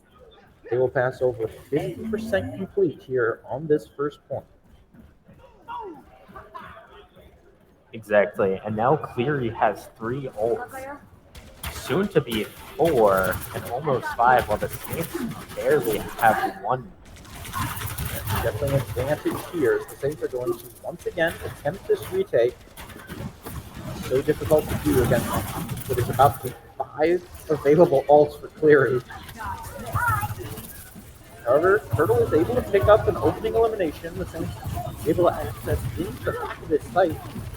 Start to push Cleary away. Damage is poured in both sides. Saints getting the worst of these trades so far, but finally able to find the elimination, and they cap the point as well. So percentage now going the way of the Saints. They will control the site for now. Still 4 ults available for the side of Cleary. This ends now. And the dash. Shots. Able to find an elimination as the Saints take down 2, continuing to pour this damage in. Trying to hold the site as it's 2 for Turtle. As the Saints will clear him out. And it is now control of the site the way of the Saints.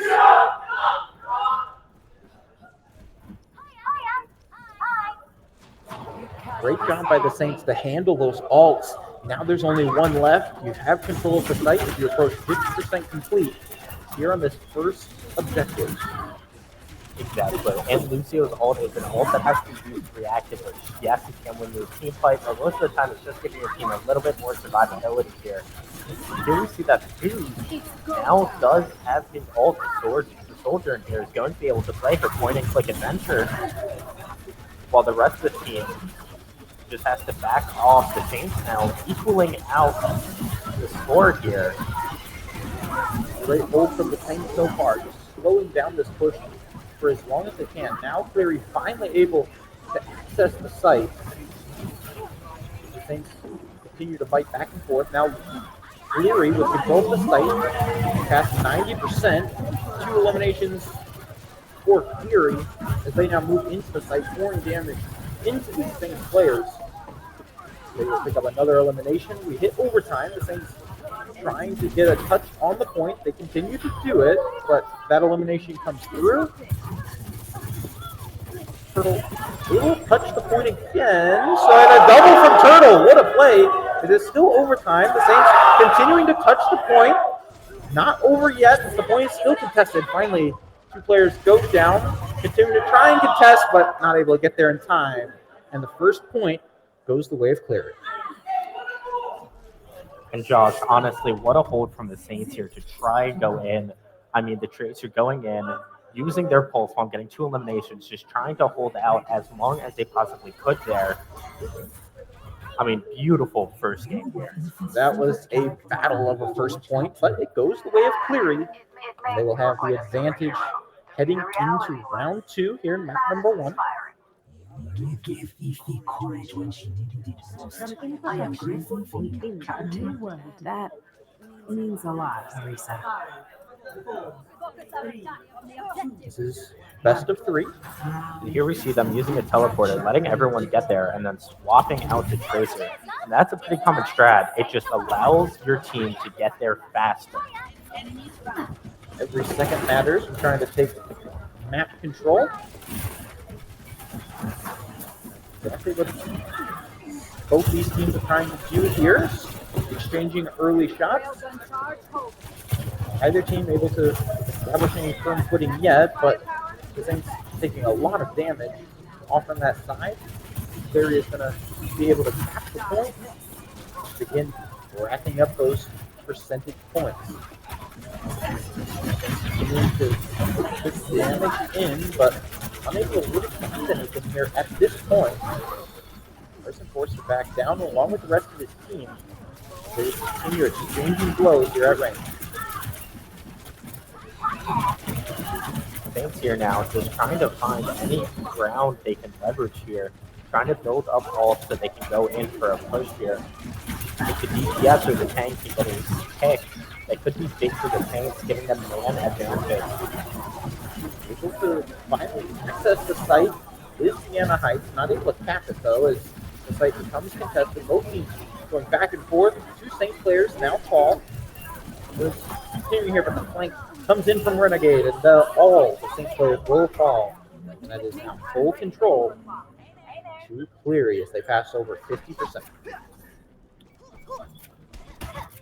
Saints almost having 2 ults here, being able to use that pulse bomb. We've seen Turtle use it pretty well in the past.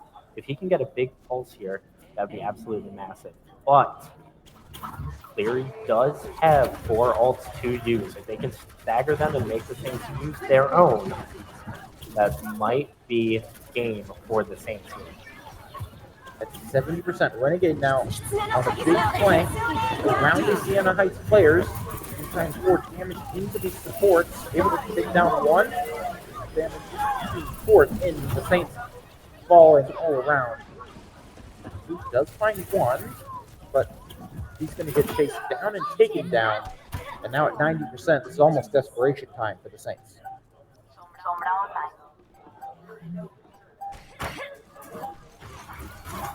One last attempt at it to try and force overtime. They do that.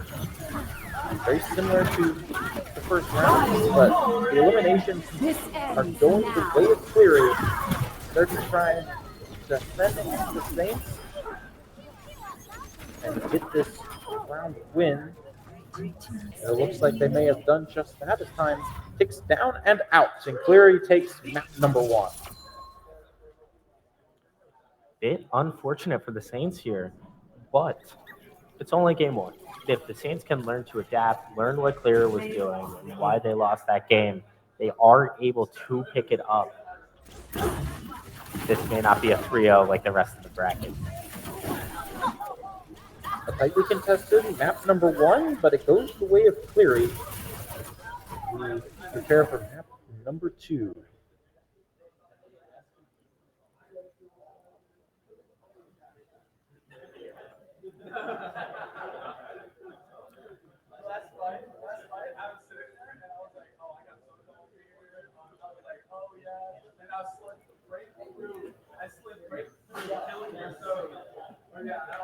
Now we're going to go to a hybrid map now, Josh, and I'm pretty curious to see how the Saints are going to defend and how they are going to attack here. Also, Cleary here does appear to be the defenders first, so I wouldn't be surprised if we see a Doomfist, as he's been in almost every single game here. Wouldn't be surprised if we see that Orisa again. But on this map, for at least attack, I wouldn't be surprised if we see a Widowmaker here. Big, long, straight corridors, lots of high ground, lots of angles for a sniper to go in there and take whatever shots they can. Plenty of opportunities and decisions to be made. As the players get ready for map number 2.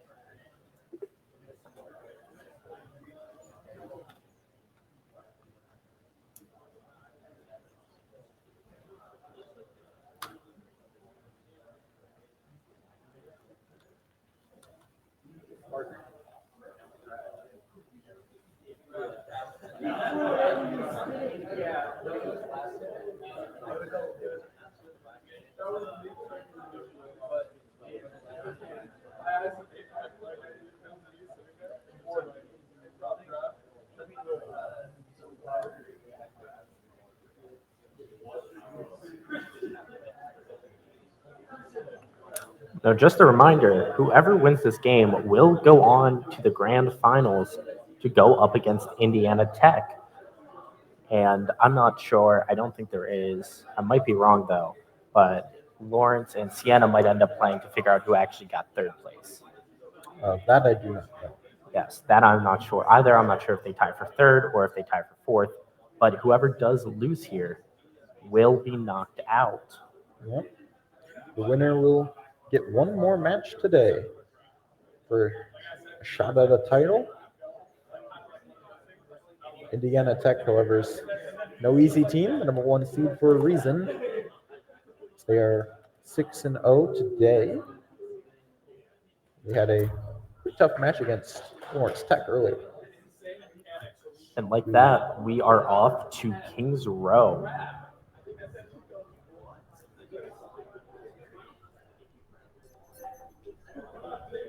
Initiating match.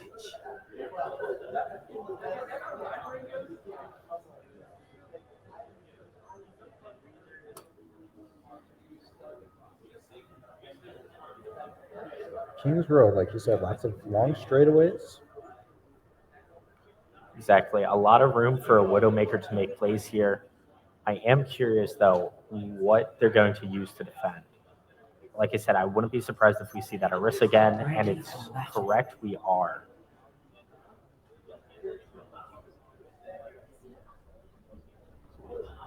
Now, while we wait, we can take a nice little beautiful tour of Kings Row here.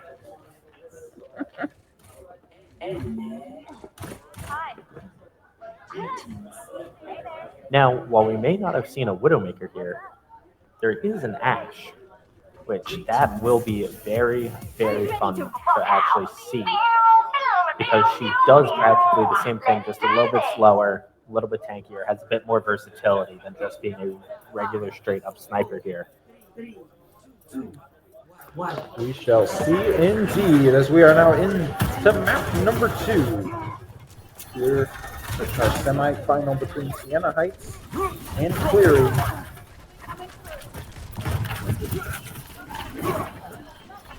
Doomfist opting to play in this top back position, trying to go in, get the Steelers, has to back out, and ultimately does get taken out, and so does Turtle.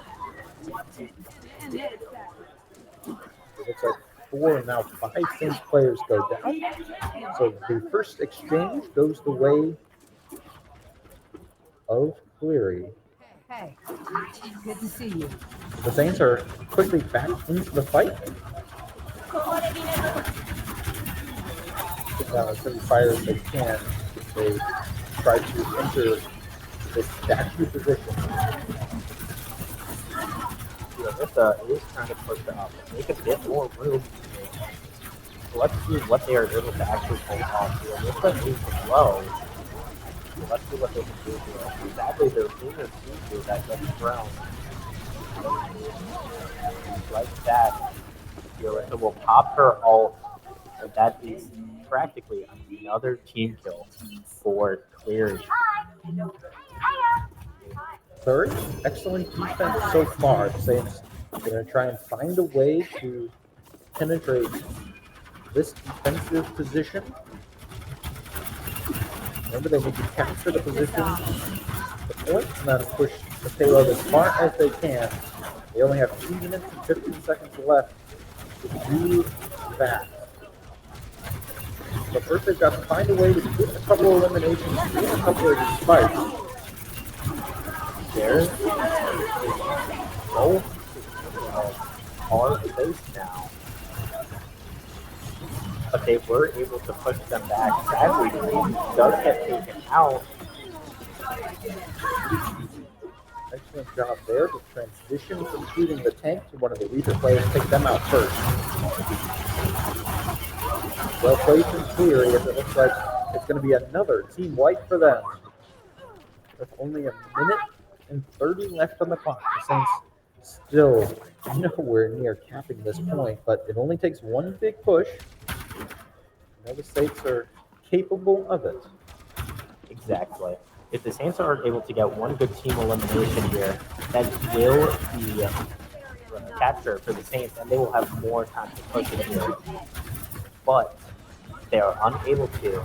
And Cleary only needs to capture a third of the entire bar. And here we see the Saints doing a pretty big push from the frontal side, trying to loop around and get control of the point. Good job by the Saints to loop around, but the gunfight's still not going their way.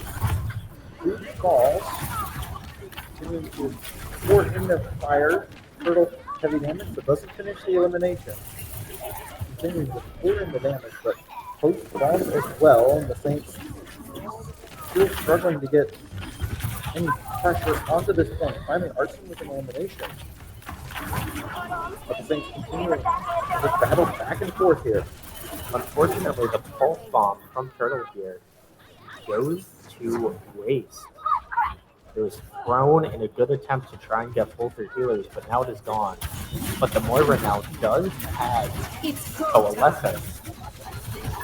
Only 5 seconds left in the clock. Moving forward, trying to get a contest for at least force an overtime period here. And they will do that. So, and the beat from the Lucio comes out, blocking through Orisa ult almost entirely. That Arson goes down, Poach goes down, Booth goes down, with only 1 DPS and 1 healer left. It's not looking very promising for the Saints. This ends Yeah, now. they can. And the overtime does get reset once, but will not get reset again. And Cleary will only need to capture 1/3 of the point in order to take this map number 2. Give themselves a 2-0 lead in the series. Initiating match.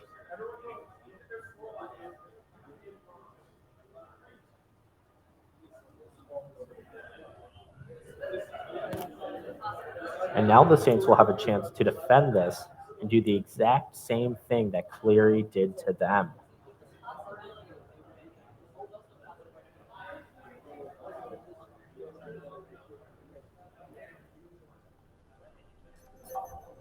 Ready for battle. And it appears that we are going to do a very, very similar, actually the exact same lineup here from both teams, it appears like.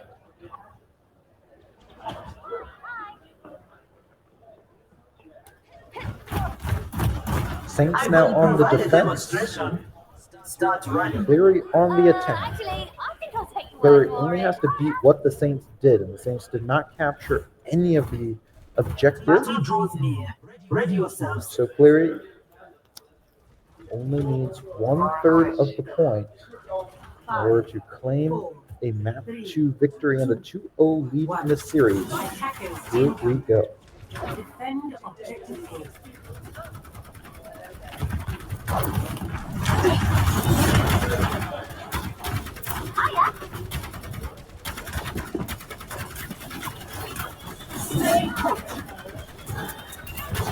Third, very similar push to what we saw from the Saints the first time. Now, unfortunately for the Saints here, they decided to do a slightly different lineup here. Cleary, instead of bringing in Arissa, decided to bring a Zarya, which is a very good play against an Arissa. Just being able to keep that shield up and stay at full, and if that Pearl goes down. Cleary in control of the high ground above, putting in a lot of heavy fire onto the Sienna Heights players, but they are just have to stay together. Renegade picks up the first elimination. Pancake gets one, Flynn gets one as well. So it's going to be 3 down. Cleary going to stack the point. Just trying to get this cap, and they will. And that'll be map number 2 to Cleary.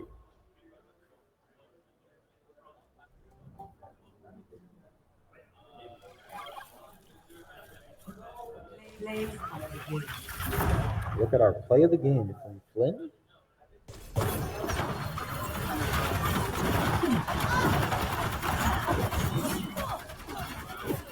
Here's Wester chasing down these players on the retreat. And what a map number 2 that was for Cleary. Exactly, not allowing them to even really touch that point, get any amount of capture on it was absolutely massive here from Cleary. Because then all they needed to do was once the swap happened, they need to capture only 1/3.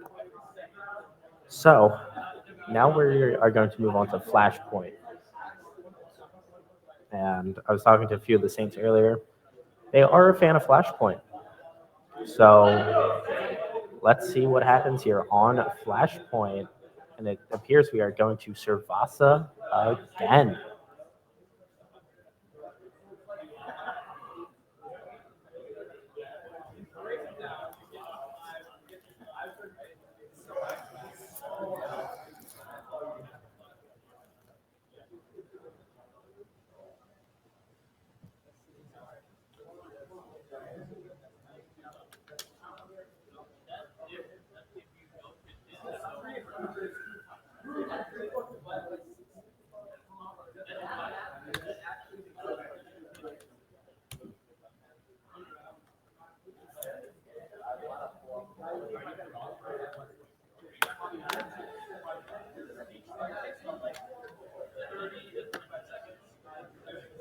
Now, the Saints here are put in a pretty bad position here. Being down 2-0, they only need to lose 1 game in order for this to go to Cleary. Really a great job by Cleary in both those maps. Map 1 was so close. But map number 2, definitely Cleary was better there. Like you said, Santa Heights was just unable to get anywhere near those sites. Really both times. Exactly. Just a bit unfortunate for the Saints here. But we are going to map number 3, Servasa. So I'm very curious to see what is going to happen here, whether the Saints are able to actually adapt here, or if Cleary is going to take this and go into grand finals.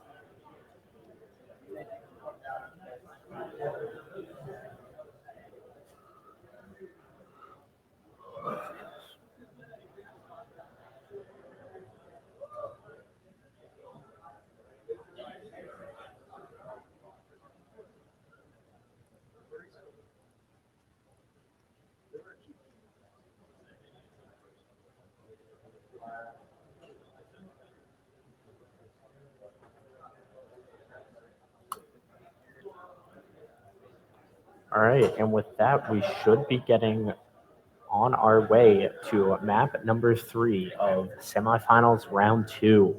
Number 2 Cleary versus number 3 Sienna Heights.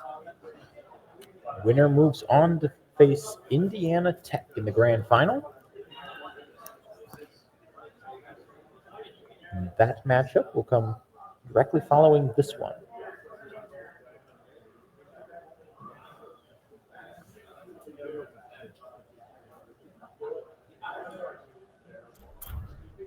And here we go. Just like that, we are in Cervasa now. Another beautiful, beautiful map here. What can you tell us about Flashpoint on Cervasa? So Flashpoint is a game mode that is very similar to an old game mode from Overwatch 1 called 2CP, 2 control points. This, however, you need to capture 3. They do move a little bit faster than old Overwatch 2CP, but now, like I said, they move a bit faster and the capture points move around the map.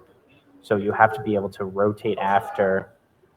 And one of the things that is good about Flashpoint here is after you get a point, if you just got a team wipe, you can either go in and just try and capture the next point and get there before the other team does, or you can possibly try and go near their spawn and try and get a pick or two of your own and increase your ult charge.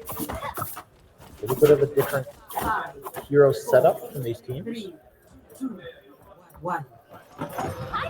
And here we see the Zarya of our own here doing some bubble jumping here, try and get a bit more momentum to go a bit faster.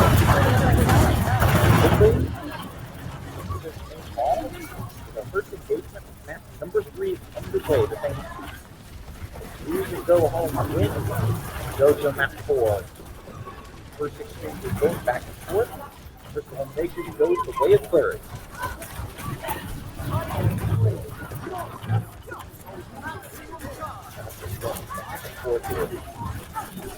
Zarya now at almost full charge, starting to go down ever so slightly now.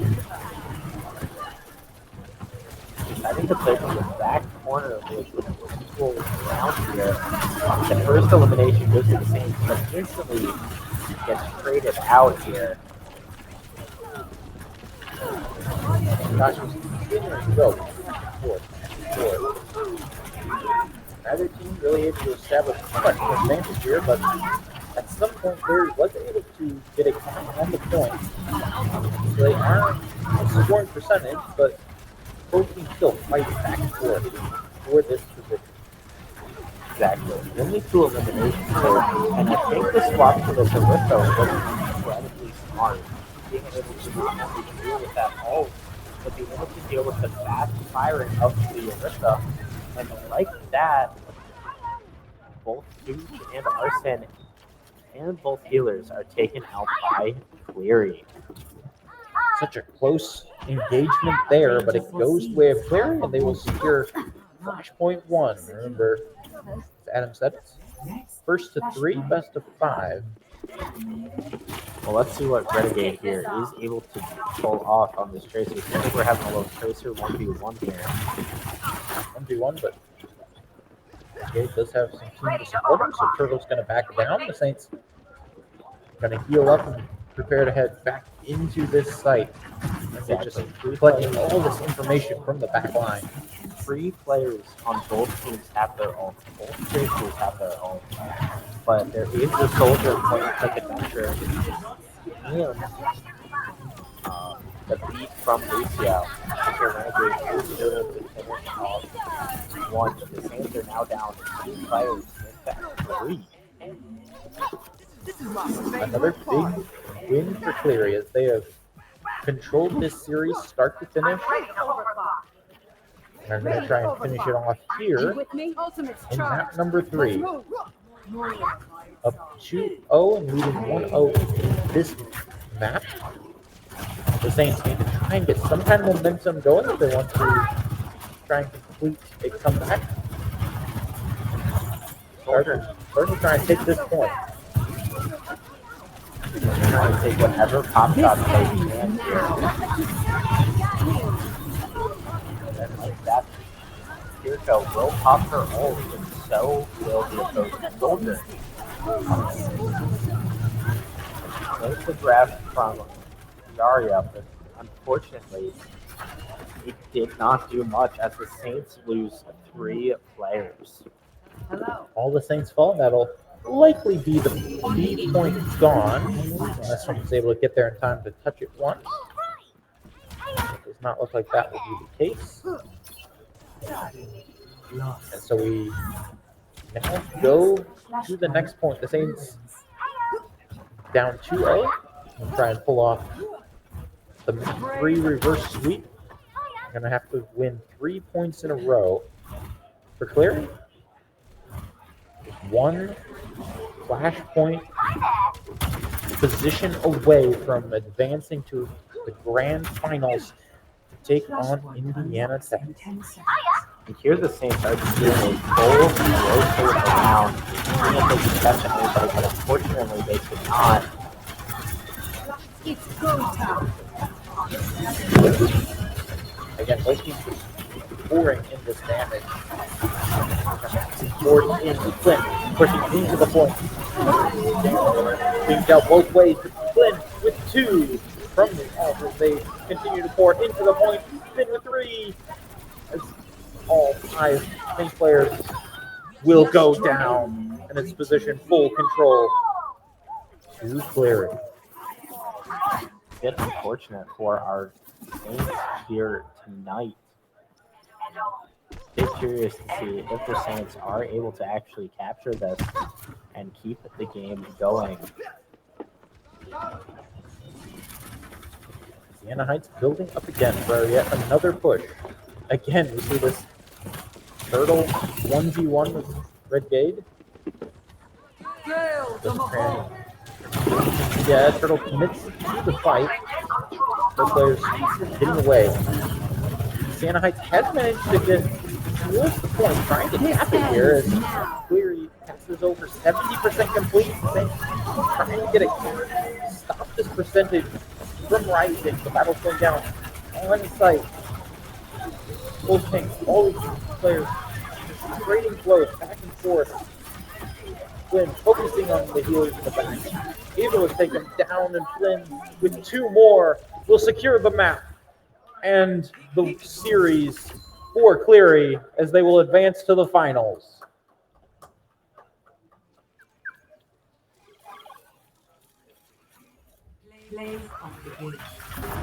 And who else but Flynn for our play of the game? As he had several big plays, but of course we have to see this one again. He almost single-handedly took down 4 or 5 of the players to secure map 3 and the win for Cleary. They defeat the Siena Heights Saints, and they will advance to face Indiana Tech in the grand finals in 3-0 fashion. Bit unfortunate. I mean, the Saints really did try and put up a fight, put up an effort.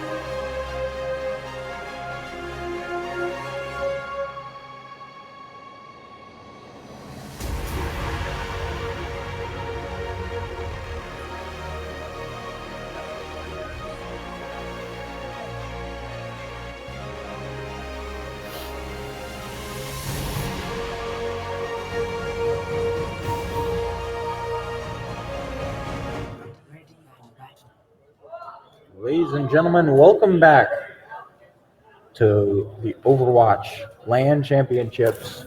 We're here with your 2-3 matchup.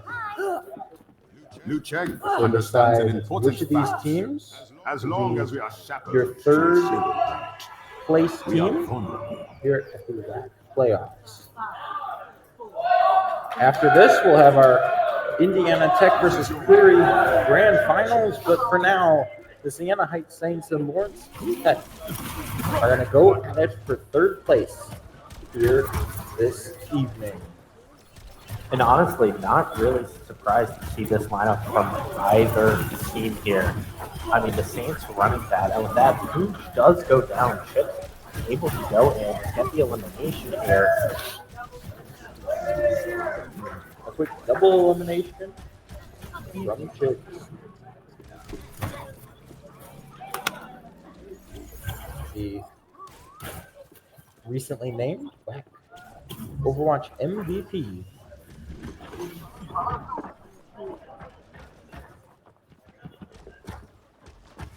Chips here, waiting for them to push in to get that nice little chip damage out on them. Early control goes the way of Lawrence Tech as the Saints trying to push back into this position. Train shots looking for it. Making their way forward.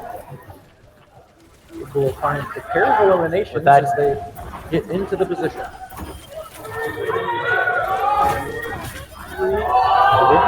Turtle with one as well, so 4 eliminations for the Saints, and they will secure the point for the first time here in number 1. We go right over, however, it was a quick counter push. And with that, coalescence from Gabon is pushed, and with that, they are down the tank as Gevity goes down.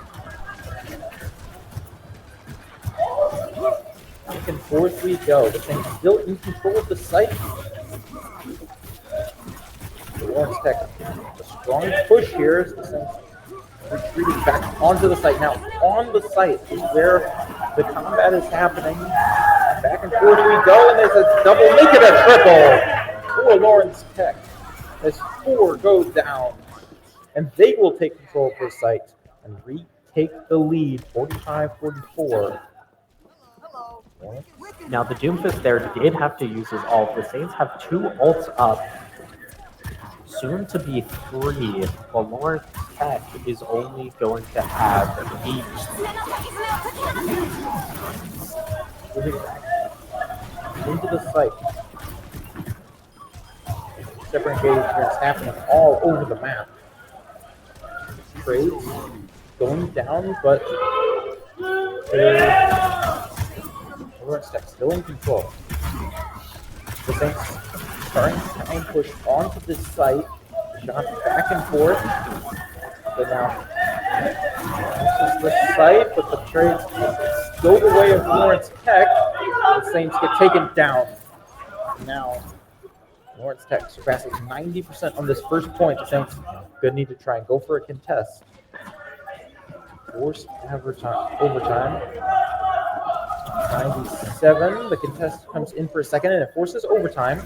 So Lawrence Tech is going to stack up this point, finds the first elimination and the second, as they restore the eliminations and take the point. Unfortunately, the Saints were able to too little too late, as it goes 1-0 in round number 1 for map number 1. And this map, again, sorry, not this map, these games here in this final round will determine who gets 3rd or 4th place. And then we get into the grand finals of Indiana Tech versus Cleary. Stay in sight, and I'll keep you safe. What a match that will be. Both those teams undefeated so far today. 5, 4, 3, 2, 1. Here, we move to point number 2. Lawrence Tech with the lead, 1-0. Here, number 1. We go back to our opening exchanges yet again. We see Poach here switching to the Ana. Curious to see what he'll be able to do with that. As Ana isn't a pick, we typically see. Now the Saints were able to pick up 1 DPS and 1 healer here. Almost able to get that Tracer. It was chasing down. So it's 3 eliminations for the Saints, and early control goes their way as they're going to try to get aggressive here, block the opponents back into the back area.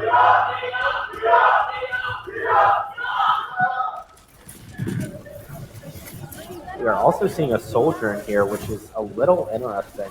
Probably just trying to keep it more brawl than anything right now, but we see Devity swap over to the Orisa. Train shots back and forth. As Lawrence Tech is now gaining control of the site and will capture it for now.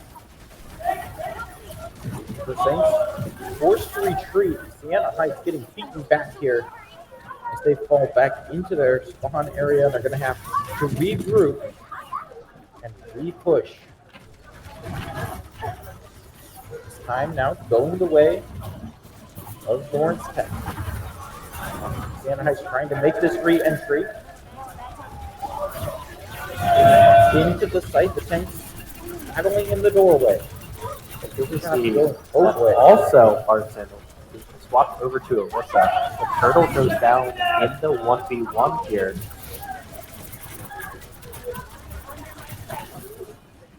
Just continuing to put damage in both ways. The Saints really struggling to make any progress forward.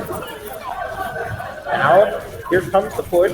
Lawrence Tech forced to retreat here. The Saints break out of that opening hold. Now, trade going back and forth. Tanks in the front, healers in the back. Shot coming through. It's a double from the ult. As Lawrence Tech in control. Turtle is able to find one. Arson on point, goes down. Turtle does find another elimination, so shots being put in. Unfortunately, he does get taken out as well. They do a little trade there, just try and stagger that Tracer.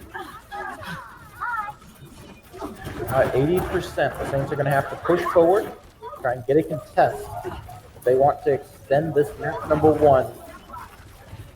The Cassidy here does have their ult up. Hit a headshot on the Tracer, but unable to pick up anything. If they can get the high noon, unfortunately cannot. But that does force Lawrence. Not able to get the touch. Not able to get the touch to force overtime, so Lawrence Tech will take map number 1. A tightly contested map number 1, but in the end it's a 2-0. for Lawrence Tech. And here we go to the play of the game. Meteor strike. It's that double triple elimination. What a map number 1 we have as we move to number 2, Adam. Yeah, and now we're going to get a hybrid. And I wouldn't be surprised if we see King's Row again. I doubt we're going to see a map like Eichenwald today. So, very high chance we go to King's Row.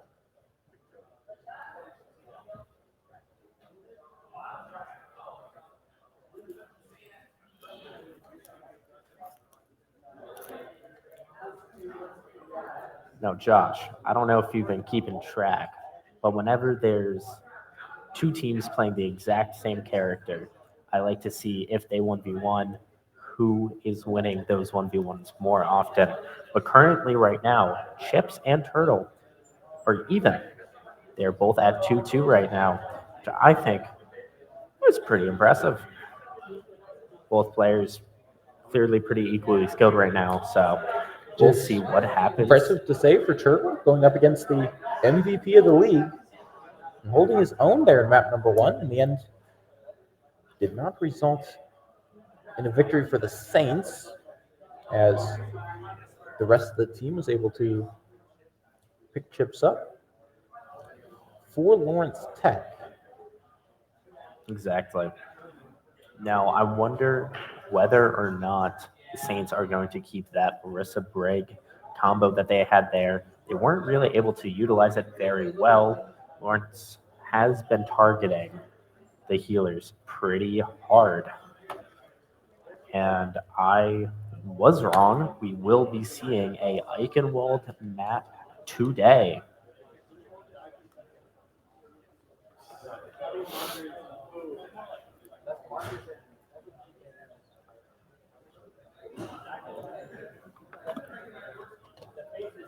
Now, the first half of this map, Widowmaker, we probably won't see. Too many little short corners and stuff, places that you can hide from. But on the second half of the map, once they're actually pushing it, I wouldn't be surprised if we got a Widowmaker out here taking snipes, doing that. And we are into map number 2, Eichenwald, the hybrid map. Initiating match.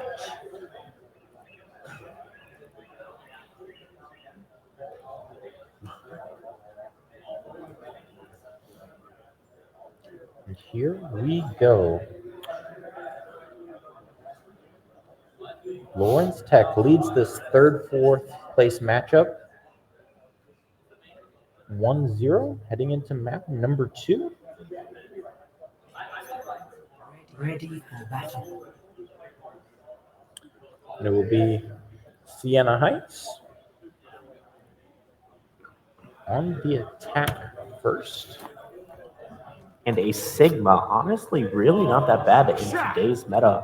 I'm just curious how well he's actually going to be able to do against this lineup. We have Chips over here with a Reaper, which I think is an interesting pick. But against Sigma, it can be good. He can do a lot of damage to him. He's big. He has a bigger head hitbox.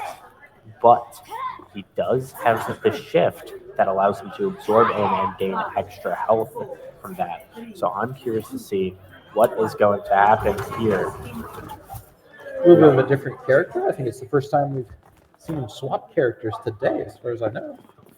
We shall see as we head over to the bridge position for our first exchange of map number 2.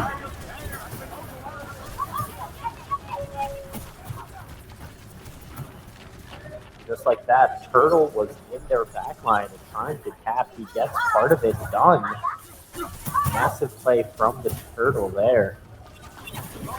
Really a great job just to wrap around in the midst of all that chaos. Just to swoop, get part of that cap done before Lawrence Tech was able to set up quite the way that they wanted. So the Sienna Heights was able to push forward into the payload as they are able to find 2, make it 4 eliminations, 2 from Turtle, as it's now 5-3 for the Turtle, as the Saints will get the payload started quickly here in map number 2. And here we see the Saints pushing up and trying to be aggressive, trying to get picks, trying to create as much space as they possibly can and give themselves as much time as they possibly can. We know how difficult sometimes it can be to push through this castle position, but the eliminations at first make it go the way of Lawrence Tech. They find 4, and they're going to be able to set up this castle defense. Like I said, sometimes can be really, really hard to push through. Here we see another Doom on Doom lineup here. Playing it fairly similarly. I'm having a Hanzo there to deal with the copy, so just ends up being massive. But Turtle does indeed have his ult there, the pulse bomb. So curious to see how this is going to play out. Turtle able to pick up Day on the elimination though. It's Turtle who finds the open elimination. Everybody else just trading back and forth, but it's another elimination for Sienna Heights. They're going to force Lawrence Tech trying to retreat off of this position and try and trap him in this back castle. Now let's see what Gevity is cooking up right now. Trying to make space for his team, trying to push in a little bit of hand here. And like that, there is the Hanzo ult coming out, doing a decent amount of damage. The payload making great progress here, but the counter push now coming in with Gevity. He finds 2, and Lawrence Tech on the counter push. Chasing them back. This Turtle finds one in the back, but they're taken down. So a great push from the payload, but does not reach the objective, and the Saints will have to gather together and reattempt this push. Great job from Lawrence Tech. Was looking pretty dire there for a sec as they got pushed back, but great play to soar out, clear the position. Now Lawrence Tech here has 3 ults, and with that, they will use that. One of the ults, Tracer almost fallen off. If they didn't have recall there, that would have been quite bad for Turtle. And like that, Chips does take out the Saints Kiriko there. Still 2 minutes and 30 seconds left here in this first round. Sienna Heights now, again, trying to get through this castle and wall position. These fights on the high ground, not easy. They're able to make their way into these ruins, down the street. One player's kind of snuck by and is on the payload, moving it forward there for a sec. Great play there. They're able to clear out the top. This is 2 for Arson. Just continuing to lay down the damage. This payload is so close to this second objective. And that second point, just putting in as much damage as they can, and the eliminations go the way of the Saints. And they're going to break down the door and add more time to the clock. That we are going to see Arson do a swap here to Orisa, as they saw that Gevity also swapped to Orisa. Forward the payload goes. They now have 2 minutes and 50 seconds to try and make it through this last position. Both and reach the end. Drop from both Kirikos here. They're trying to push in with that. This is just pure chaos here, Josh. It looks like Lawrence Tech is able to force the Saints to back up at least a little. These are such tight corridors for these engagements. It's just gun to gun right now as their teams plowing through, putting everything they have, trying to push forward. Lawrence Tech doing a great job so far, holding the Saints back. Now the Saints finally able to make a little bit of progress. Turtle goes down. As the trades continue to go back and forth. Arson finds one. They continue with this battle back and forth. Trying to get a little bit more. The Saints with another elimination, but two right back for Lawrence Tech. If they find one, the trades just continue to go one way, then the other. Back and forth we go. And with that, they are able to get out of there and do a little reset on position. But Arson is low and gets taken out by Day. A series of blows dealt back and forth there, but in the end, it's Lawrence Tech who regains the entrance to the castle and try and hold the Saints here. A minute and 5 left on the clock. Now, Chips here does have their ult, so I'm curious to see if they're going to use it. There's the beat from the Lucio with another Kirito ult from Mon.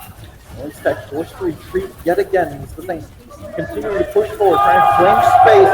The stick comes in from Chips for one, but Turtle, one of his own. Continuing to put damage in as Arson finds one. Continuing to push forward here, trades going back and forth. Finally, Chips and Day both find eliminations. 25 seconds remaining. If they can be quick, they need to be quick about it. The Saints do have 3 ults at their disposal. Only 10 seconds though. They're going to have to get a touch to force overtime. As the team stacking together here, Arson on the front line, charging forward, finds the first with the ult, continuing to put damage in. The rest of the team coming and trying to score. We are in overtime now. Having one of the supports go down and their tank go down is absolutely massive here for our Saints. Able to pick up the last a series of kills, make it 3, make it 4, and the Saints are going to push it in with a team kill to finish it off, to secure round 1 complete. It took as long as they could, but they got it there in the end. It's 3 points with no time remaining for Sienna Heights. If Sienna Heights is able to hold Lawrence Tech here, they are able to take this map. Now, Eichenwald is not a map we typically see here. At least we haven't seen it pretty much at all today at WHAC. So a little unorthodox, and I'm not sure who necessarily picked it, but it's clearly going in the way of the Saints right now. Now, it's not over till it's over, Josh. If the Saints are able to hold them, then it's good for them. If they're not, then it's a bit unfortunate.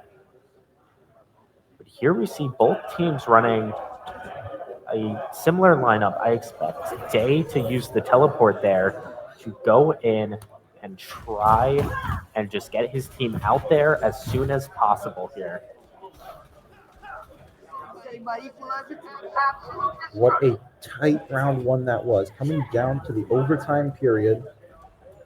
The Saints, a team kill to push through to get the 3rd point. Now, Lawrence Tech, already up 1-0 in the series, is going to look to push the payload all the way to the end within regulation to claim map number 2. And here we go. Here we see them go here. I assume that they're going to try and get as far as they can, use that sim teleport, and try and get in.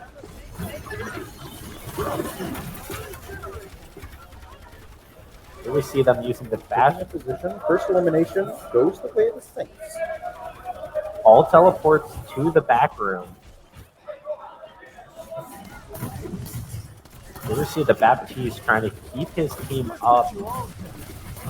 Honestly, this is kind of a massive strat here from Lawrence Tech. Take this back room, make them fight you, have your healers in the back. But unfortunately, both their healers and one healer and 1 DPS. Now both healers absolutely dead. And now some people at home may be wondering why Gevity, the enemy Orisa there, their tank, decided to just run off the map. It's to reset. It is quicker for them, and they will have more time if they just go and take a nice little reset.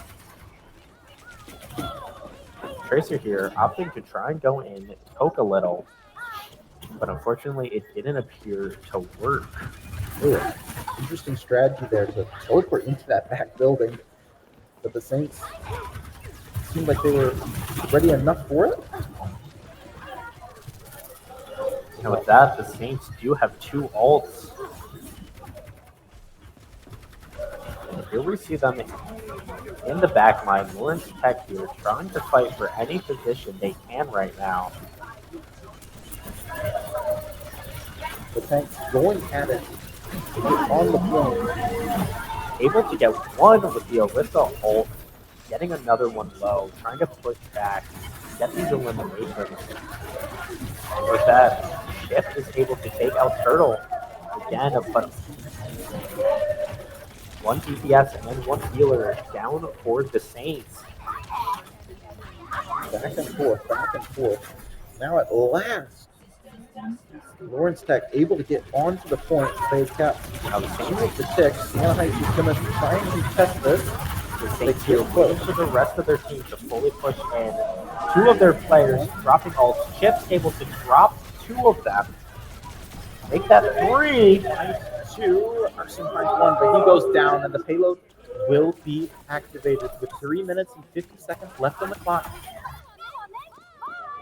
Plenty of time for Lawrence Tech, but not as much time Sienna Heights did. It's going to be a tough push for Lawrence Tech as they are looking to go up 2-0 here in match number 2. Here we see Chips here trying to go for a little cheeky strat of trying to wrap around and get picks as Tracer, but they are currently seeing a nice encounter. Chips up top now, getting rid of the Torb turret. Tearing to pour this damage in as the fights are happening in the lower castle. Back and forth we go, but it's 2 for Turtle, 1 for Arson, as the Saints get the better of this opening exchange. Lawrence Tech forced to retreat. Sienna Heights is going to set up their defenses. Claiming the high ground. Going to be able to pour a ton of fire down on these Lawrence Tech players trying to get through this gate. As Josh was saying, the Saints up on the high ground, probably going to drop down, try and get it. They use the Torb ult to block off the payload there. Now, if the Saints can rotate their ults a little bit here, wait for them to maybe use the, and there's the beat. Lawrence Tech is going to rush in with the, pull them off, get an elimination on the Kiriko. Both teams' Kirikos go down though. Turtle able to take out Chips, but Lucio able to take out Hooch here, and just constantly trading here for the Saints. But the Saints do currently have the man advantage and the health advantage. Knowing that, Lawrence Tech is going to back down. So just under 2 minutes on the clock. Lawrence Tech has pushed this round about halfway up the street. Lawrence Tech does have 2 ults. They have Kiriko's ult and they have the Orisa ult to try and pull people off. Lawrence Tech currently taking the high ground right now, trying to see if they can fight the Saints down here on the low ground. We move into this exchange yet again. All around the site, Arson again the tank warfares continue to battle, but the eliminations go the way of Lawrence Tech as they're going to get this payload pretty much to the door by the time the Saints are able to get back. And with a minute left, Lawrence Tech. There is the Kasune from the Saints. Day is able to pick up 1, and Devity is able to pick up another. Let's be testing here, not letting exactly reach the anytime the Saints can pick away here, gives them more time. As soon as that wall comes down and they get to the point, they get a bit more time. as you said, great job by the Saints to stall almost 40 full seconds there. So it ends up being just under 2 minutes, all the time that Lawrence Tech has to try and push through the castle. We saw how difficult, how chaotic this can be earlier in the round, when the Saints tried to do this same thing. Turtle and Chip once again, a 1v1, back and forth they go.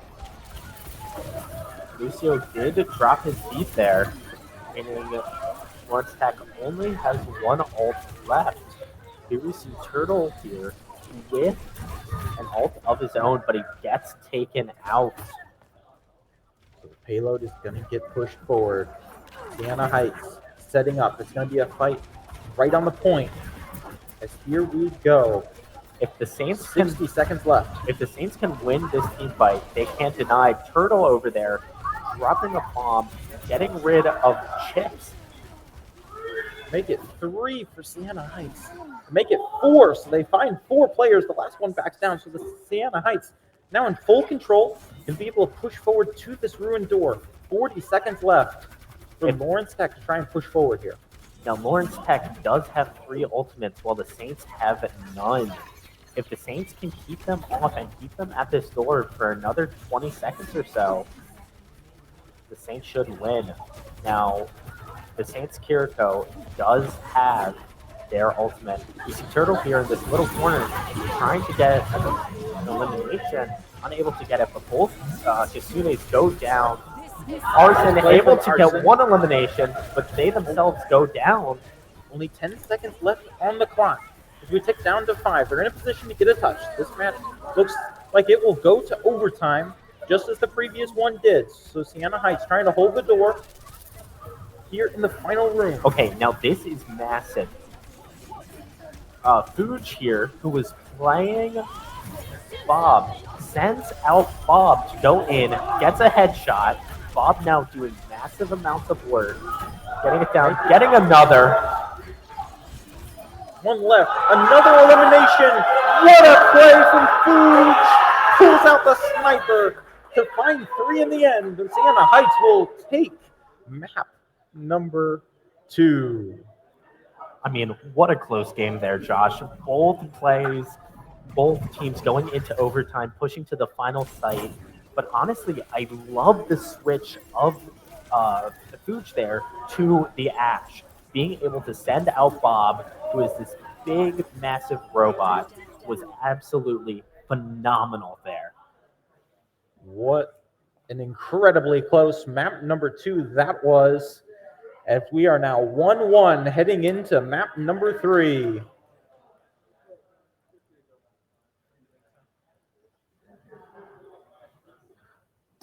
I mean, Josh, it's pretty apparent here that the Saints were able to adapt just a little bit to how Lawrence Tech wanted to play, and they denied it.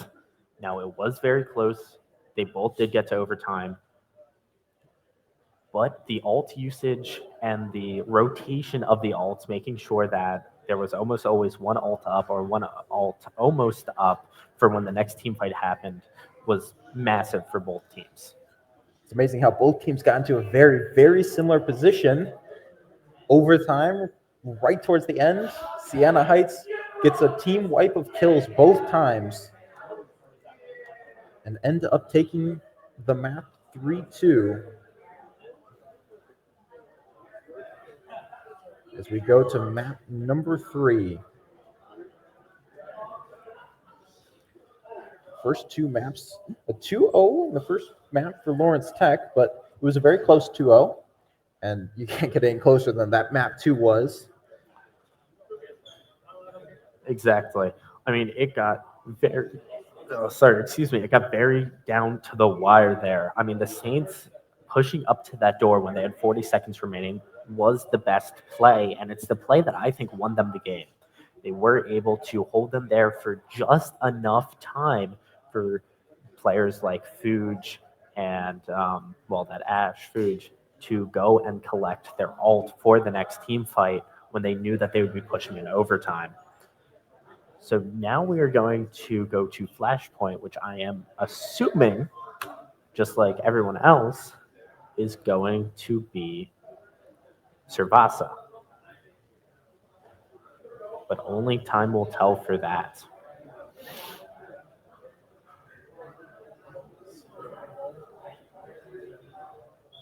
Reminder, this is your third, fourth place matchup. Directly following this, we will have our championship match between number 1 Indiana Tech and number 2 Cleary University. And what a battle that will be, but we have a battle of our own here in this map. Now, honestly, depending on the results of this game will tell how well that the tournament organizers here, the people at WHAC, seeded this tournament. I mean, Indiana Tech being at number 1 seed and Cleary being at number 2 seed. And look at that, they're in grand finals. And now we're fighting for third place, which was Siena Heights seed, versus Lawrence Tech, who was the 4th seed. So depending on the win-losses will determine whether or not the seeding was accurate. Sure.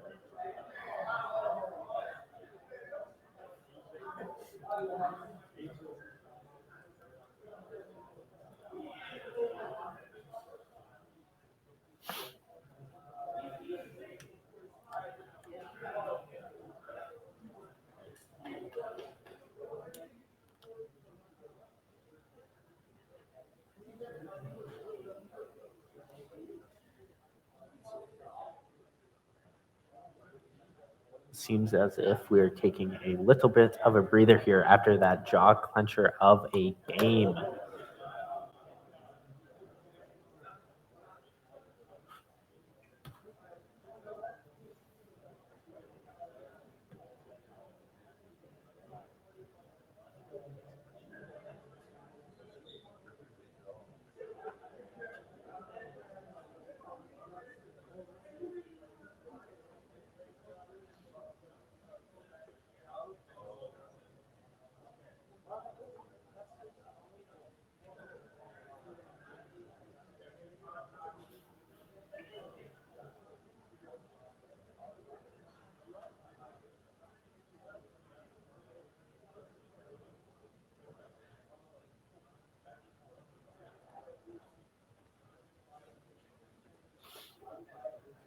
And we are indeed going to Servasa, just like I predicted.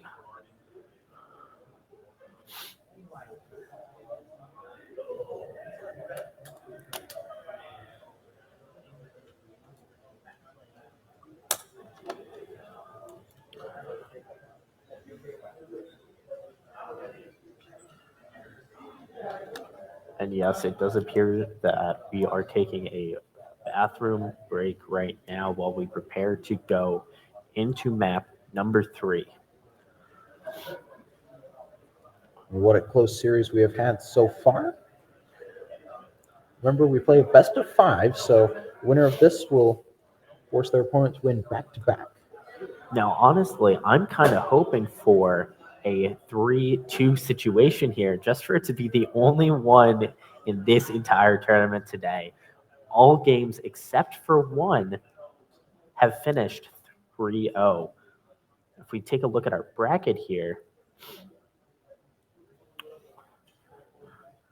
we see that the only one to go 3-1 so far was Lawrence Tech versus Rochester. So we may have another 3-1 on our hands here today, but we can hope for a 3-2, a nice, real close game to really determine who is the better team here today.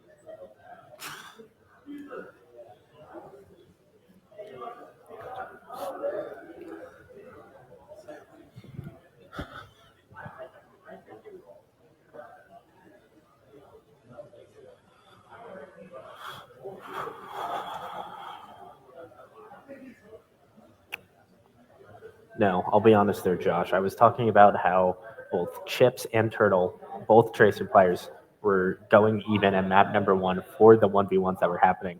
And I'm not going to lie there. I couldn't really keep track of what was going on. That was such a chaotic game, such a good game. I mean, it was so chaotic in points that there were times when I didn't want to focus on a single player because there was so much going on. I had to do that wider pan shot just for people to see what was going on.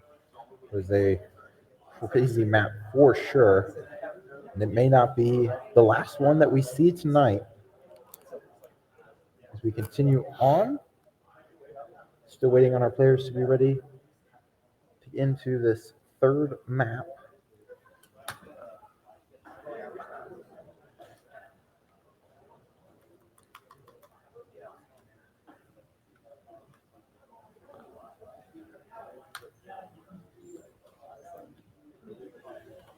All right, and here we see getting into map number 3 on Servasa. Now, again, this is another Flashpoint map. So we're going to see what Lawrence Tech is going to bring out. I'm curious to see. They're probably going to run a Doomfist or an Orisa. So curious to see what is going to happen here on this map. I mean, we've seen a lot of teams play here today and a lot of similar comps. A lot of Tracer, a lot of Sojourn. Here we see, wow, that is quite interesting. As we can see here, not only is there a Genji, who in this meta isn't considered that great of a champ, but there is also a Widowmaker. They have swapped off Widowmaker and they have swapped off Genji. All right, understood. Had your hopes up we were going to see something we hadn't seen before, didn't I you? know. I was really hoping for a slight change of pace here, but unfortunately, there will not be that today. So, as we get into this map, we see Lawrence Tech take control of the entryway of the site first. We see Doomfist Arson here trying to go in, get some picks. Here we're probably going to see another 1v1 between this Tracer and Turtle. But unfortunately, it's going to get snubbed out by a Doomfist. Early flurry of exchanges for both sides as the site will go into the control of Lawrence Tech to start off, but the Saints quickly flood back into the site. Quick damage in, but not able to make any elimination yet. That 2 of the same players do end up going down, but that the Doomfist will probably go down as well. He was fighting for his life here. Here we can look at Turtle trying to do what he can, but unfortunately he does get taken out.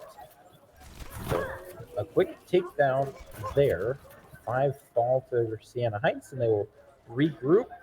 The site now goes over 60% complete. Remember, this is a best of 5 in terms of the number of points that we will go for.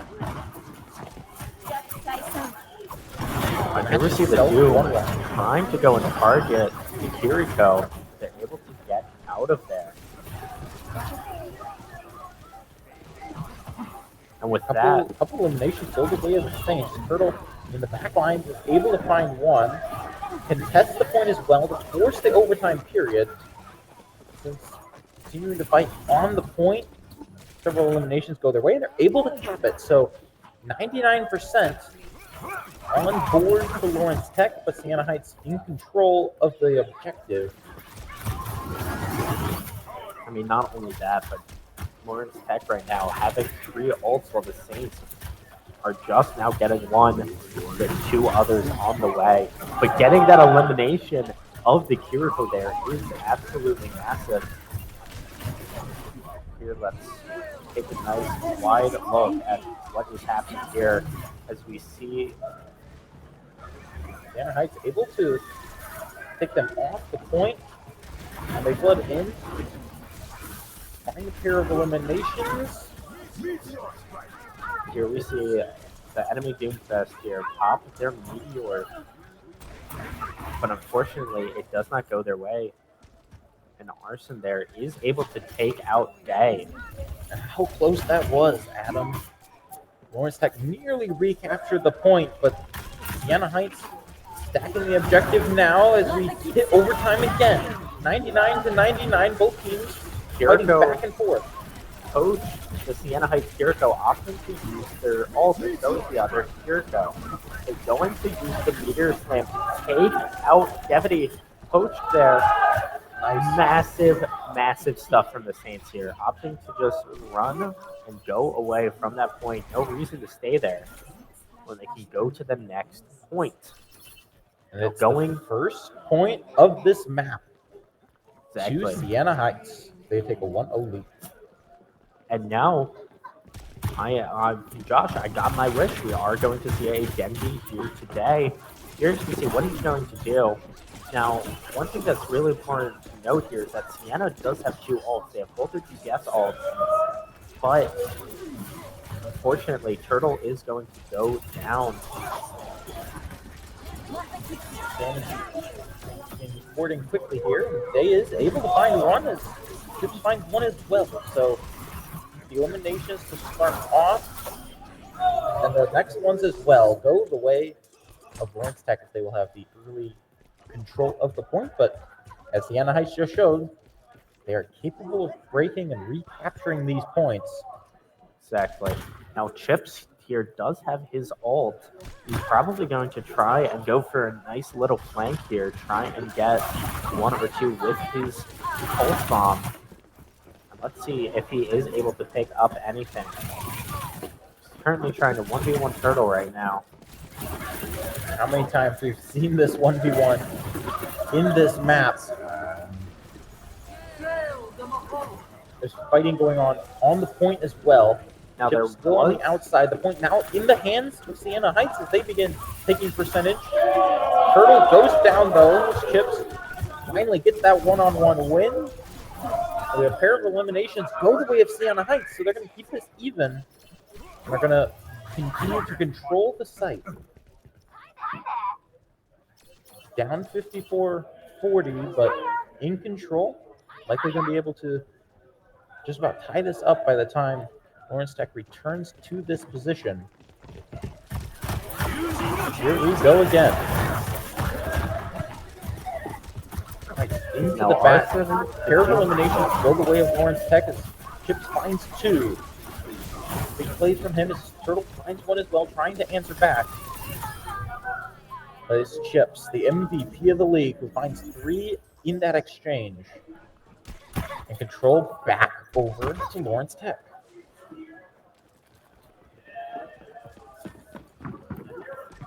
Now, Lawrence Tech having 3 ults, having the pulse bomb, Chips has just been holding on to it. Hearing the Tracer down that hall, able to go down. Turtle able to take down Gevity though. Big play here from Chips.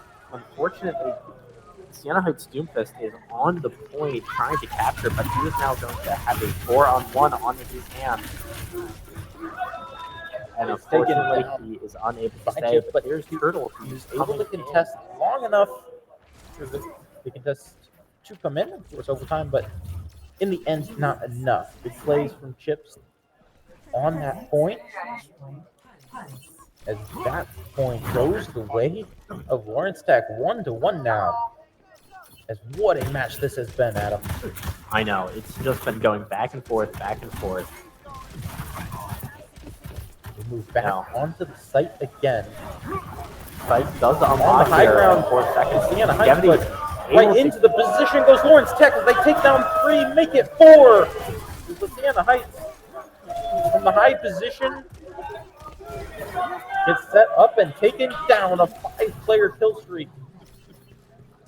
Very unfortunate, but very, very good for Lawrence Tech there. Able to just go in there and completely flank when they weren't expecting. Able to hold Sienna Heights back so far away from this objective. Able to make their way up the street now as we get back into these engagements. Lawrence Tech gonna back down.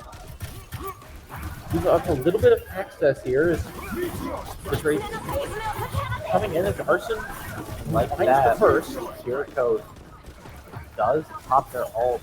All usage here, doesn't find anything. And it's Booge, Young, Arson, everybody's finding eliminations for Sienna Heights as they're going to clear them out and cap the point as well. So once again, it's the opening trades going the way of Lawrence Tech. Sienna Heights comes in and captures it back. Now what happens? As the first point, it was Sienna Heights able to capture it, able to get away with it. In the second point, it was Lawrence Tech able to come back, recapture it again, and get the win. What do we see here on the third point? It goes 1-1. There we see Lawrence Tech using their Kasune, but Booch is able to use their ult to go and pick up chips. Let's see what's happening here for Turtle going in. This one's so close to being captured, but not able to get the capture itself, so Sienna Heights takes the lead on the point. It continues to be contested. Both teams just going over control here. Percentage continues to tick in Sienna Heights' favor. Here we see Still contested in the point. See, now one thing that's really good about just being contested and keeping one person on it is it does build you up, but you can't win in overtime. And there we see that Lawrence Tech is able to do it and pick up a big double huge there. As Sienna Heights so close to capturing the point as it is contested. Able to find the elimination, trying to cap the point, but contested again. Trying to hunt down these players as Ships, they find him and cap the point. No, it goes to overtime at the last possible second. Continuing to fight back and forth here, and there's the point for Sienna Heights as they take a 2-1 lead as we go to the next flashpoint. Now, Josh, I know at least for me commentating and watching, this is the first time we've actually seen flashpoint number 4 on this map. What a series this is and what a map this is as back and forth these teams go. We now head over to flashpoint number 4. The opening exchanges going down. As it's Arson, and there goes down Jeopardy. But the trades are currently going in the favor for Sienna Heights here. For the first time in this map, Sienna Heights will start off with the objective control. Now James here trying to go in and just try and get any pick, but here we see him return back to site as we see multiple players here, 4 of them. While there is a Arson goes off the map for what I believe is the second time in this series, and behind that the eliminations all go the way of Lawrence Tech, and it'll be site control for them. It's back and forth, neither team able to capture and hold the points for the entire time. Sienna Heights is going to build up for yet another counter push.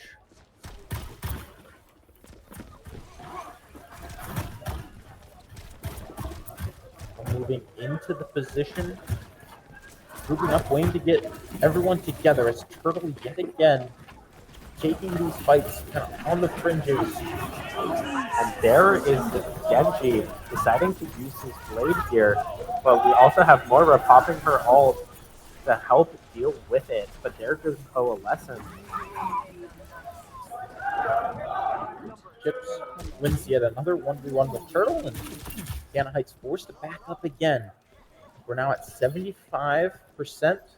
Sienna Heights is going to have one more shot to try and contest, force yet another overtime period on these points.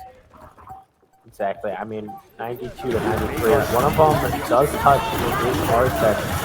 Sienna Heights with the big flank as well, coming in from a side that Lawrence Tech did not expect. The ult comes in, but Sienna Heights and Lawrence Tech going back and forth, but Chips with 2 big eliminations as the teams continue to battle back and forth on the site. The young man finds one, Back and forth we go as Turtle That's finds taken one. out. The contest continues to come in to force overtime to continue. Sienna Heights needs to try and cap. The point is 3 for Turtle. Turtle getting a massive 4K there. What a play from Turtle. Is now Sienna Heights in control of the point and looking to hold it to the end as we are looking like we might have another 99-99 on our hands here, Adam. I think we will. I mean, if Sienna Heights is able to do this, now the downside is they don't have any ults and they're fairly close to another Moira Coalescence here. Turtle does need to get out of here alive, and that's very important here. Let's go back here, check it out. There goes Fooge. Once again, a 99 contested overtime, but trades continuing to go both ways as Arson finds another, continuing to fight back and forth inside the point. The kills go the way of Sienna Heights as they control the point. It's a team kill, and the Saints will take map number 3.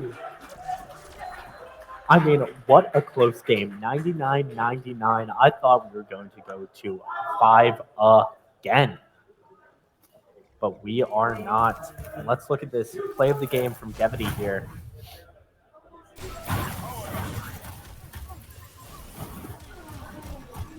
What an incredible map that was. An incredible play this was on the retake on that last point.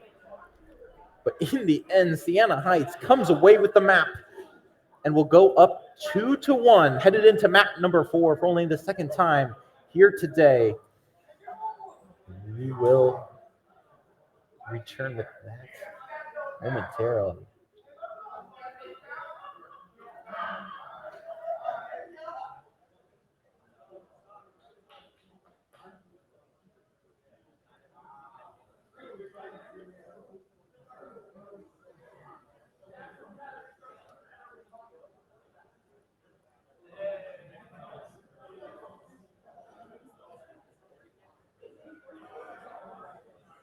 Now we are going to see a push map here.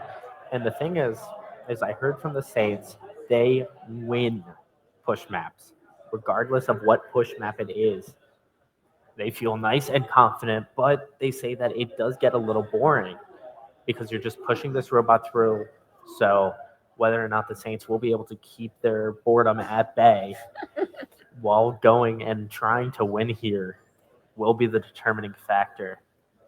Sienna Heights leading 2-1, looking to claim 3rd place here at the WHAC Championships. Lawrence Tech trying to send us to a map 5, something we have not seen today.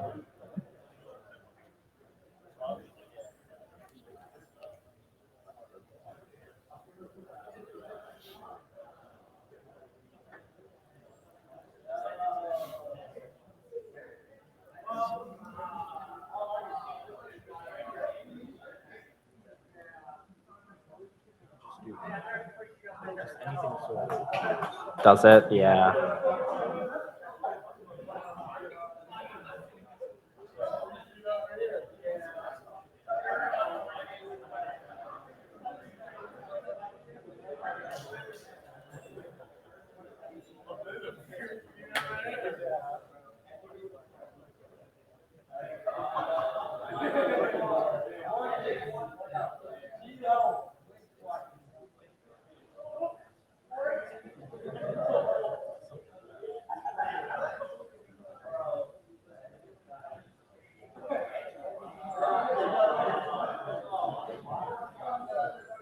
And now we go on to map 4 Esperanza, which is going to be a push map.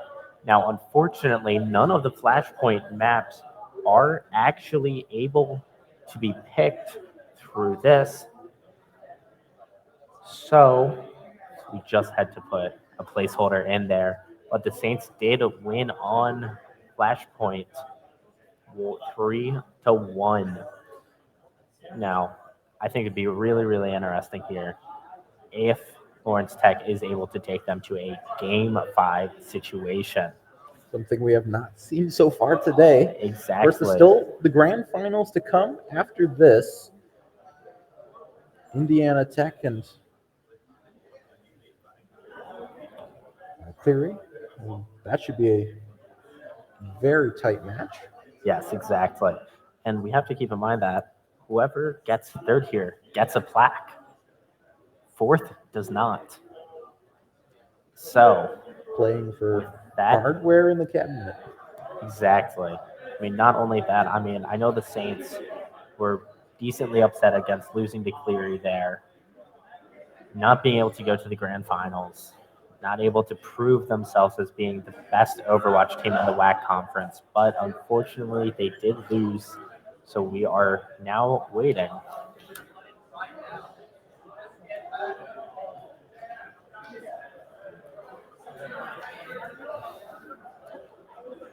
And just like that, we are moments away from getting into game number 4 with Push.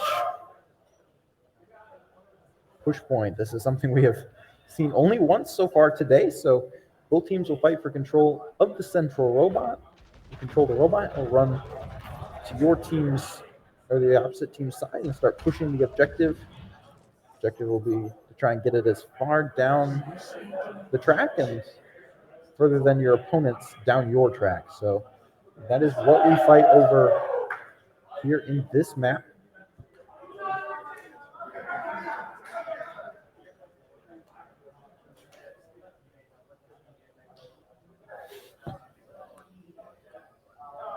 Sienna Heights leading 2-1 after 3 tightly contested maps. We are now in what could be the last of these matches. Sienna Heights wins. They will take a 3-1 victory. Lawrence Tech wins. We will go to a winner-take-all Game 5.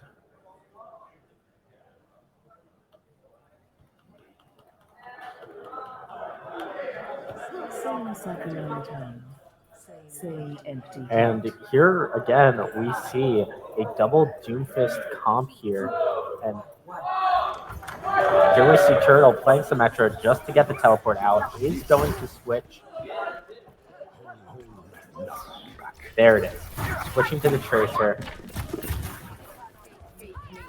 That teleport lets the Saints kind of get the lead in terms of position, but a very small advantage, and the fights will determine how this goes anyway. So back and forth we go.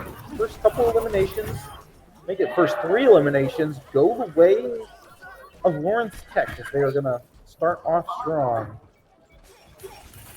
Then pushing the robot and the payload into Sienna Heights position. And here we see Chips in this corner over here, unsure of whether or not when to push in, when they were there. They able to find the first elimination, but Food finds one as well. So back and forth week to go as Sienna Heights gets a few eliminations to go their way, and they're going to force Lawrence Tech into a retreat. The robot is going to start moving to the Sienna Heights side of the map. Here we see Turtle here, trying to get any chip damage they can. Turtle is being pushed now. By Sienna Heights. The engagements going back and forth over and under the bridge. Fights going down. Arson struggling there, but the field does come in. So no elimination point yet. There it is. It's now Sienna Heights able to find 3. Make it 4. So the Saints, the big play there, and they're going to control the robot and begin their own advance, looking to take the lead here off of that play. Exactly. Now, one thing that I thought we would see right in this situation would be a swap, considering how aggressively they were able to take control of the points here.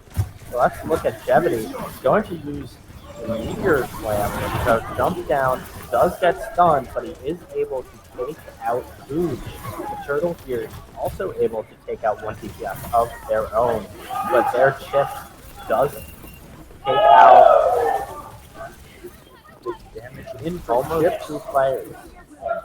And those eliminations, most of them went the way of Orange Tech. They get the robot moving in their direction, but Sienna Heights still with a presence on this side of the map. But the robot is gone.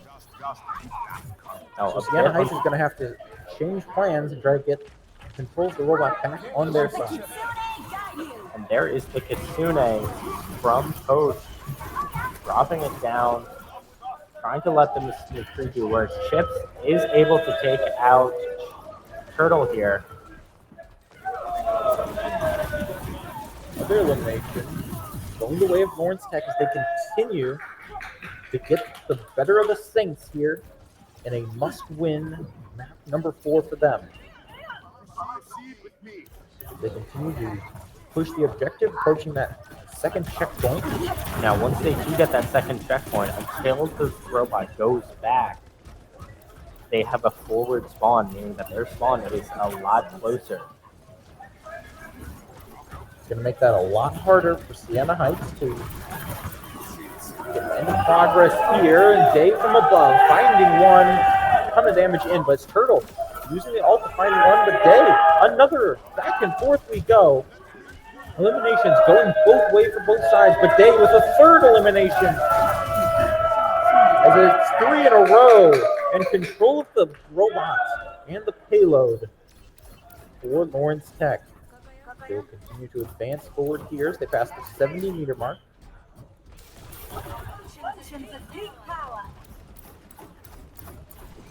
Now, Sienna really does need to take this point and turn it around.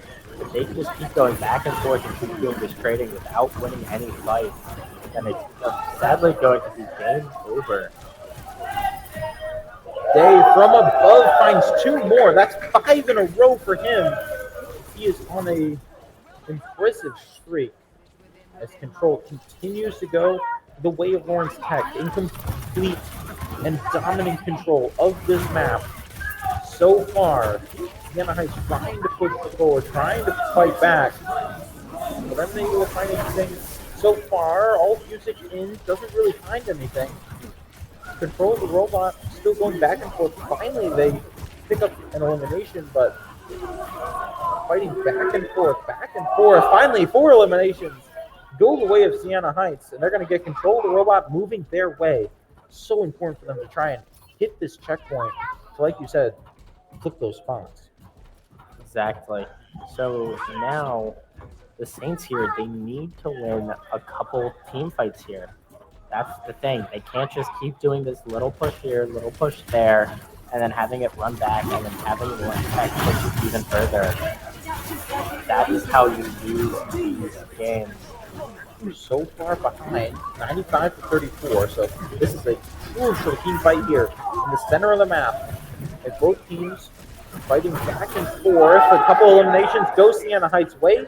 Booth wins a big one. Turtle with one as well. They continues his spectacular map, but in the end, it's Sienna Heights continuing to fight for this comeback.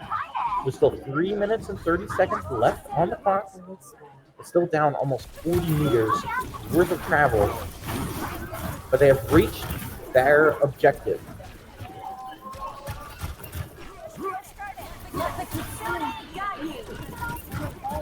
We enter yet another team fight. It's Turtle who takes out Dave first. Arson finds one as well. See, the Saints here did end up losing a healer here, but unfortunately, I don't think it matters too much. Until that happened, both DPS, both healers were down for the Saints. Only the tank down for Lawrence Tech. If Arson is able to sit here and hold, maybe he's the ult. Like that, Booge takes out Chips.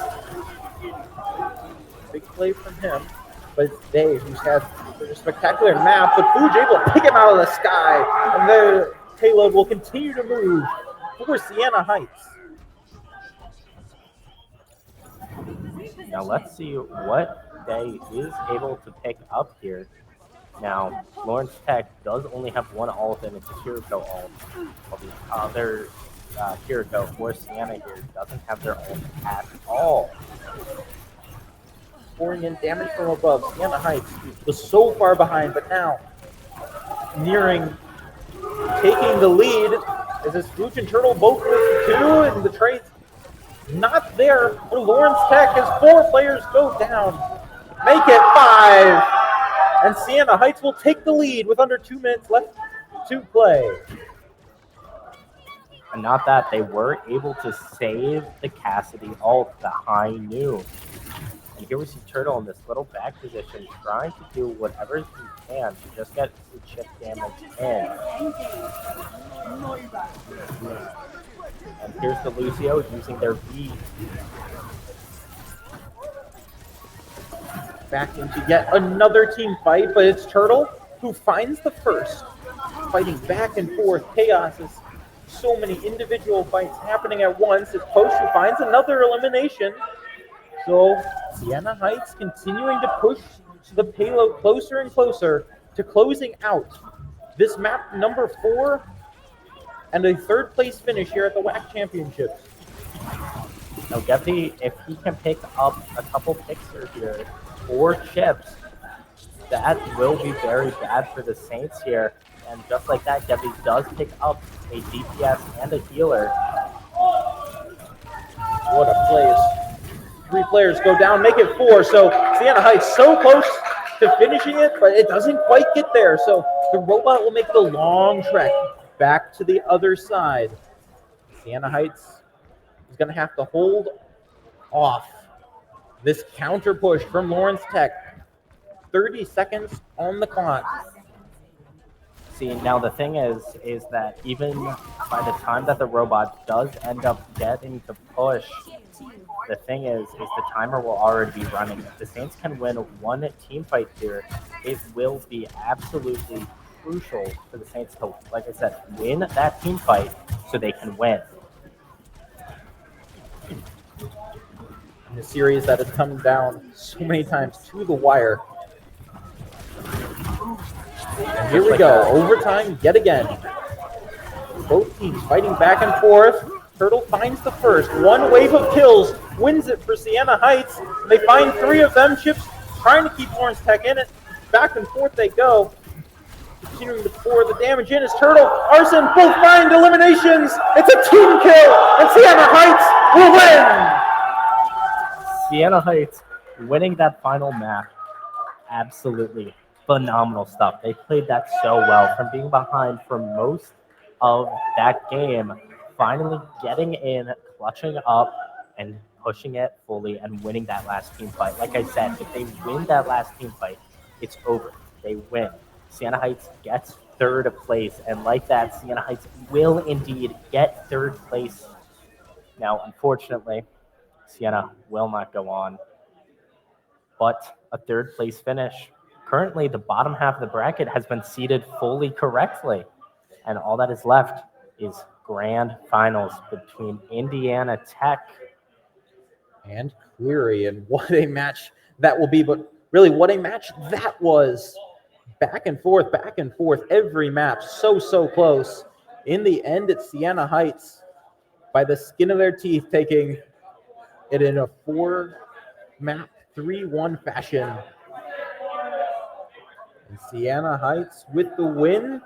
With that, we will step aside and we'll be back with our grand finals of number 1 Indiana Tech versus number 2 Cleary coming up shortly.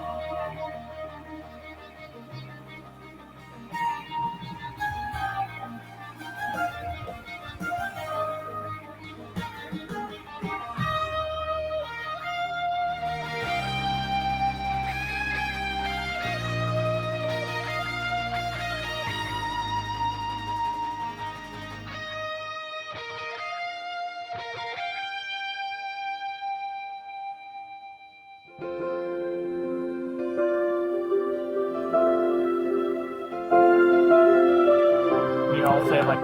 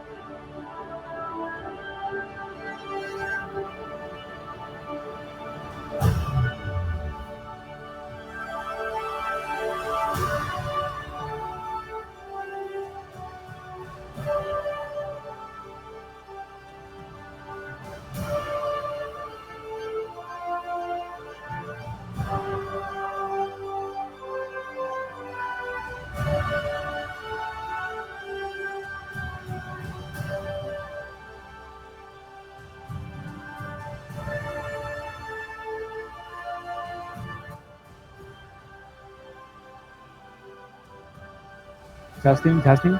Hello, everybody. All right, we are here for the grand finals. Let's hear it, guys. Get loud. Come on. All right, we're here to announce the teams. First up, we've got Indiana Tech. We've got Carter, Maskey, Frink.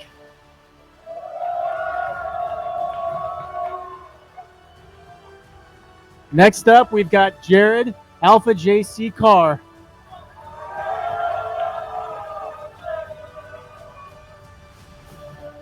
Next up at Tank, we've got Kristen G2GU Goins.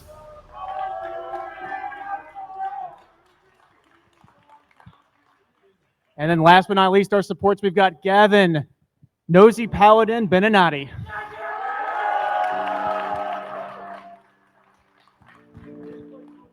Last but not least, we've got John Fluffy Sheriff.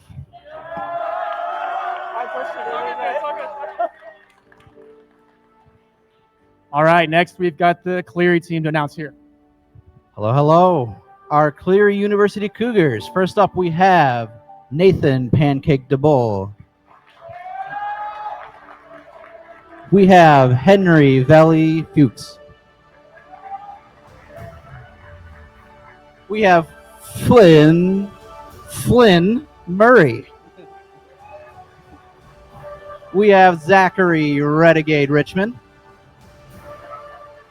And we have Elijah Smacks Racinos.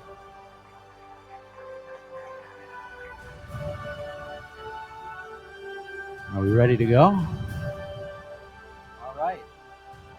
All right. We'll send it back to the casters.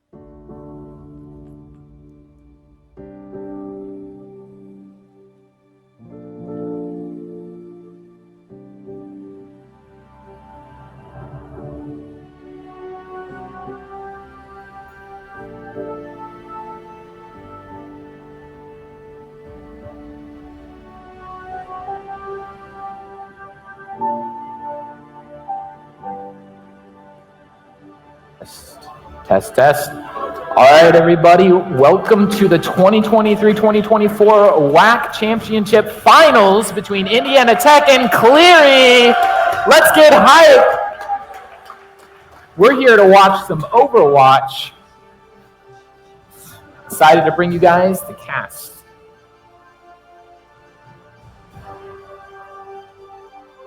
We are starting out here on Helios.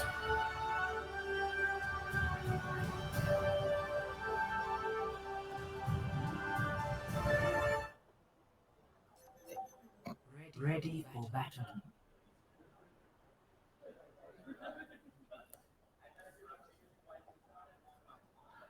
Coming into the first map here, it looks like Indiana Tech is going to be coming out on the Zarya comp here. Cleary will be coming out on a Orisa comp.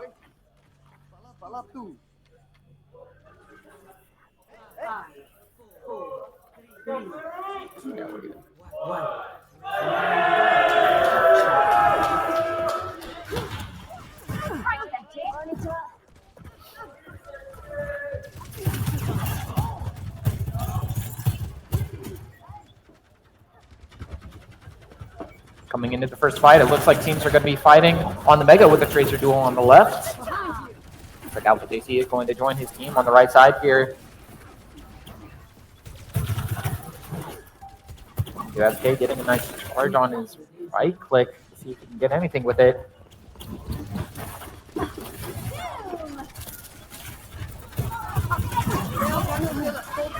WHAC looking for the pick. Orisa getting awfully low on HP, having to back out. Renegade knocking down Alpha JC for the first pick of the finals.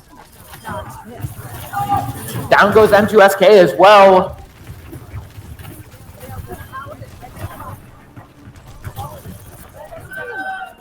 Down goes D2GU, and it looks like Cleary is going to be recapping the point here. Indiana Tech was able to get 16%, but Cleary won the first fight. Being Indiana Tech here, you want to make sure you get a lot of charge on the Zarya to then walk past the Orisa, burning down everything around her. And if you're not able to do that, then you just want to swap.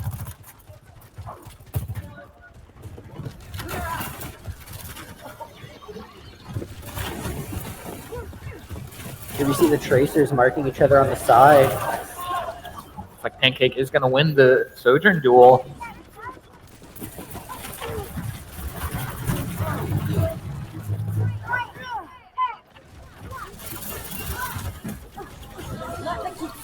Orisa getting low for Cleary. Looks like we're going to see both ults coming out, with support ults coming out from both teams. Indiana Tech using Grab and Pulse. Indiana Tech burning through all their ults that they have. Renegade still getting a pick on NTSK here. Looks like Indiana Tech will pull through with the fight. Burning through every ult. Clear's going to come through with Orisa ult and Overclock, which will give them a big advantage in this upcoming fight. Maskey won't be able to get Overclock quite yet to mirror it, giving Pancake a large advantage. We'll see most likely a couple picks here from the Sojourn. Looking for that Overclock. There's the pop. There's the Orisa ult as well. Is able to get a pick on Fluffy. Down goes Renegade to Alpha JC. Pancake getting the pick on G2GU. Good Overclock for Cleary. Pancake getting the pick on N2SK. Pancake getting 4 picks in the fight. Very nice. Good play by Pancake here. Indiana Tech was able to tie it up, but Cleary's recapped the point, taking the lead. Neither team having beat here will leave a large opening for now Indiana Tech to try to create something with their Overclock the same way Pancake did. There's the Overclock. Cleary just hiding, making sure that the Sojourn can't get sightlines on really anyone. Fluffy does win the duel against the Lucio, but 2SK falls. So does G2GU, goes down to Renegade. Looks like Indiana Tech is going to be falling. They may not have time for a touch. We're seeing the swaps to try to get the last second contest, but it's just simply not enough. Did not happen. Cleary takes the first round of the finals. Score 0-1.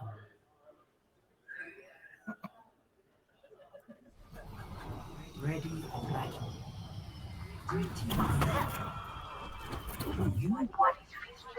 See some swaps coming out here, and this will change how each team will want to play.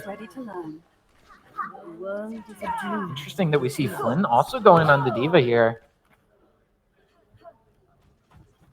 It looks like we'll most likely see a full-on mirror comp, which will leave it to which team can run it better.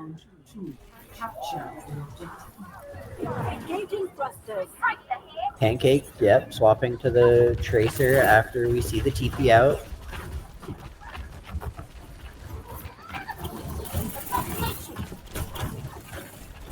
Currently fighting for control on the side, seeing if anyone can get an opening pick.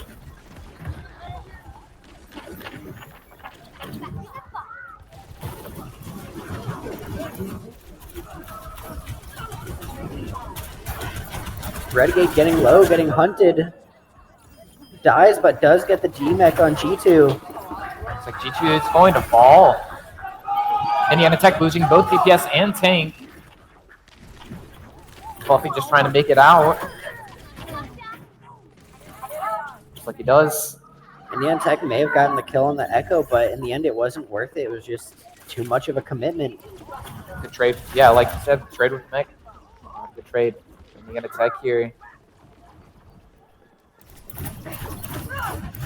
Interesting, we actually see Renegade on the Echo here instead of the Tracer.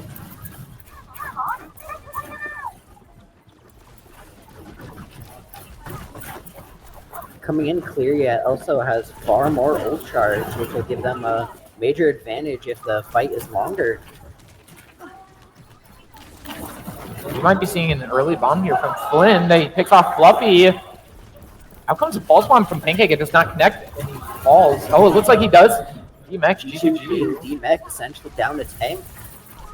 Down he goes. Flynn getting the pick on him. Down goes Alpha JC as well. That's Max. Maskey is trying to get out, but he is being hunted.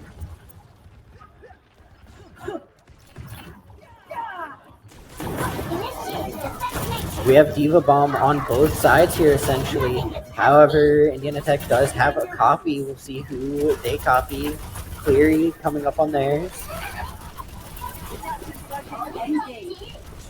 See the Tracer copy coming out from Tech. And the Kitsune rush. Looks like we're going to be seeing a beat here from Cleary as well. Out comes the bomb from G2GU. Does get a Kiri.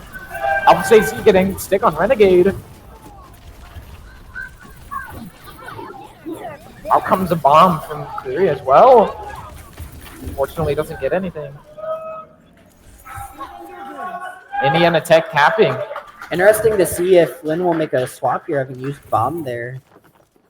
Actually, it does not. So that leaves Clear with the only ult being copy. However, Tech will have beat to counter it, or they might just burst copy down. You see Tracer forcing a lot of cooldowns to come out of the Kiri, causing the early pick. JC looking for the pick on Lucio as well. Down he goes. Pancake getting a pick on Echo. A good collapse from Indiana Tech, forcing all the cooldowns out on Kiri, just not letting her play the game. Although Cleary is coming up on both of their DPS ults, giving them a really solid push here to potentially win the map. Looks like we are going to be getting the copy on Akiriko here. Cleary looking to try and pick off the Echo. Pulse came out, getting Nosy Paladin. That is 2 down for Indiana Tech. 3. There goes G2GU as well. It looks like we will need to see some late touches here from Indiana Tech, otherwise that will just be the map. However, coming in with close to a lot of ults, there is a big potential here to win the fight. Alpha JC does get the overtime touch. And is now going to be looking for a pulse bomb. Renegade getting 2 picks. That is devastating for Indiana Tech. Down goes Fluffy. A big heat coming out from Grusha. There goes the pulse bomb. Does not connect. Out comes the bomb from G2G, who does not get anything either. But you see waiting for the last second to touch. A major touch, but it is just the Tracer trying to duel the world. Pulse coming out, copy got used. Tracer's doing all he can to touch, but that was the map.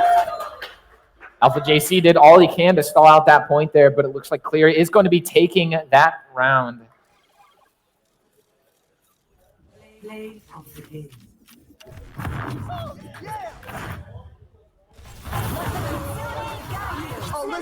And unlike the rest of the matches we have seen, this is a best of 7 as opposed to a best of 5. So we will be seeing, no matter what, a few more maps.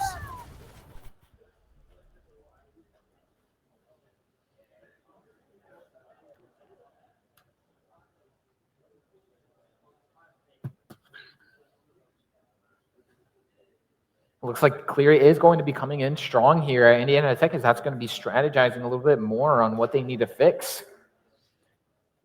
You see the adaptation in both teams as the map goes on, and truly just shows how much effort they put into recruiting on each other or scouting.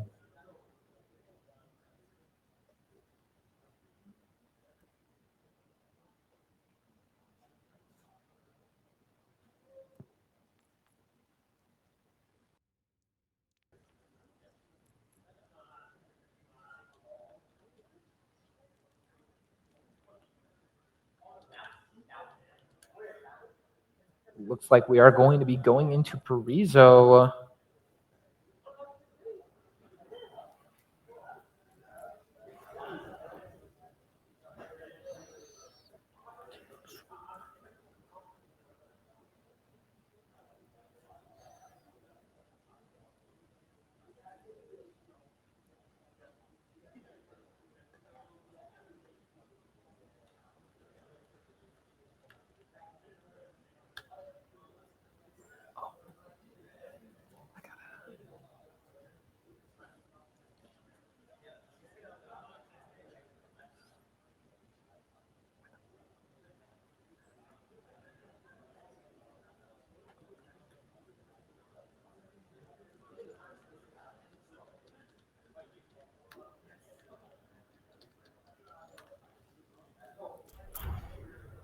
In we go.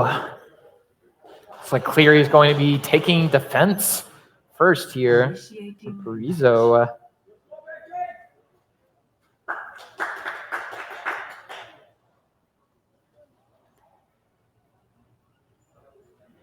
Take a beautiful look at all the scenery you never get to see when you play the game. For those who watch, for those who don't, you know, just enjoy all the pretty colors.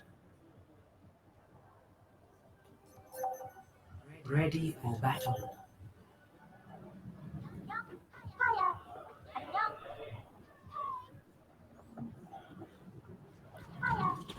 Looks like we are going to be seeing G2GU roll out on the Doomfist here. And the Ash coming out from Pancake.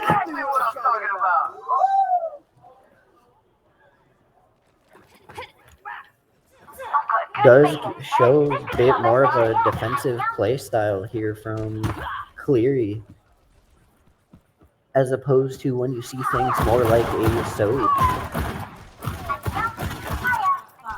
Ash will definitely be able to help out with taking out the Echo. Looks like we are going to be trying to get an opening pick here from Alpha JC on the Widow. He does not see anything. He's just going back to swap real quick. Swapping over to the Tracer.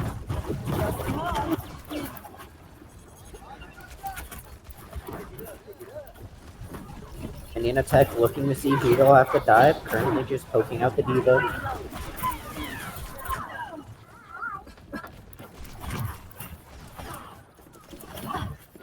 Indiana Tech is going to be wanting to look to coordinate a dive here on probably one of the supports, I would assume. See if they're able to coordinate such an attack. Down goes Alpha JC early on with Renegade.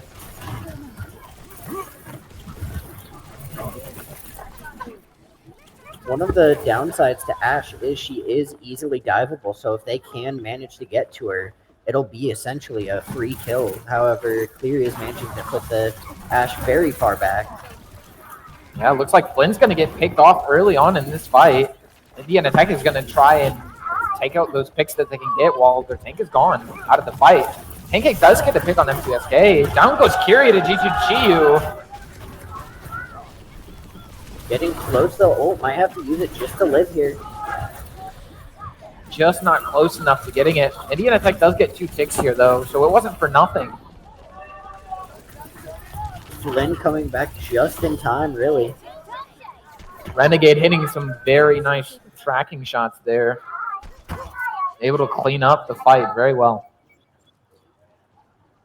This will be an interesting fight. Nosy being farther ahead on the Kitsune, giving them a very good ult to push in with. However, Smack's catching up. G2G is trying to get the pick on the Tracer, but it did not connect. Flynn does get the pick on G2GU. Out comes the Kitsune rush from Cleary. Down goes Alpha JC as well. Looks like Kitsune Rush was the only ult they needed to use there. If you're Indiana Tech, you're not too upset about losing that fight. You have 2 ticks, you have all of your ults here, and you got Kitsune out. You're in a good spot to get this last tick here, really.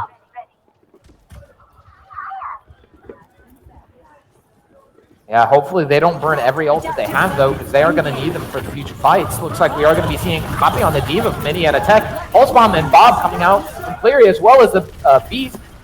Indiana Tech also using both support ults. Nosy Paladin getting a pick on Pancake here.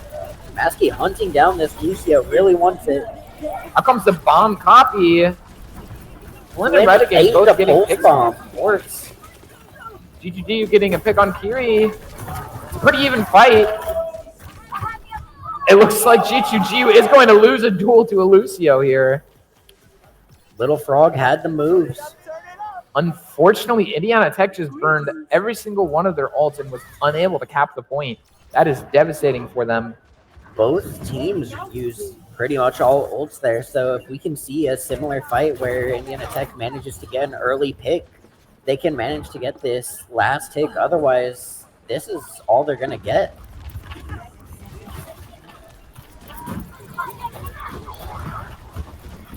Indiana Tech dives, able to pick off Pancake here. That's a huge pick for them, and getting recall out on Tracer will essentially completely pull her away from the fight, making her use all of her resources. Nice. Well played by Indiana Tech. They were able to secure those picks that they were looking for in order to cap the point here. Out comes the payload, and Indiana Tech is going to be positioning for the next fight. We see Pancake swap over to the Soj.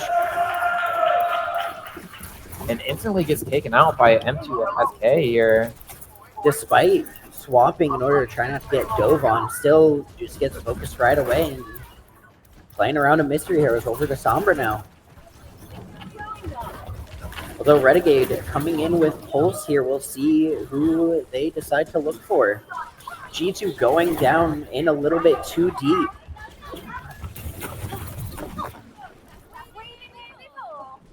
Renegade here looking for a Pulse Bomb. Alpha JC caught out. However, they do trade Tracer for the Diva, which is overall a good pick.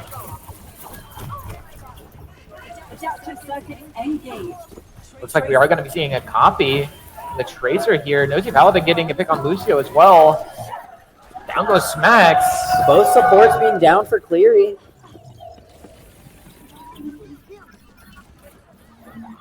Indiana Tech is going to have a little bit of an upper hand here, but Cleary should be able to recontest and touch here before Indiana Tech can cap. Especially with this Tracer still behind them.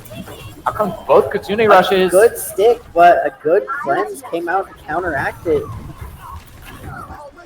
Doomfist all in a beat coming out from Cleary. There is a DPS trade in the meantime. Fluffy doesn't quite manage to get beat. Flynn getting 3 picks there and holding Indiana Tech from capping the point there. Very well done. Cleary having their EMP and their bomb, while Indiana Tech really only has their beat. Sure, they have their pulse, but that can only do so much. Pancake also coming up, or has the EMP now. If they manage to catch Lucio before getting beat, this will just be a lost fight for Tech. Yeah, Fluffy's got to be careful here with how he uses beat. There it goes. No EMP. It looks like he's able to get off the beat. Indiana Tech has got to try and get some value off of that beat. It is a big EMP, though, getting G2 out of the fight, making it so no tank. SK does get the pick on Pancake, but is it enough? Down he goes. Nosy just trying to live. Looks like Fluffy is also going to go down. It's just down to Nosy Paladin here. GGDU does make it back, but is getting instantly hit with a hack and a pulse bomb. Looks like Cleary is able to hold Indiana Tech before capping that point. Decent progress, but Cleary definitely has a significant lead here. Looks like Cleary knows all the things they want to swap to get their counters ready. They seem prepared. Sure, looked a little lost at first, but they got ready.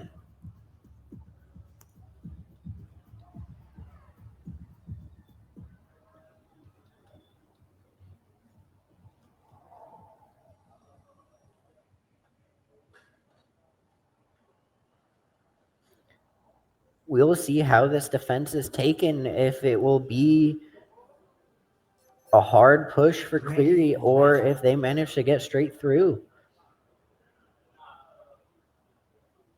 You know, often one of the least favorite maps in this game simply because of how awkward this push can be at times.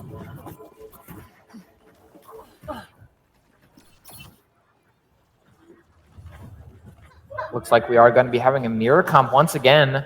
Listened to your album the other day.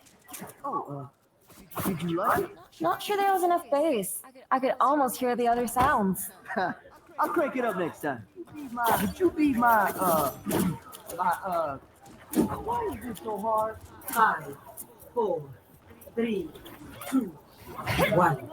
Attackers incoming. Defend objective.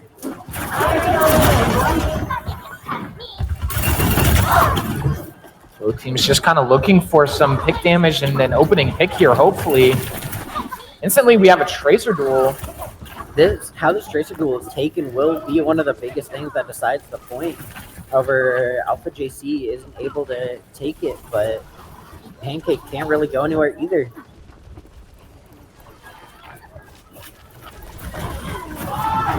Down goes Nosy Paladin to Renegade. G2 getting demeched rather quickly due to losing Nosy. We'll see if Indiana Tech wants to back up and recontest or if they're going to fight this now. Cleary getting those picks they need. You could see, or rather hear, the use of Suzu on Kiri, making it so that they were able to pick her early. That's what caused the whole fight to go downwards.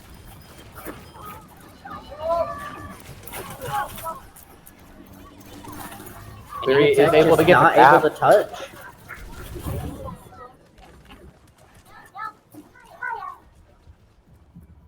Cleary now has plenty of time to try and get it to the point where Indiana Tech got it. They also have plenty of ult charge. If you look at the comparison, they already have some ults and just the lead in charge.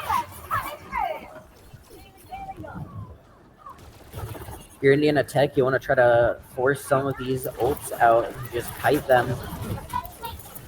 Otherwise, you can get snowballed really hard here. Just continue to stagger because you have to touch due to not having very much space.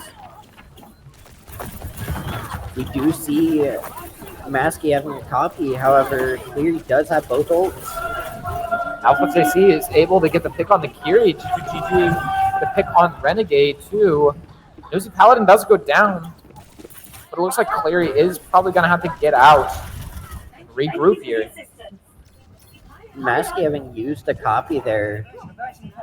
Overall, if you're clear, you're really happy with that fight. You used nothing, and Tech used 2 ults.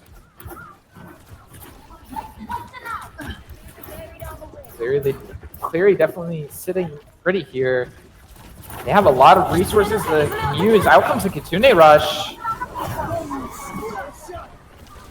Beat from Fluffy to try to counteract this Kitsune. Flynn is going to pop bomb just to get his mech back. Russia used beat, and I'm not sure quite why. Maybe they wanted to push in with it. And here comes the Kitsune from Indiana Tech's side.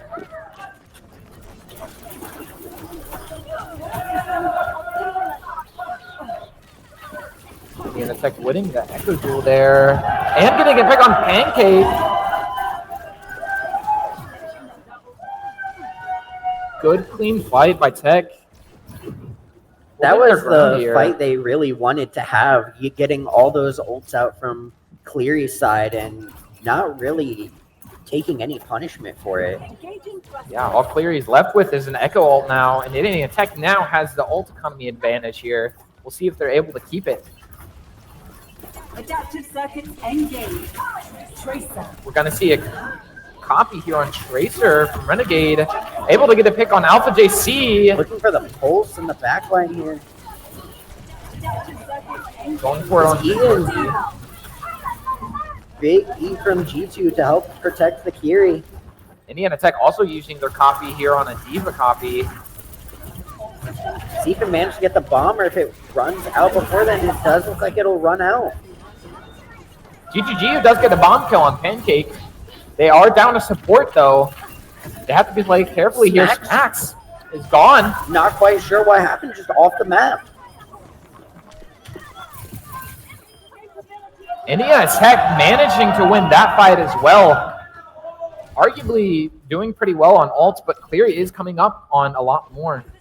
Just slightly in the lead. I mean, they have bomb just a little bit ahead, about 10% on support ults. However, they don't quite have pulse, so if Alpha JC can manage to get a good pulse here, that can hold off another 20, 30 seconds for them. Although Pancake also having a pulse bomb could stop the defensive hold we've seen this whole time. Ooh, down goes M2SK. Cleary getting A lot of picks here, and it looks like they're already going to be cleaning up. Will Indiana Tech be able to recontest? It does not look like it, having 3 on. We did manage to see a contest last second. Good touch by Indiana Tech, but are they able to build off of it? Out comes pulse bomb from Kiri. And down goes both of the DPS from Indiana Tech. Just hunting for this Kiriko. Pancake is relentlessly chasing these supports. And it looks like Clary is going to be taking map 2 as well.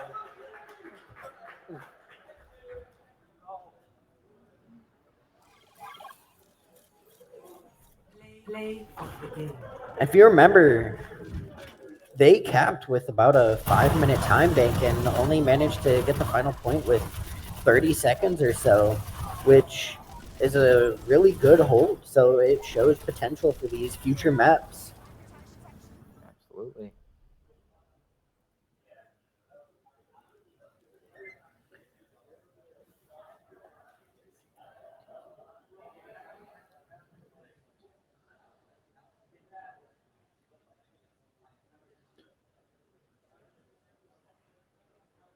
Indiana Tech definitely just needs to breathe and get a game plan down. Yeah, I mean, the nice part of being a best of 7 is there still has to be 2 more map wins for Cleary side before this is over, so it leaves plenty of time.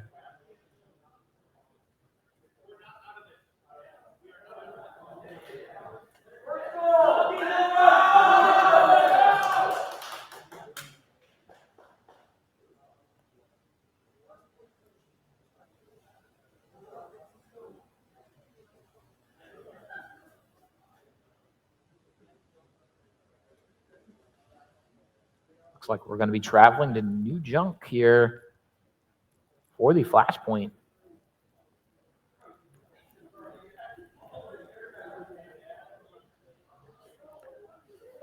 Always wondered why Overwatch was such a fan of their junk towns.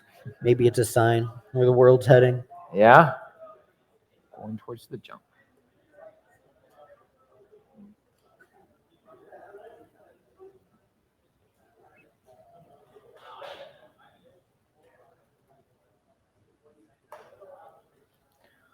All right, and we will be heading in. Traveling to New Junk City. Initiating.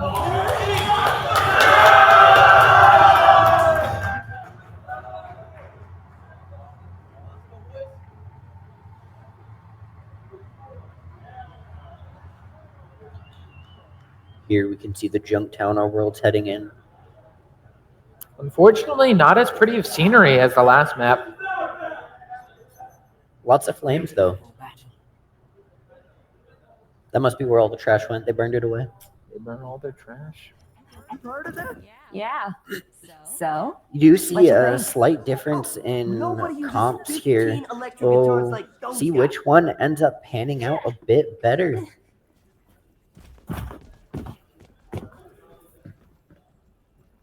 Five, 4, 3, 2. I think this here goes to show each team's comfortability.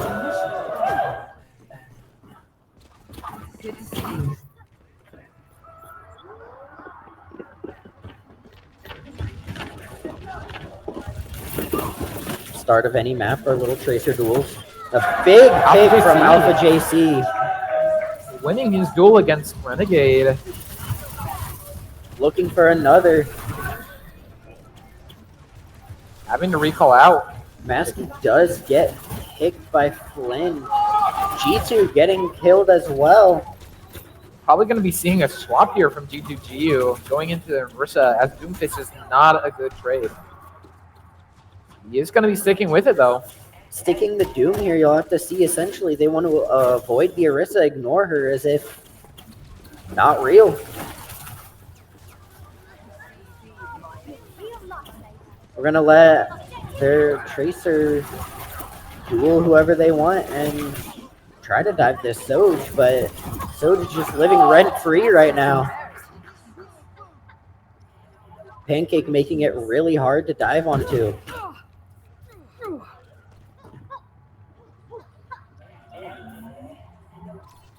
I'm guessing we see about one more fight here on this comp, and if it doesn't work, we might see a swap. Yeah, definitely. After so many losses on Doomfist against an Orisa, it just feels so defeated. Looks like Pancakes is going to get fully charged here. He might be able to get a pick off. GG going down. If I were him, I'd be swapping off with Doomfist now. That's just not going to work here. And he does. He does go and swaps off to Orisa to match it. Cleary just trying to get some of those late picks to get some staggers here. Nosy Paladin not going down without a fight. Nosy at this point just needs to make sure to live, because if he dies, it's the worst stagger. We have a lot of ults coming up for Cleary, almost all of them actually. Here comes the Orisa ult, not able to get anything, but beat coming out as well. Nosy Paladin used. Manages to get the Lucio. Down goes Alpha JC as well to Pancake. Journey Rush. Cleary used just about all of their ultimates there, but did secure the point. Indiana Tech doesn't have too much, except for they're coming up on a beat and soon to have an overclock. This overclock will farm rather quick. We just need to see Maskey take an off angle, essentially, here. However, we haven't gotten to see this too much. Pancake will have their ult most likely canceled out by Fluffy's beat.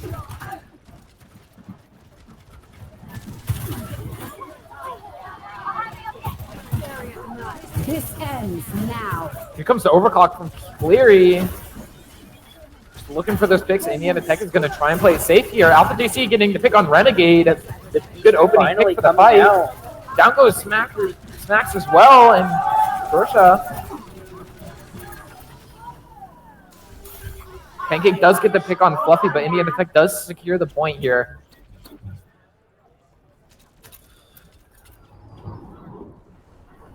Good to see you. Overall, a good trade for Indiana Tech, as they're coming up on a lot of their key ults here that Cleary really won't have an answer to. So if they win this fight without using very much, they could cap this point, putting them into a good spot for the next one. A crazy spear putting Maskey off the map, though. What a spear by Flynn. Cleary just able to cap the point. Indiana Tech had to retreat. Looks like they're going to fully regroup here for a retouch. Not often you can expect a spear to just snipe you across the map like that. This ends. Definitely was not expecting it. Maskey going for the overclock here. Able to get Pancake. Indiana Tech just trying to burn the Orisa ult here. GGG is using his own Orisa ult.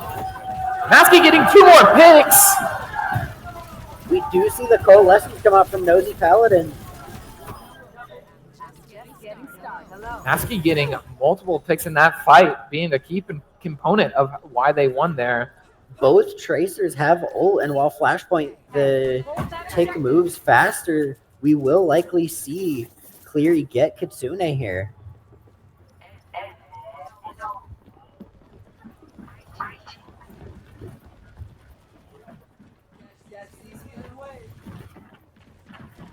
However, with how they're taking this, they will have to get a touch.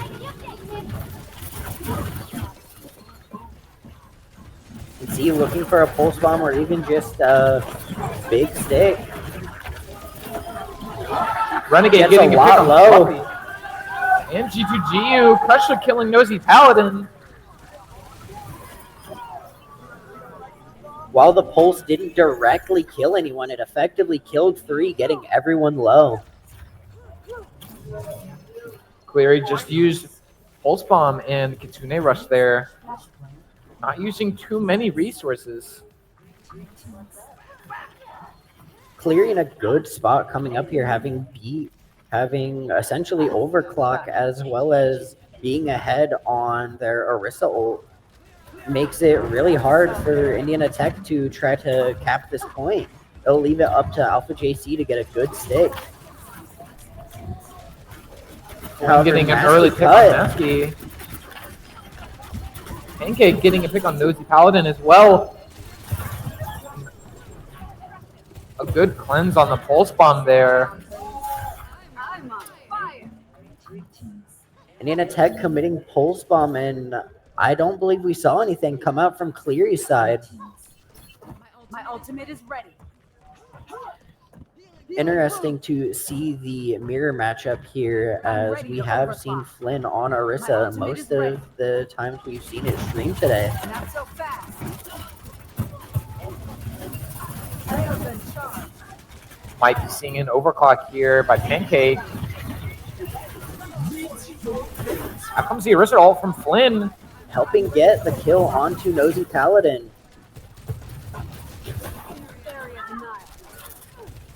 Cleary's definitely going to be wanting to try and save as many ults as possible for the last fight.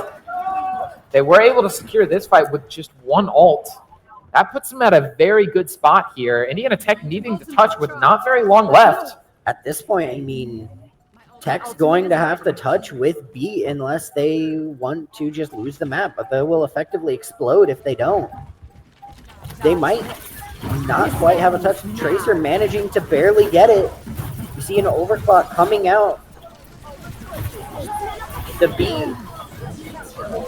Down goes Crusha. Looks like Cleary did use Kitsune Rush, but Indiana Tech was able to finally cap the point here.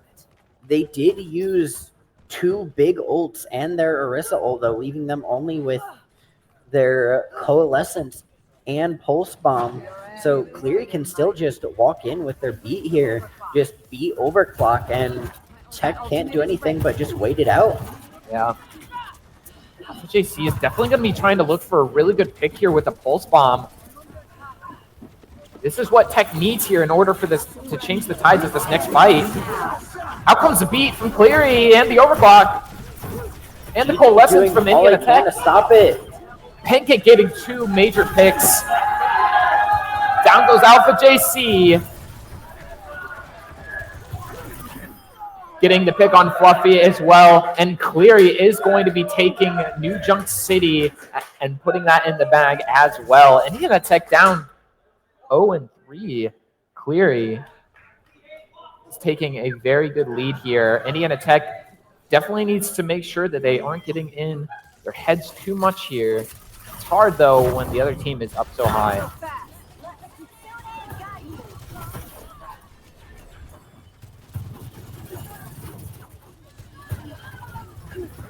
Railgun charge.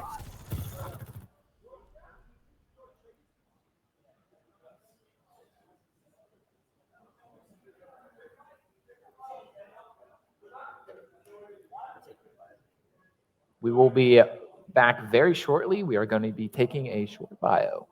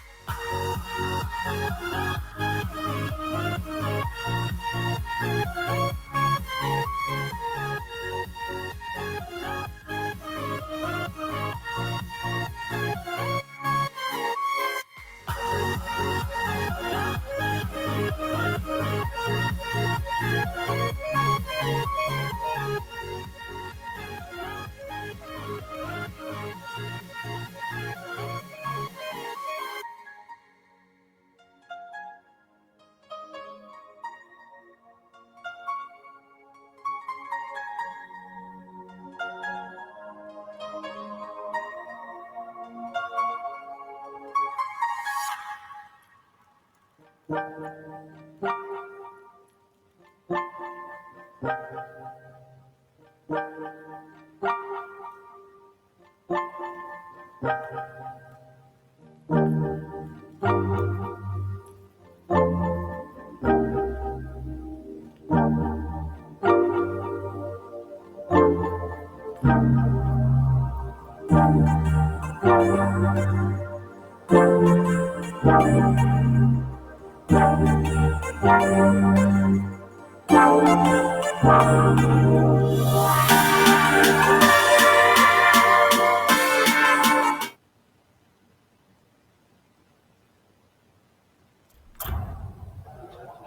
right, we are back from our bio break, heading into Esperanza.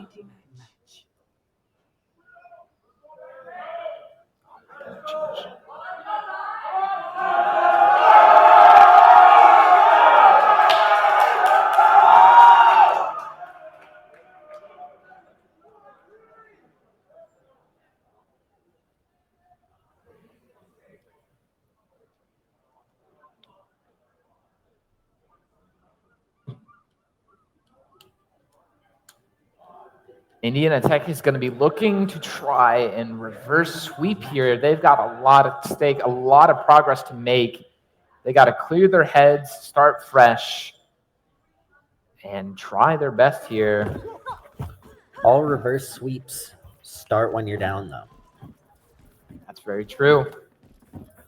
We'll see if they're able to perform here. Heading into Esperanza now. Let's see what we got. G2GU, of course, rolling out on the Doomfist. But Flynn is on the Orisa once again.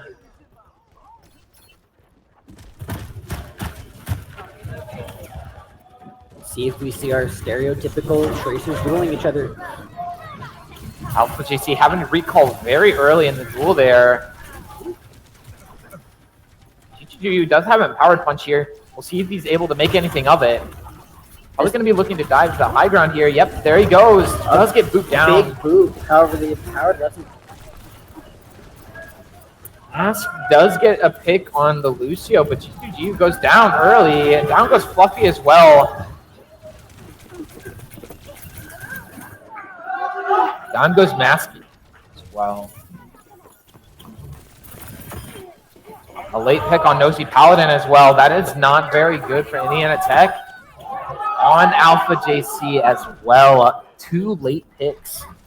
G2GU is currently in alone. He's got to back out and regroup with his team.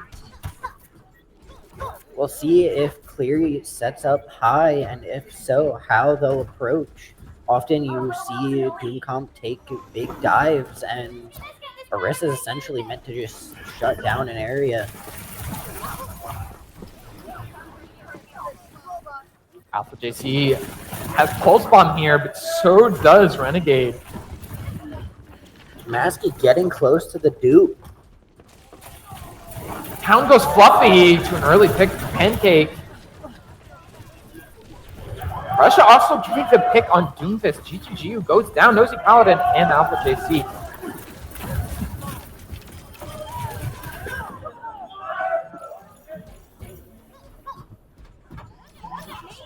It looks like Cleary is going to be able to get close spawn here.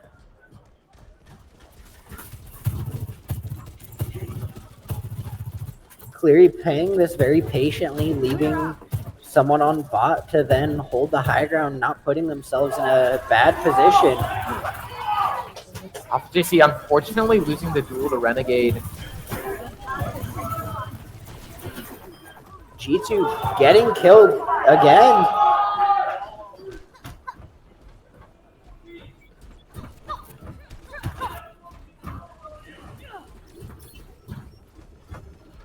So far, not looking ideal. However, we do see ults coming in on both sides. Just a little bit more coming in for Cleary's side. Duke and Kitsune coming out from Indiana Tech side, trying to deal with this Orisa behind, killing the Lucio. Out comes Overclock from Pancake here. RGC getting the pick on Pancake. They did commit 2 ults here. However, we do see a Zarya swap, which will give them a little bit more stability on Indiana Tech's side, as every time they were trying to dive, they weren't quite coordinated, and it was showing. Yeah.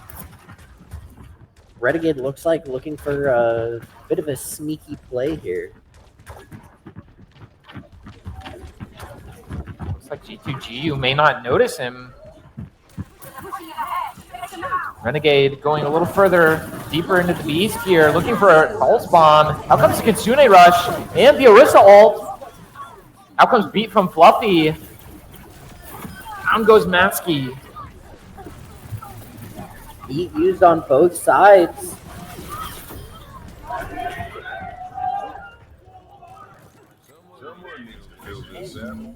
Looks like Cleary is able to win that fight. Both Tracers coming back with Pulse here. Really the only ults. G2 is getting kind of close to Grav, however we won't see it farm too quick until getting higher charge. We are going to be seeing a swap from Matsky from Echo 3 here. Out comes Pulse Bomb from Alpha JC. Does get a pick on Pancake, a very good opening pick.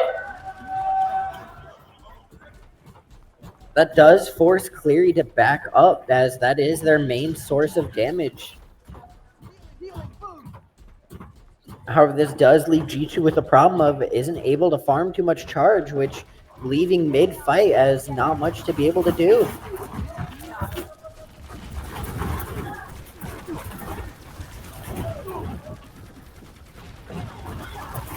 See both teams just trying to fight for this bridge side.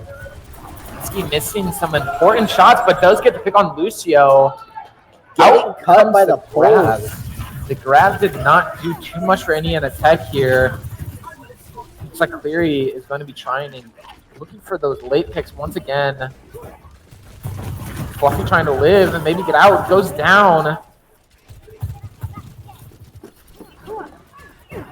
Alpha JC making it out, luckily. Still getting that late pick on the Lucio while Lucio's back fast. It still creates a slight stagger, as you can see Tech going in. Area denial. A lot of ults coming up again on both sides. Flynn getting one with the ult. Not often you see Orisa get something with the ult. Hunting down this Kiri. Looking all around. Vanished. As well. Disappeared. Cleary once again pushing forward. Both teams having Kitsune as well as Cleary having beat and overclock, as Indiana Tech's DPS ults don't really offer them too much but zoning. Down goes Matsky and used ult. Unfortunately, did not get anything with it. Out comes both support ults from Indiana Tech and Cleary here. Fluffy just trying to hunt down the Soj. JC getting a pick on Smacks. Down goes Fluffy, but down goes Flynn. Indiana Tech has a little bit of an upper hand here. G2G getting the pick on Pancake. Some good picks from G2G here. We are going to see a swap to Genji from Matsky. We haven't seen a lot of Genji today, but it looks like we are going to be seeing it here in the finals. And this could be the fight we need, living with that much high charge, as Zarya is incredibly important. We do see a Grav and Pulse. Grav coming out, but the Pulse a little late. Oh my goodness, Alpha JC with a quadruple Pulse bomb! A very incredible grab Pulse combination. Indiana Tech might have needed that just to restore some of their hope. Indiana Tech shouldn't get too excited, though. They got a lot of progress to make up for. Getting close spawn, though, is incredibly important, as even if they lose a fight, they can just keep pushing the next one they win. We've seen Overclock coming out from Cleary, taking the Lucio, potentially picking the Genji. Hitting some really nice shots. Cleary's DPS just doing what they do best and dealing out damage. Good overclock coming out from Pancake and good follow-up from Renegade. Definitely two DPS that work very well together. They had to respond with a highlight play of their own. Indiana Tech still down on ult economy here. Not really having any ults to take this fight with, while Cleary having Pulse and Orisa. Indiana Tech is going to be dropping behind Cleary. Out comes the Orisa ult from Flynn. Renegade goes down to his own Pulse Bomb. Fluffy is down. They're even right now. Out comes the Kitsune Rush from Indiana Tech. A big pick. There go 2, 3.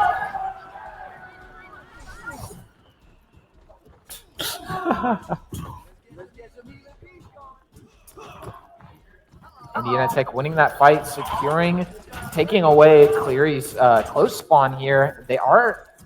Looks like all of Cleary was able to get the close spawn though. Oh, except for 2, my apologies. Having got this close spawn last fight actually is incredibly huge, as if they win this one, it could potentially give them the lead and the map win. Having ults coming in, almost having grab, which can be combined with either of the ults or be used to single someone out. Out comes Pulse Bomb. No connect. Comes Kitsune Rush and beat from Cleary. Indiana Tech just wanting to get out and wait for those ults to go away. Managing to live is incredibly Here comes the big blade and the grab. The grab unfortunately does not get anybody. Renegade wins the duel against Alpha JC. Russia wins the duel against Fluffy. Down goes Matsky.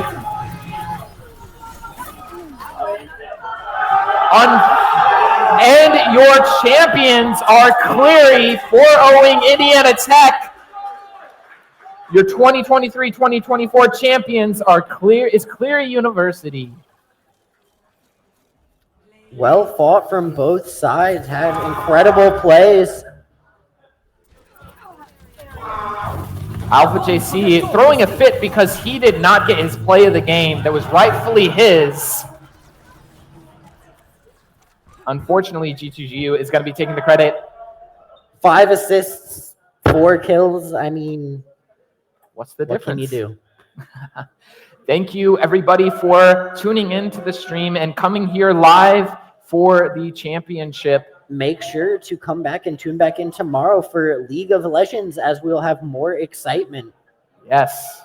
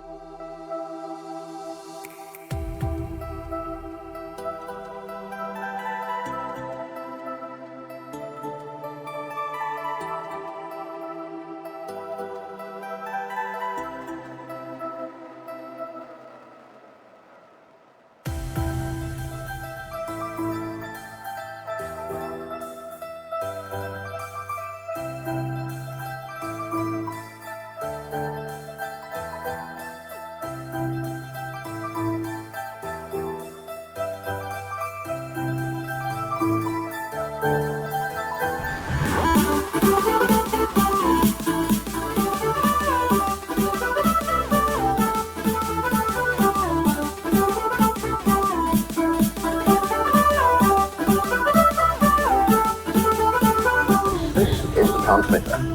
You might think it's too random, but still live and indicates 300,000 volts. Extremely low frequency. One specific. Don't try this.